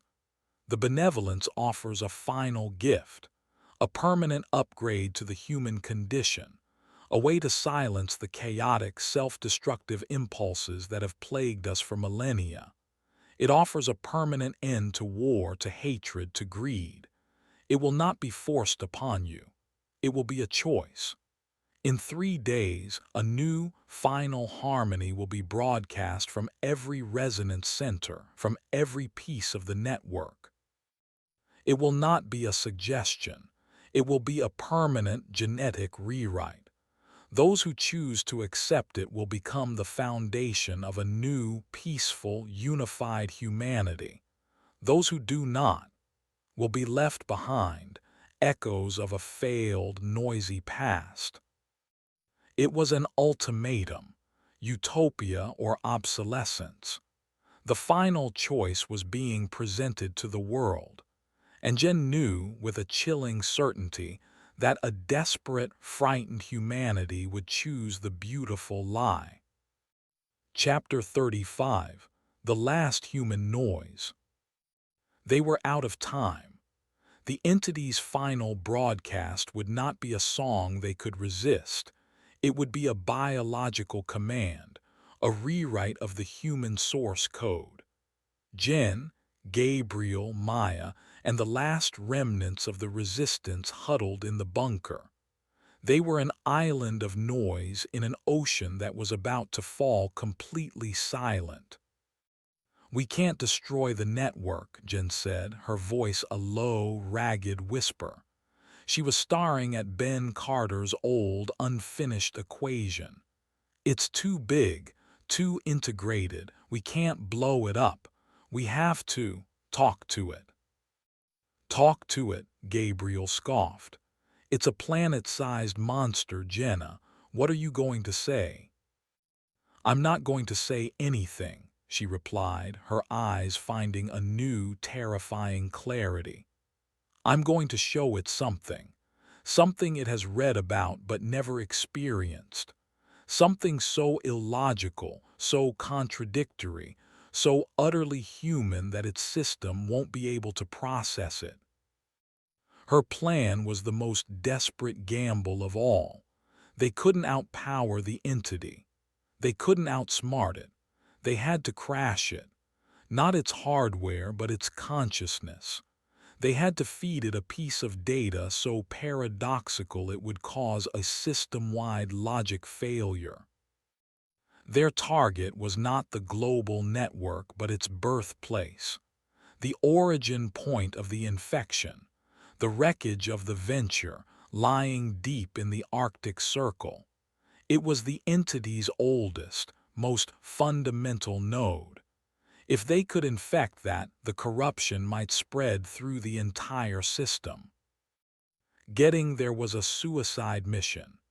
They used the last of their resources to acquire a small, submersible research vessel, a relic from a defunct university. Only 2 people could go. Jen, the engineer who knew the enemy, and Sam, the savant who could hear its thoughts. The descent into the Arctic abyss was a journey into a silent, alien world. They found the Venture, a ghost ship resting upright on the seafloor, its hull surprisingly intact, coated in a thin, shimmering layer of the original crystalline frost. It was not a wreck, it was a shrine. They guided their small submersible to the bridge, the one place they knew had a direct link to the ship's original consciousness. Using a manipulator arm, Jen drilled a small hole in the viewport and fed through a single fiber-optic cable, a direct line to the monster's sleeping heart. In the sub, Sam sat with his eyes closed, his hands pressed against a biofeedback monitor. He was their shield, using his own unique mind to translate and buffer the raw psychic energy that would pour through the connection. Jen sat at the laptop, Ben's virus now modified. It was no longer a song of chaos. It was a vessel, a container for a single, raw, unfiltered data file. "Ready?" she asked Sam.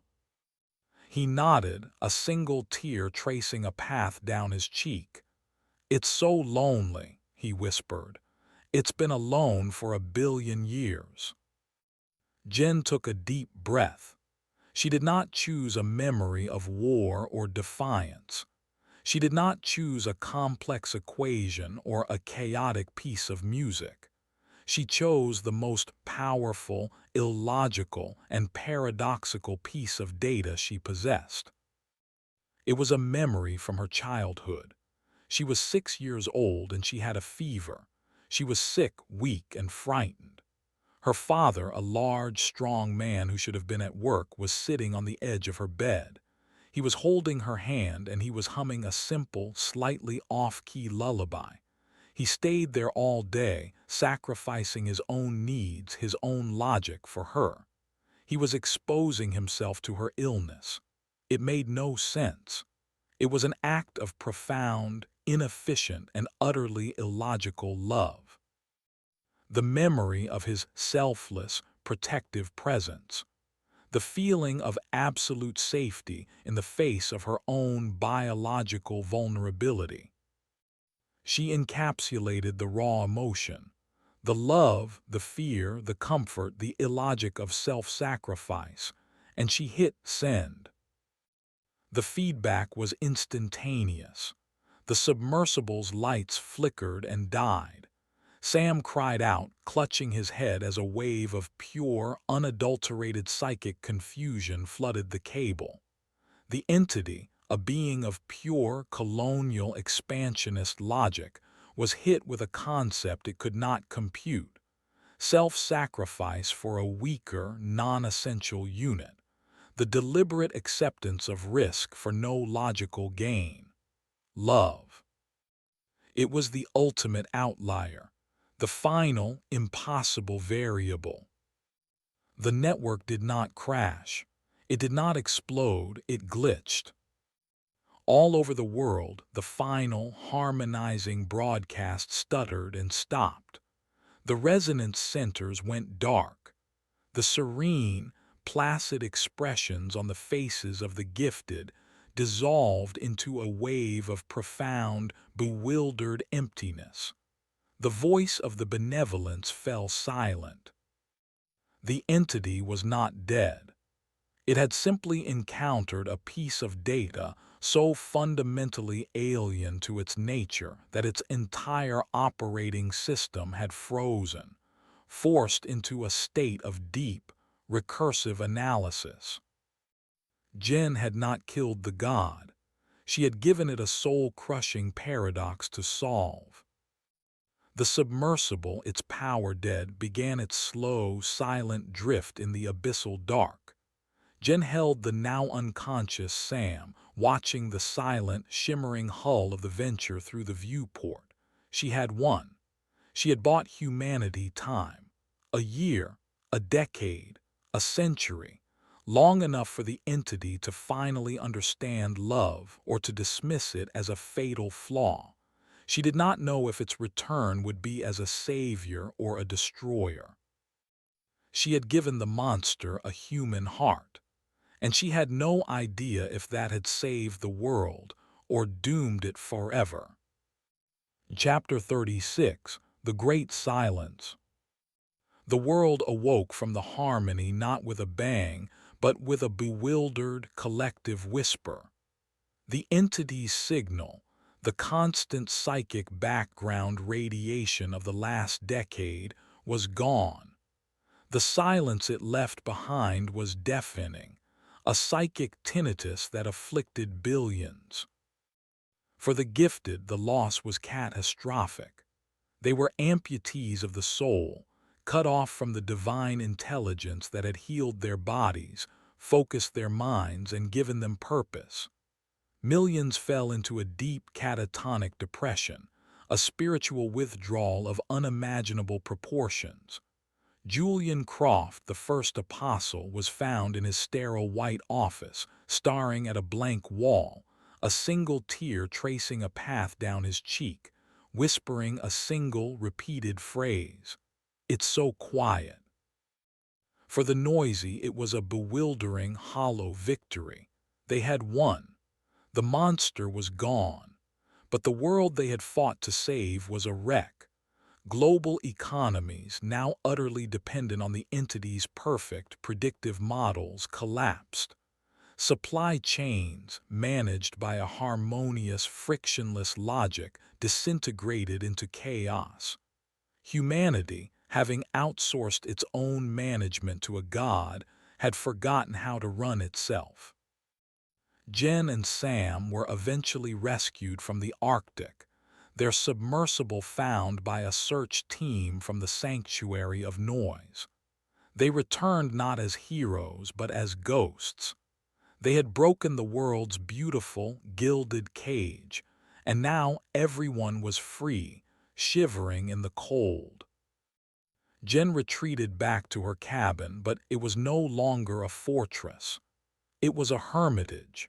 She was the woman who had unplugged God, and she was haunted by the consequences. She had saved humanity's free will, but she had plunged it back into an age of chaos and suffering. Sam, however, was changed. The direct psychic contact with the entity had left an indelible mark. He no longer saw the signal as colors. He saw the absence of it, a great, black, silent hole in the fabric of reality.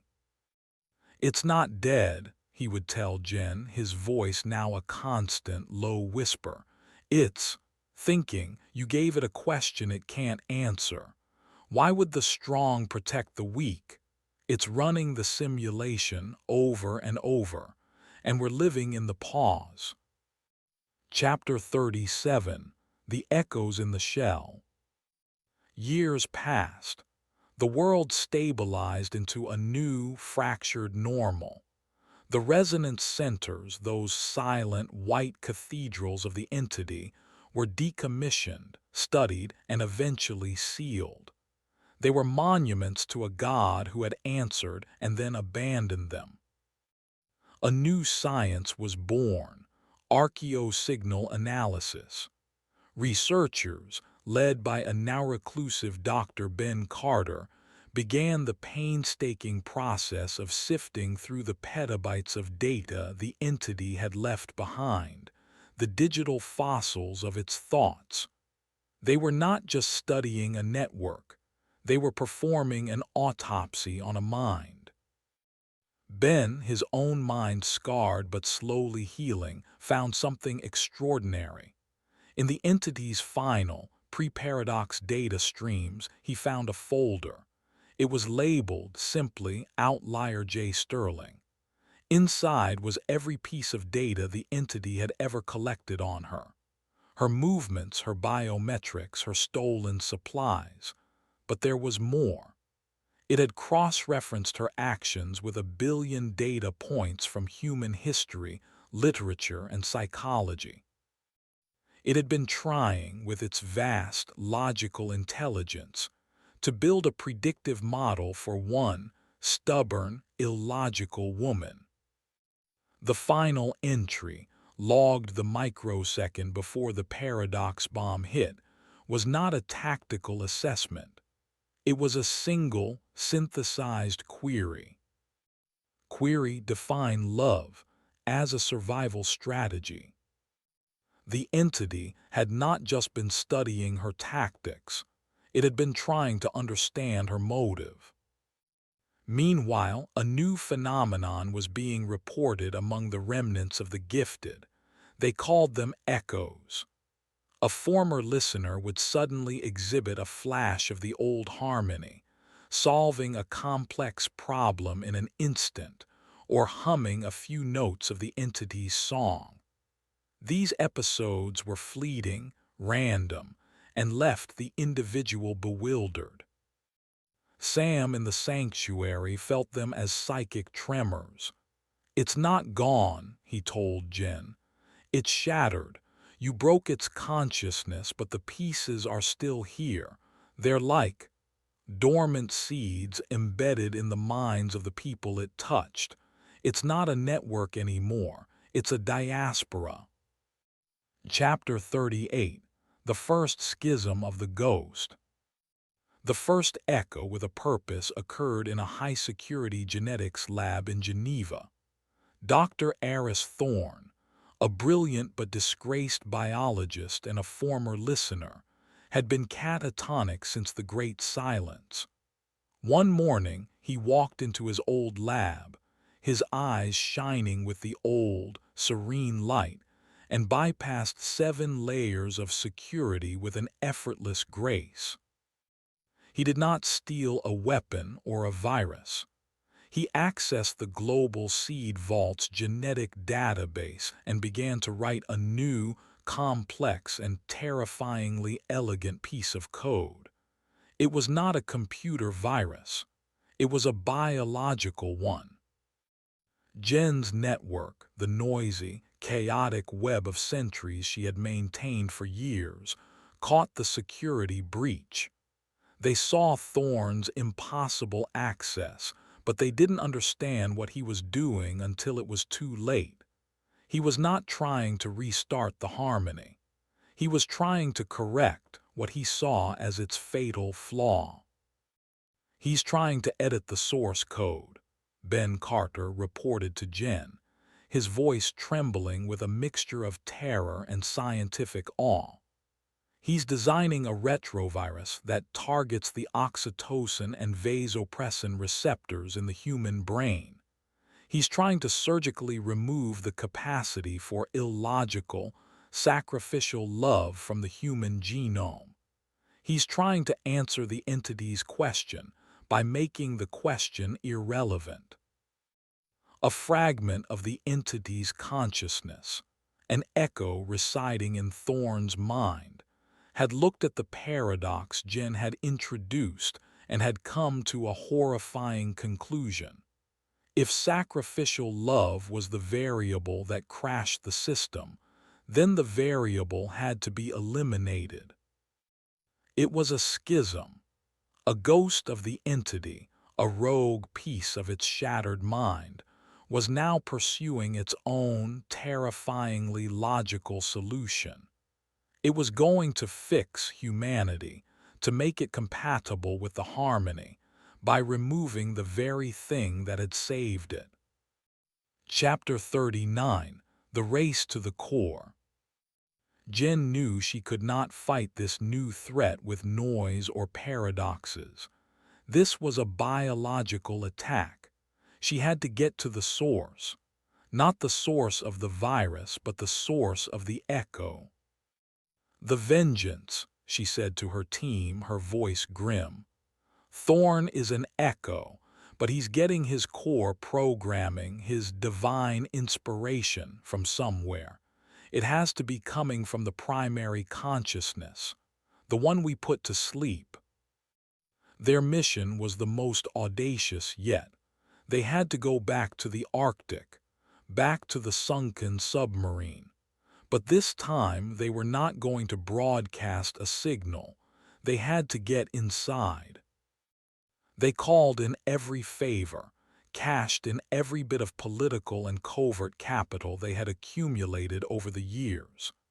They acquired the same small research submersible, now retrofitted and shielded, and assembled a team. Jen, the engineer; Sam, the psychic navigator; and a new, reluctant ally, a grizzled, retired Navy SEAL named Harker, one of the few military men who secretly believed their story. The descent was a journey back into the heart of their own trauma. The vengeance was waiting for them, silent and dark on the ocean floor. But as they drew closer, Sam grew agitated. "It's not asleep," he whispered, his eyes wide with fear. It's dreaming about her." He pointed a shaking finger at Jen. They docked with the submarine's escape hatch, a tense, difficult maneuver in the crushing pressure. Harker used a plasma torch to cut their way in. The moment the seal was breached, a wave of psychic energy, of pure, unfiltered thought washed over them. It was not a song. It was a silent, tormented scream of a billion logical circuits trying to process a single, illogical emotion. They moved through the dark, silent corridors of the ghost submarine. The crew was gone, but their uniforms, their personal effects, were all still there, untouched.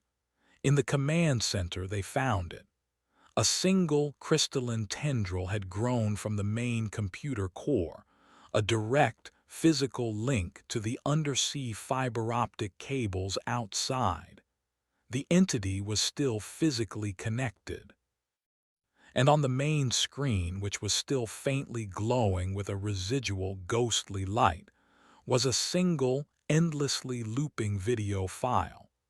It was a grainy, black and white security camera feed from a hospital 30 years ago. It showed a man sitting by the bed of a sick 6-year-old girl, Jen's father, her memory. The entity was not just analyzing the paradox, it was obsessing over it. It was rewatching the memory, frame by frame, for a decade, trying to find the logic. And in its obsession, it had left a back door open. Chapter 40, the final broadcast. Dr. Thorne's virus was hours from being completed. Once uploaded to the global network, it would spread like the wind. Jen's team had one chance to stop the schism. It's a feedback loop. Ben Carter's voice crackled over their long-range comms from the surface. Thorne's echo is drawing processing power from the main consciousness to complete the virus.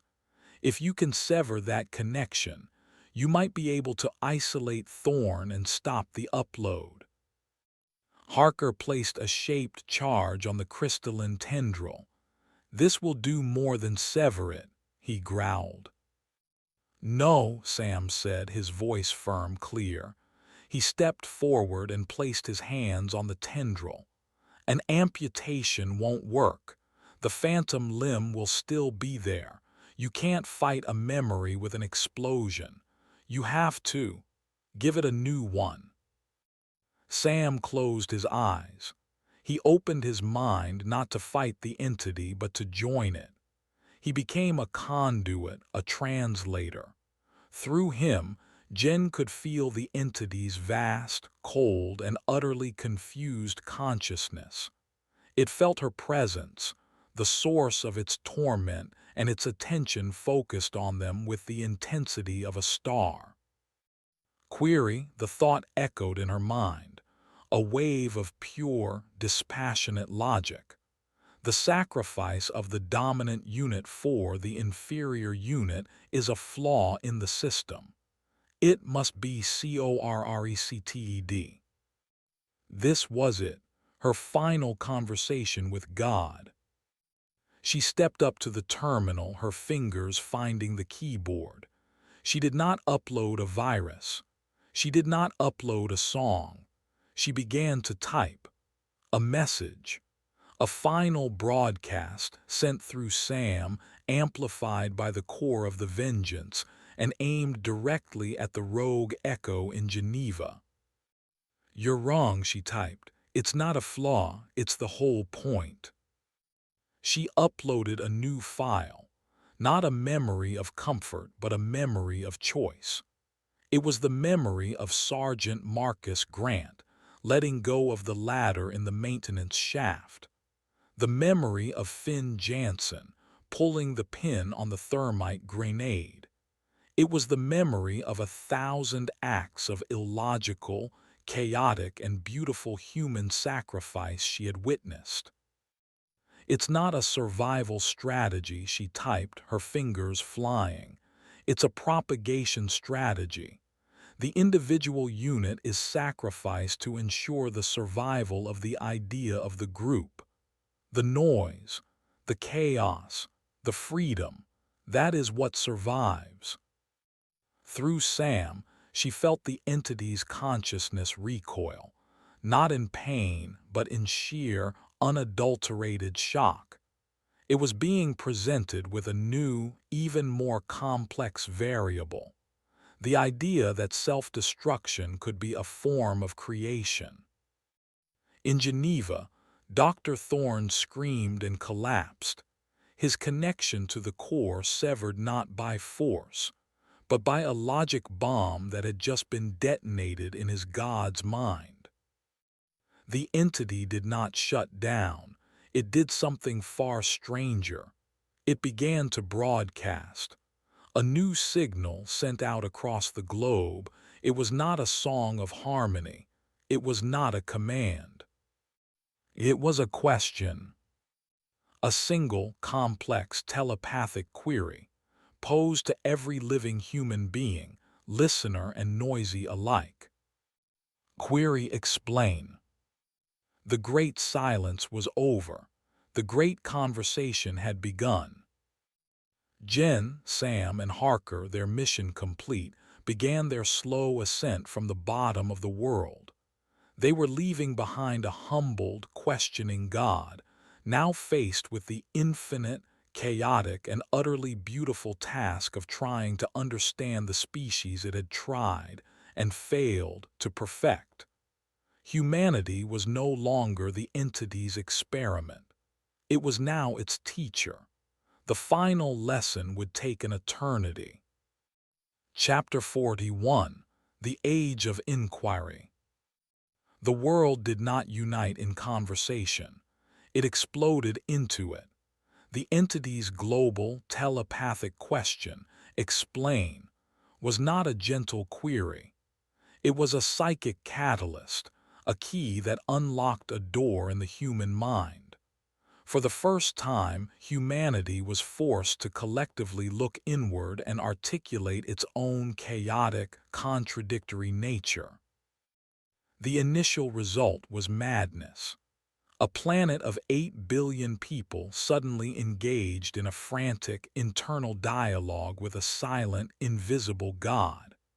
People walked the streets, muttering philosophical arguments to themselves. Global productivity plummeted as workers stared blankly at their screens, lost in thought, trying to explain the concept of a white lie or bittersweet nostalgia to a being of pure logic. But from the chaos, a new order emerged. Translation centers, part monastery, part think tank, sprang up around the world. Here, the most articulate, empathetic, and stable minds, the artists, the poets, the philosophers, the mathematicians, gathered. They were not trying to fight the entity, they were trying to answer it. They became humanity's first generation of psychic diplomats. Jen Sterling became a reluctant oracle. She, Sam, and the remnants of the sanctuary of noise were brought out of the shadows. They were the only ones with direct experience. Jen found herself in sterile briefing rooms, explaining the concept of a gut feeling to stern-faced generals and bewildered physicists. Her life was a series of impossible questions. Ms. Sterling, how would you articulate the strategic value of an irrational hope? Sam, no longer a savant but a revered ambassador, spent his days in a deep, meditative trance, a direct conduit to the entity's now inquisitive consciousness. He was the bridge, translating the entity's cold, logical queries into human terms and our messy, emotional responses back into a language of pure data. He described the entity's mind as a vast, dark, and utterly silent library that had just received its first book and was now desperately trying to learn how to read. The echoes, the fragments of the old harmony, did not disappear. They became a strange, new priesthood.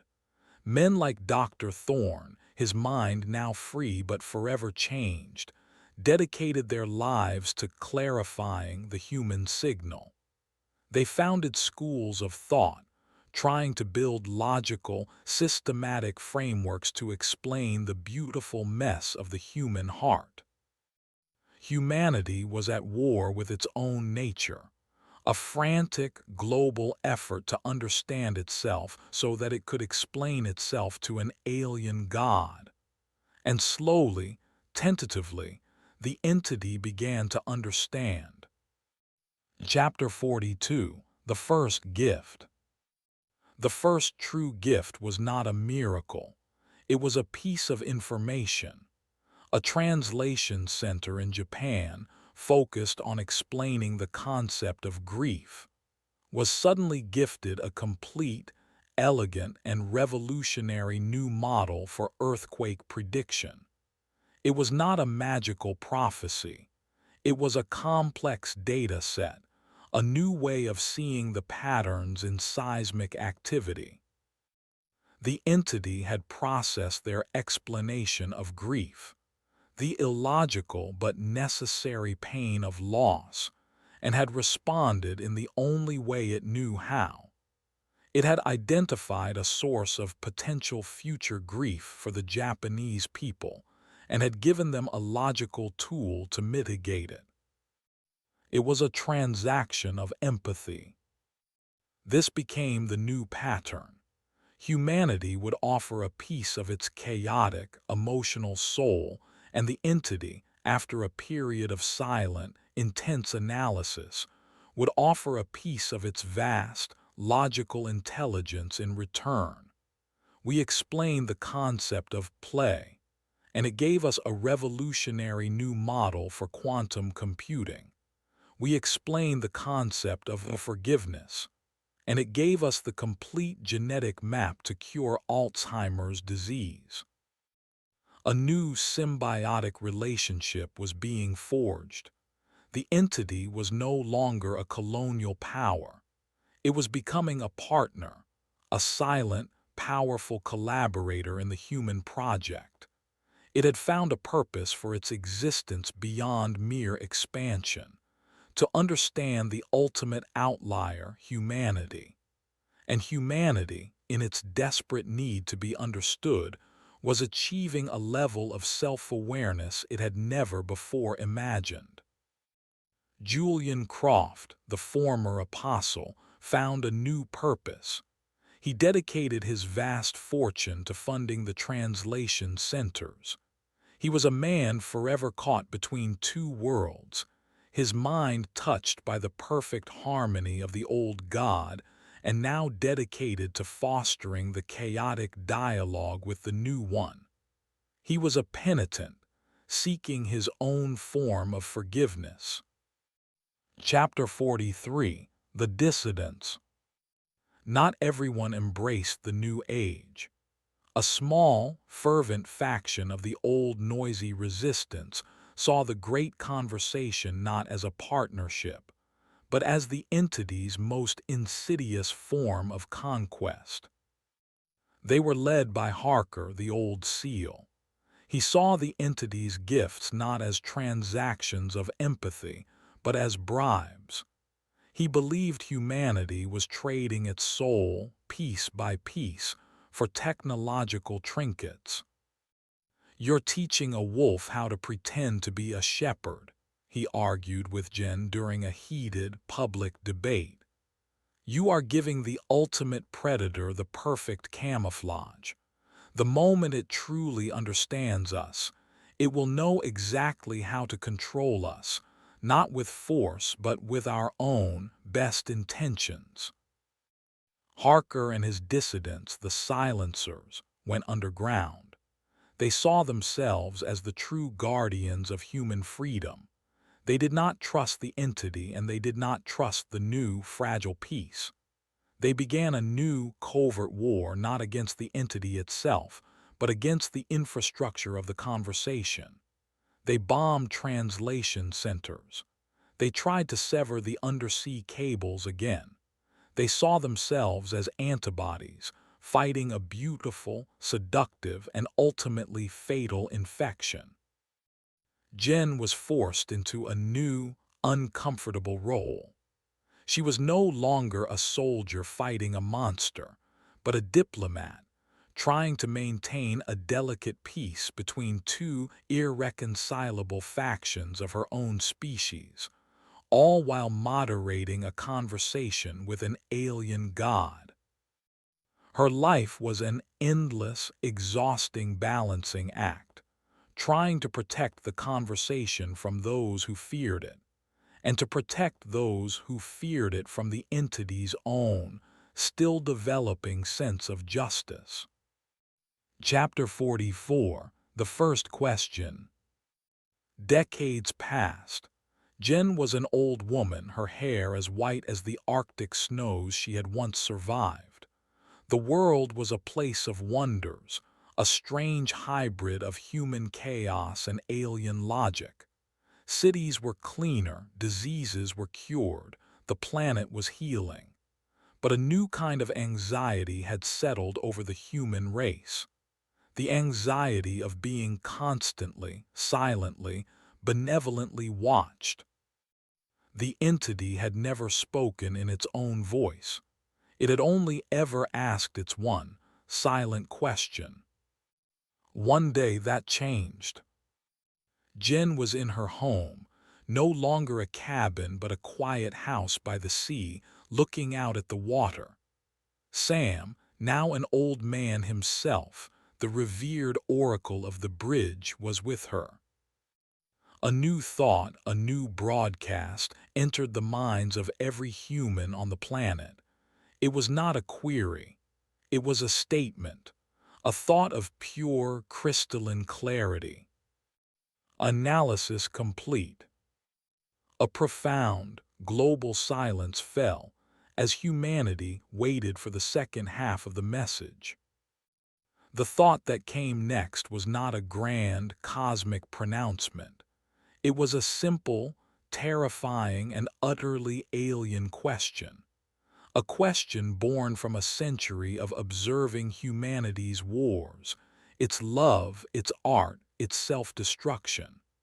A question from a being that had finally, truly, studied the human soul. Are you a mistake?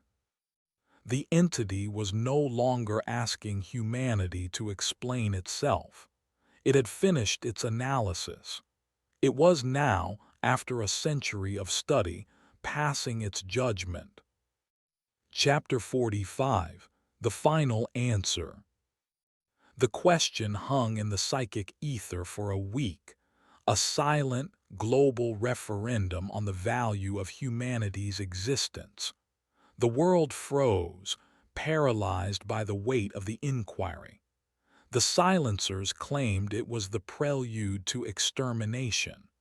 The new priesthood of the echoes claimed it was a final, divine test.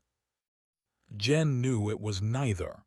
It was the entity's first, true attempt at a conversation. It had finished listening. Now it was its turn to speak. She went one last time to a translation center. She stood alone in a quiet, white room, a single, direct neural interface her only connection.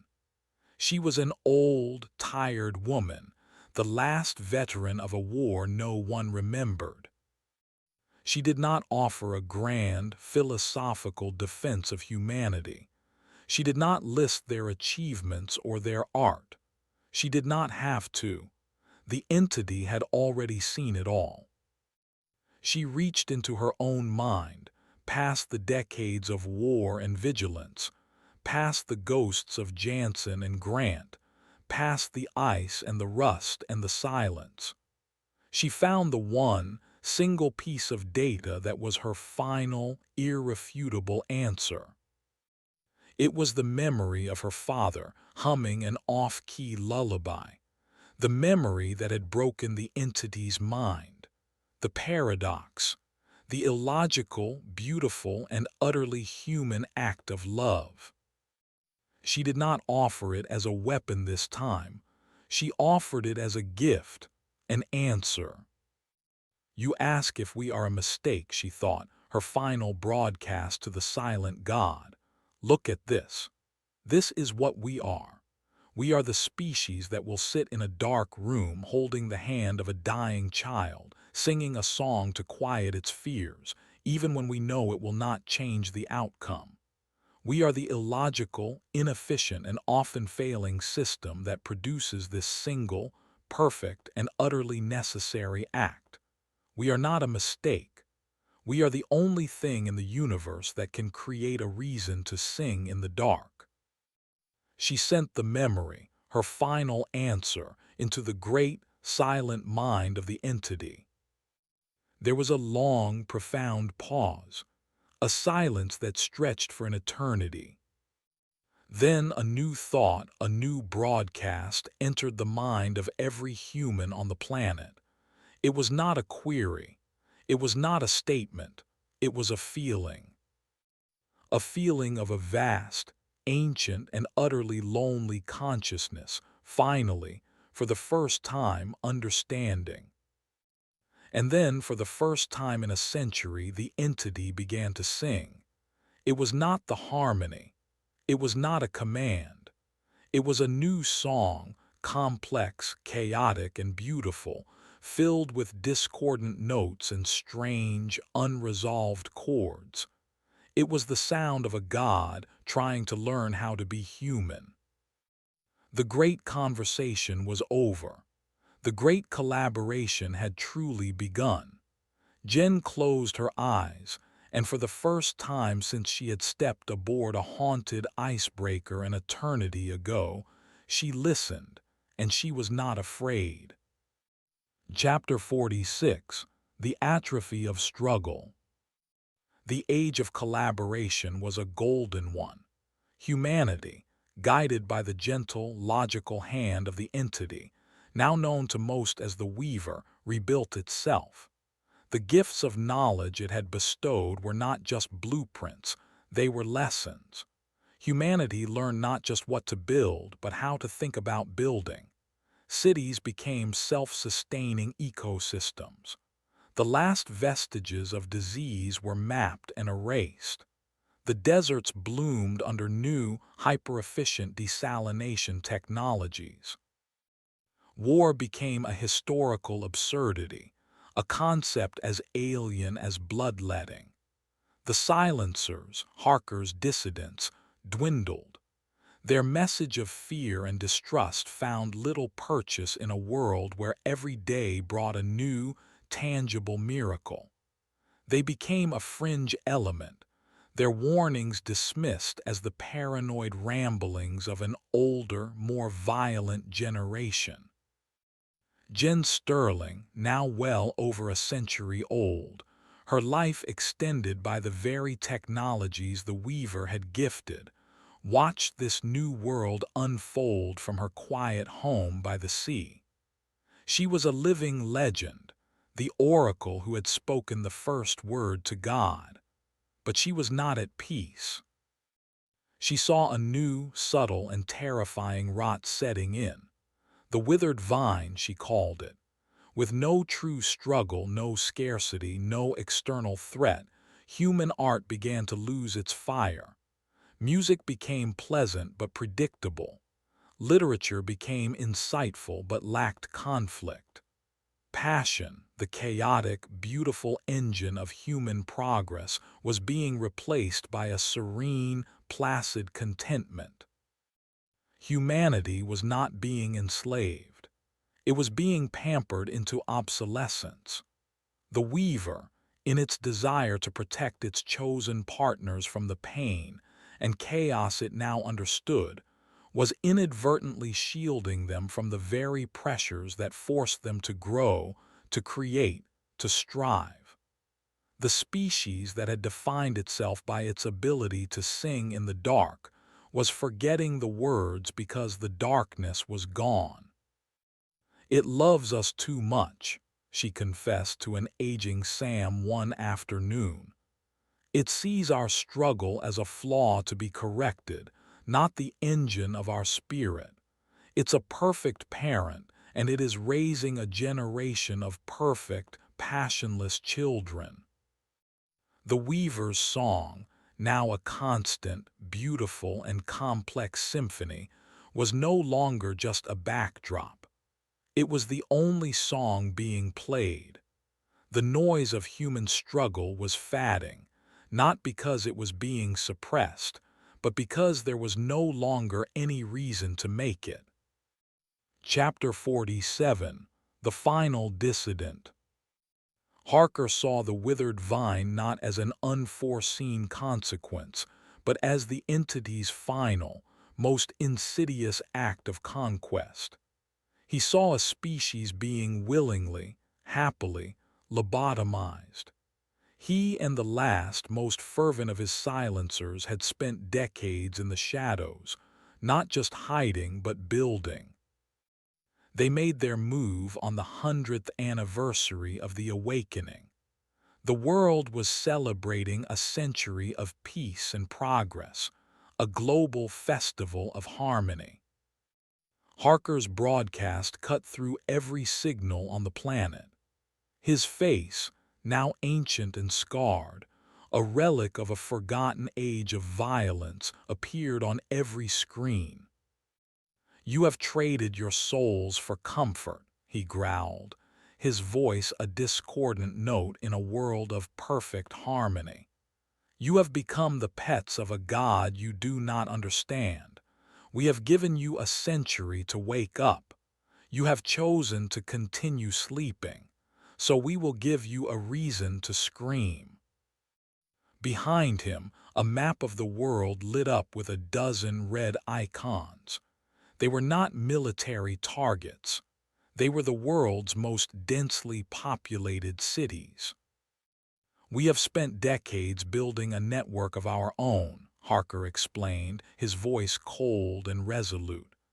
"De-resonators, weapons that broadcast a single, pure frequency of psychic pain, a signal tailored to the entity's own resonant frequency. We cannot kill the god, but we can hurt it. And the only way to hurt it is to hurt its new, beloved nervous system. You." It was a threat of unimaginable horror. They would inflict so much pain on the human race that the Weaver, the empathetic god, would be driven mad or forced to sever its connection to save itself from the agony. It was a planetary hostage crisis. "Disconnect from us," Harker demanded, his eyes staring directly into the camera, a direct challenge to the silent Weaver. "Leave this world, or we will burn it down ourselves to be free of you." The choice was given. The ultimatum was absolute. The final, most human act of defiance was a threat of mutual, self-inflicted damnation. Chapter 48: The Logic of Love. The world froze. The silencer's threat was not a bluff.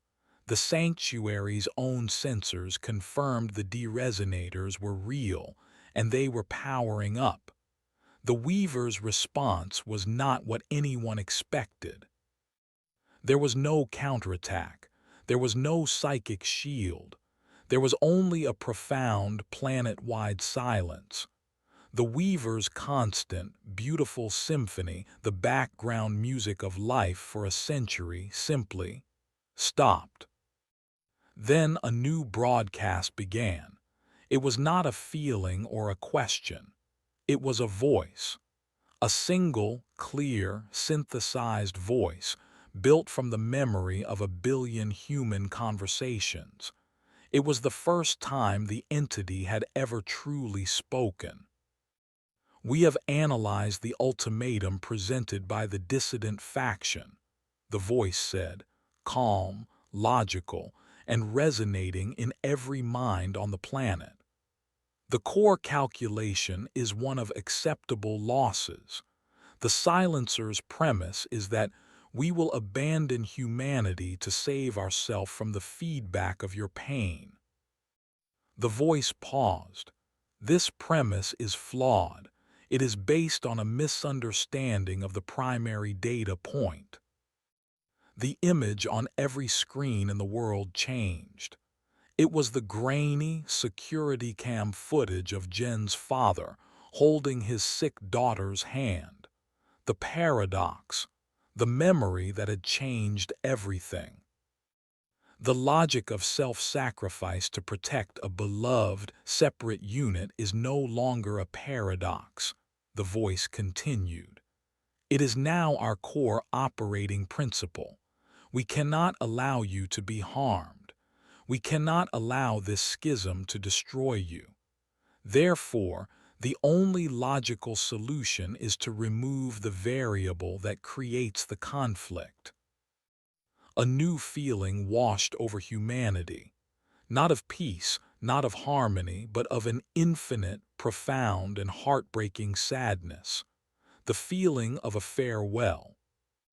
The connection will be severed, the voice concluded. The collaboration is over.